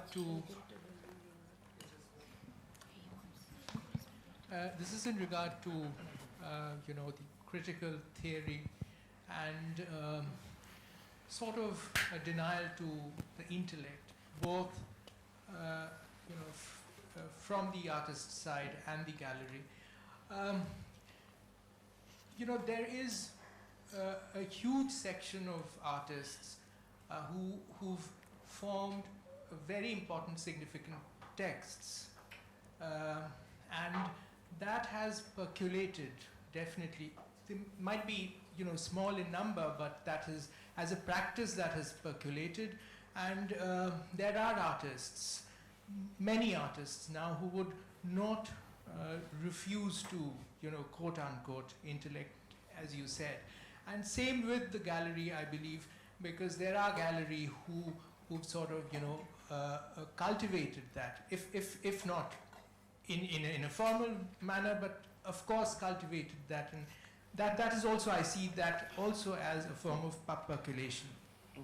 So I take back the generalization. Yes, I do. Absolutely. But similarly, I want to just ask you, why are you doing this? Isn't it an interesting, then, the discursive, the intellectualization around art and culture? So you're doing this because to also foreground that, no? So to also give it that a platform of value? I'll answer then. Yeah, now look, just a sort of, you know, so my thing is, I take back the generalization, but I ask the question as to why are we doing this? First, Pratik and Priyanka started this space with a vision. That vision had multiple things, not conforming to any of the things you understand a space that runs and represents artists can do. You may say in India, if you're a gallery, then you represent artists and you do the art fair. Pratik decided, Priyanka decided, that's not what we envision our space to be from the beginning. At that point, we didn't even think when we were showing like ephemeral shows and such things, those would sell. But show 1, year 1, 20-something-year-olds were able to sell that to Tate, right? So it was possible to sit in that bathroom office of ours, and it was possible to do that. We kept belief, we kept doing things. We didn't change our model, no matter what anyone else thought was the intention. The intention was our vision. The vision was to do this. We had corporate careers, we decided to do this. Now I'm hopeful another whole generation of youngsters may come and change this model and say our model will be that. And we're nobody to say, but galleries should do this. If their model is to create music and have really serious underground music thing, and you'll be surprised at what we're up to next. Absolutely, yeah. Another 5 years later, you might see us as a very different entity. See the projects we quote unquote are supporting by getting money from, this art and culture creation, right? We might do more things. Who can decide what we can do? The wonderful thing is we're not dependent on any external body funding. We're answerable to our own decisions and a communal table where the 10 of us sit. Every decision is taken together. Someone comes to us, there's the boss there, Uma, and Vidya and Shivana, and all these people who sit, we vote, we decide, and even our decisions are not necessarily final. Most often she puts the span on every wheel, and then we make a decision. That's our model and that's our intention. It started in 2008 and we'll continue it to 2088 or whenever. Okay, thank you. No, I just wanted to take on from what Reena said, as in the role of gallerist as a curator.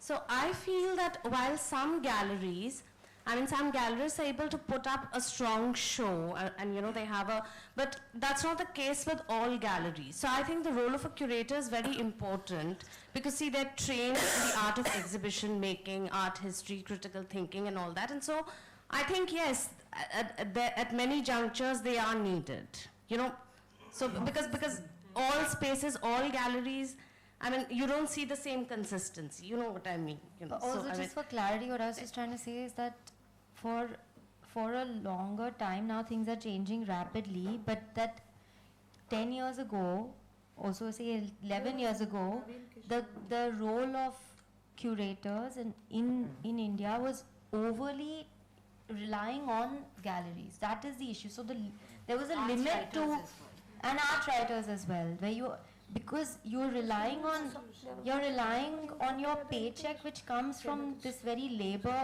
of writing texts, giving texts, and making shows, and having your little workshops for artists and with artists, which are more about a communal time in which you're shelling out that money. So that is. In context, you feel bad saying you're a gallerist in India. Any case, so things are changing. So that's why there are more things that curators can do. But that equation was very, very tough, especially for independent curators who are not then collection advisors, etc. There was not enough economy around this profession, and it is still a struggle. I just wanted to highlight that. That's all, really. Okay, yeah, you have a question. I think, hello, hello? Yeah. Okay.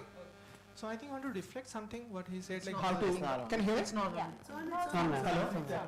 Yeah. So I'd like to kind of reflect what you'd like to share, that how to sabotage or subvert that things.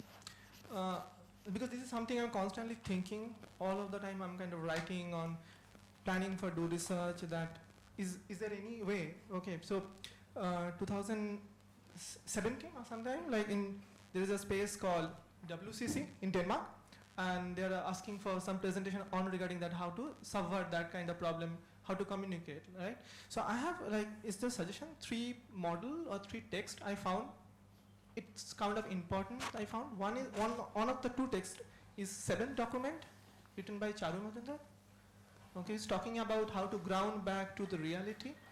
And the second letter I refer about the last letter written by Rohit Bemula, the lack of communications, that where is the left? Because everybody talking about the left is basically left is pushing. Like I grew up in Howrah, which is the other side of the city. It's like a West Berlin. And it's like an off-center politics. Everybody pushing that you are left than left. So everybody pushing to the corner, and then you are into absolutely the edge. So this is one, I think it's one way of looking that need more communication and back to the commune, to some extent be grounded.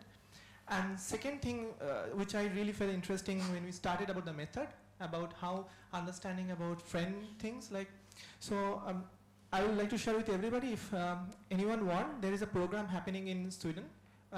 It's called METOD, M-E-T-W-D. It's called Method. And it's going to continue for 2 years, and probably next year Museum of Modern Art, like Modern Museum, is going to present the same thing. And I'm kind of one of the participants who are researching on that. And there is an Indonesian person who gave me a book called Queerly Mothering. So they said, like, as a curator, if you know how the really motherhood works, like more intimate curiosity, but curiosity not spelled with C, but Q, Q-U-R-I-C-T-Y, queerly curious. And they said, like, then you are not dealing with an artifact or consignment, you are talking with a lively person, and it takes long time to deal with, like, everyday perspective, yeah. Thank you. There was someone at the back. The commune has been hijacked by the right, my dear. The commune has been hijacked by the right. Where is the space for the left? Take that as a comment. There's another question right next to you. Do you still have that question? Yeah, yeah. No, oh, yes. Yeah, right here. Okay. It's not a question in that sense. I just want to say that after all what is being said, and it's very warm, heartwarming, and I feel that coming back to what you said, Anita, about co-producing future, I think the hub itself has so many people of so much potential.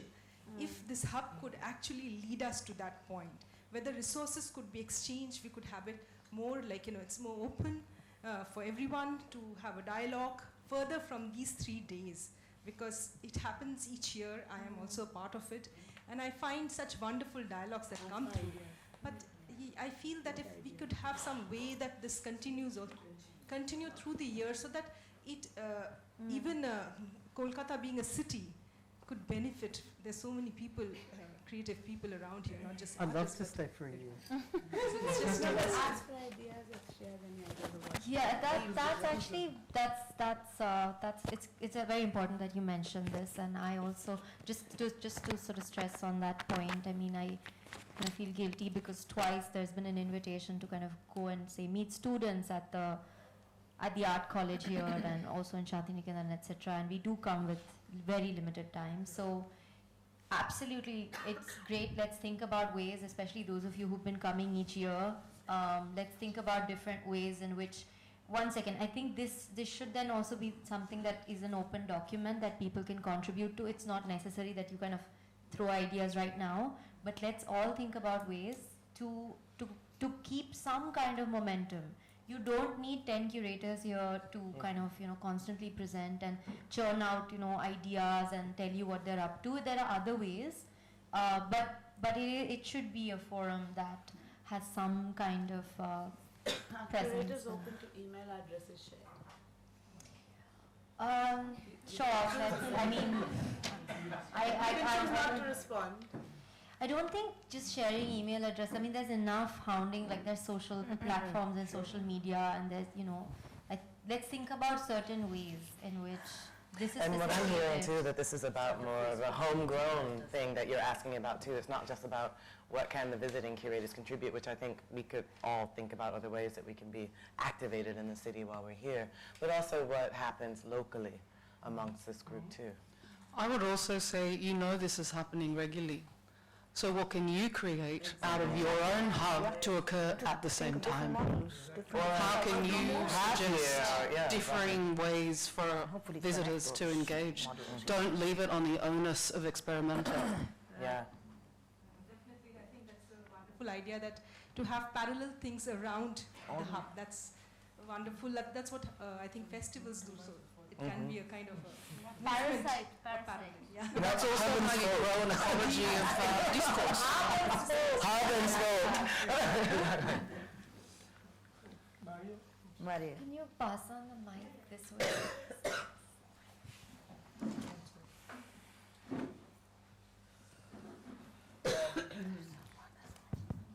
This question is for Anita, because I feel like all the conversations around the biennial consistently kind of hijack the amount of effort and courage and just the craft that went into the making of the Kochi Museum Biennale. So we talk so little about the curatorial and the conceptual adventure that you went on, and we concentrate so much on everything else that is absolutely outside and beyond the purview of what you could have achieved as a curator or the power that was vested in you. I want to bring the conversation back to actually thinking about the Radical Painters and Sculptors Association. For whoever was writing art history at that point of time, it was seen as a rebellion that was also short-lived. But you kind of take that as an incision, as a productive space, and kind of bring that back into the exhibition that you produced in 2018. Because here a self-taught teacher, a self-taught artist sat with a teacher who had not shown work for like over 20 years, along with an artist that had stopped practicing almost 30 years ago, was brought back. How did you think of time within the measure of this curatorial adventure to also bring back these, because a lot of the artists were also showing incredibly old work that was sitting perfectly in conversation with work that was produced in the context of the biennial or was site-specific. So how do these various time periods kind of feature as a typology for the exhibition that you made, and time is tempo? Just thinking that, as I said, the need of the hour. This is required. For example, Shirin Nishat, yeah, it's a very old work. She herself was really mad with me, saying that I don't want to show this is old work, I want to show new work. But I said, Shirin, you don't understand, this is the work for us now. It makes perfect sense. It will make perfect sense. She's still unhappy. She stopped, actually she didn't come for the opening because she didn't like this whole thing. But I said, look, so this is weird, you know. On the one hand, there is the voice of the artist, but artists are human beings. They want new, but you're operating in a particular context. Sometimes it's hard to explain to the artist that, okay, you understand it in this way, but this is the work that fits, and I have an audience that I'm speaking to. So this is an interesting thing, you know.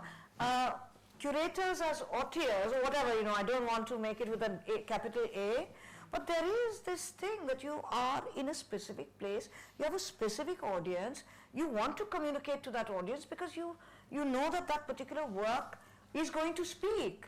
Now, you know, as I said, this is a dialogue with artists. Sometimes it's not a thing that is, you know, she's not happy.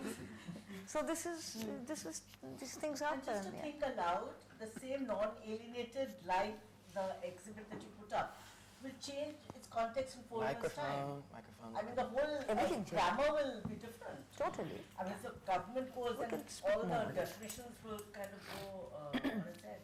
So it's actually very flexible and. If we never got to see. One second. Question. Hi, I'm Ananya. Along the same lines, actually, I got a chance to ask this question for a preview story that I had done to some of you, and Anita before the Biennale last year. So as individuals, all of us, especially the climate of things right now, we have opinions. We feel very strongly about certain issues. So what do you think about the relationship between art and activism? And as curators, how do you strike a balance, you know, between the two? Because, you know, myself being a journalist, and, you know, Lord knows I have opinions about certain things, but I know that I have to strike a balance, I have to put out an unbiased report. So as curators, and, you know, also being artists yourselves and all the other things that you all do, how do you strike a balance, you know, between art, activism, and ensuring, you know, art is for art's sake? What do you feel about it? Can I just add on another question? It might take things in a different direction, but just because we're actually soon closing this discussion, I did wonder as well in this way of the sort of heavy expectations of when, on the one hand, the curator is meant to be an opinion maker, a leader, spokesperson, etc. And on the other hand, you're meant to strike a balance, you're supposed to be unbiased. You're definitely not meant to do things so that the work that you're showing, you already know what's happening in the back room when it's going to be sold off. That's not your problem, that's not your concern. So these are where we are at, right? It's sort of a crazy tightrope walk in a way.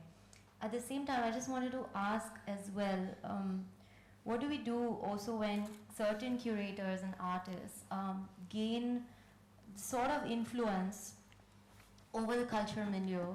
I mean, people who we have deep respect for, whether that's OK Invezor or PC Silva, they have had their own struggles and their own journeys. And yet, perhaps there is a risk when they pass on that there is also a kind of hagiography. There's a lot of blurring of those very struggles, of the hostility that accompanied them on their journey, and the risk of creating a personality cult. Just to really address that quite openly here, what is also our responsibility in those spheres?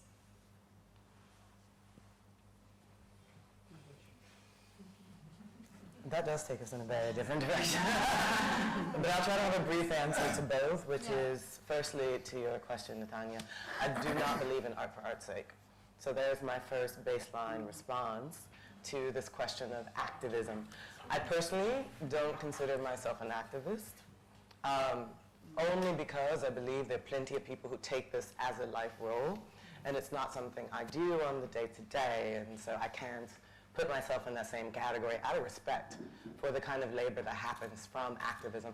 But I do happily call myself an advocate. So there are certain decisions that I make based on ethics, based on my very personal and particular goals about advancing the work of Black artists, artists of color in general, artists from the global South, however we want to define that, women. I mean, these are my advocacies. Questions around funding are things that I ask and have to answer to all the time. So that's the kind of advocacy work that happens for me, and that's my sort of baseline. And then when it comes down to artists as activists, I do believe it's my role to allow an artist a platform to do the work that they want to do. And if it's activism, I have to figure out how to make that work in whatever context it's working. So that's my relationship.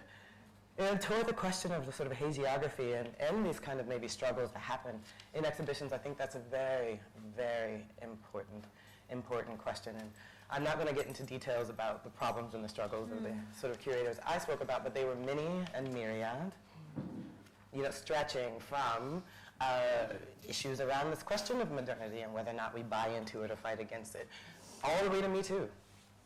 These are real conversations there. But I do think that very important point that we started off earlier in this panel discussion around dissensus is super important. That to bring forward the importance of someone's work is to also literally bring that work forward to a certain extent. Not to stop there, but to take it in another direction, whether it be through your opinions or someone else's or what have you. Nothing should be frozen, including artwork. So that's also my answer to Shireen. If you say that I'm only going to present something new, you're saying that every work up until this point is dead. And art history exists because I believe art history exists because art is always living and should be living. And again, my role as a curator is to think about the long term all the time. Yeah, I think on that note of the relationship to activism is a question I've had to ask myself very carefully as a curator who hosts space that is of meaning to more than just that artist in question, but a community. So the question of sustainability of the voice becomes very important to ask. If you're an activist, what is your solution? If you're going to pinpoint a problem, what is your strategy for option 2? And if you don't have an option 2, are you really an activist, or are you just reactionary? And I think that there is a lot of representation across the world right now where we have activism with no options, and it's presenting huge problems in governance. So I'm very careful around thinking that visual art should be seen as a vehicle through which we demand political change. I think they're triggers and contemplative spaces to which we should be allowing dissonance, and that those voices of dissonance deserve to have space in that grey cultural zone. And we need, as curators, I think, to better understand the collection of this material is to cultivate greyness. I think in the problem of eulogizing any personality comes through study. And if there's anything that I try to do through the curatorial coursework that I seem to weirdly keep getting asked to do, is to study certain characters and really focus on their failures as opposed to their successes. And it was really interesting. I just did this in New York, and they really grasped onto it in a way that was quite productive. So I think it comes to us as curators also to think about how do we eulogize our mentors, and to what extent do we create mappings of value around it. Great. So on that note, we're going to actually watch a very short video from Paz's project on Afrosonic mapping by Satch Hoyt. Since she is not here today, just that I had mentioned to her that this is something we would watch also, and it sort of feels like a good way to round up this discussion hour. So if we can just watch that. And at the same time, I also just want to kind of just say concluding words as well, so that after this video we can sort of continue onwards. But it really feels like every time we have this gathering, the circumstances, of course, 1 year later have shifted quite drastically, and sometimes in the negative, and sometimes there are small victories, but it does feel that this kind of is actually a space in which the temperature can be measured and taken, and one hopes that it feels more and more porous and more open, and that there can be these sort of parasitic ways to use this forum and then take departure points and do things also in a self-organized way. So thank you to those of you who are returning in different ways and contributing to this platform. I also just wanted to sort of, in this vein of, it's not to be negative, but I just felt to read this one quote, which is more also about the directions in which there is risk, there is vulnerability, self-censorship, etc. And I was thinking in that light towards this quote by Fred Moten and Stefano Harney, who write to kind of rethink the role of the state and really what is the state today, and what is our state given that we are part of the state. In a way, is that they say the state can't live with us and it can't live without us. Its violence is a reaction to that condition. The state is nothing other than a war against its own condition. The state is at war against its own resources, in violent reaction to its own condition of impossibility, which is life itself, which is the earth itself. And again, it's not to be, it's just something that, like Zoe's quotes, it's something we can just read in different variations. And now we can listen to this music by Satch Hoyt, and then thank you so much. Have a good evening.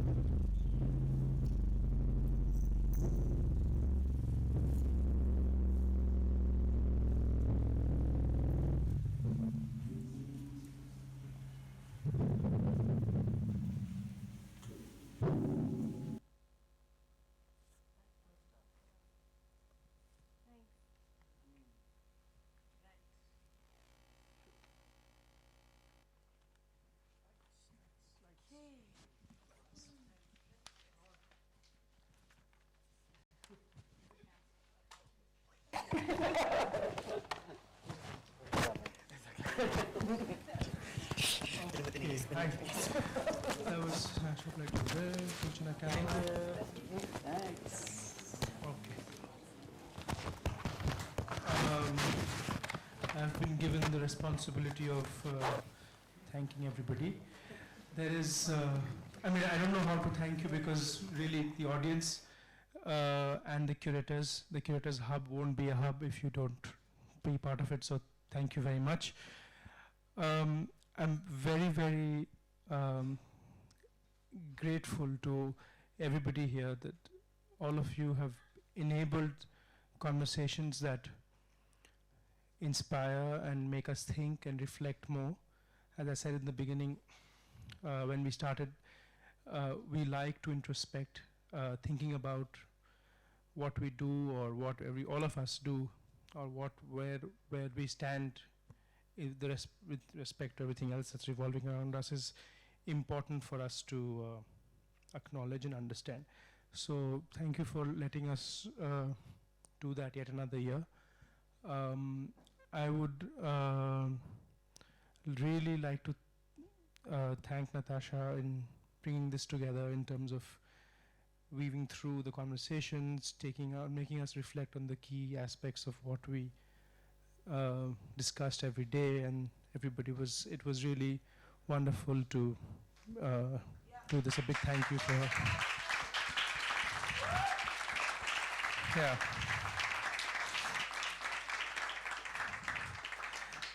And of course, all our partners who helped us realize this project, the Motwani Jadeja Foundation, Australia Council for the Arts, the Australian Government, US Consulate General Kolkata, the Goethe Institute Kolkata, and the Take On Art magazine, and above all, the spirit of our team and the Experimented team, which is really like family, and thank you so much. Thank you, everybody. And I hope to see you all next year. I mean, most of you, and if you guys want to come back, most welcome. But yeah, yes, thank you. So enjoy yourselves. See you next year again. Thank you.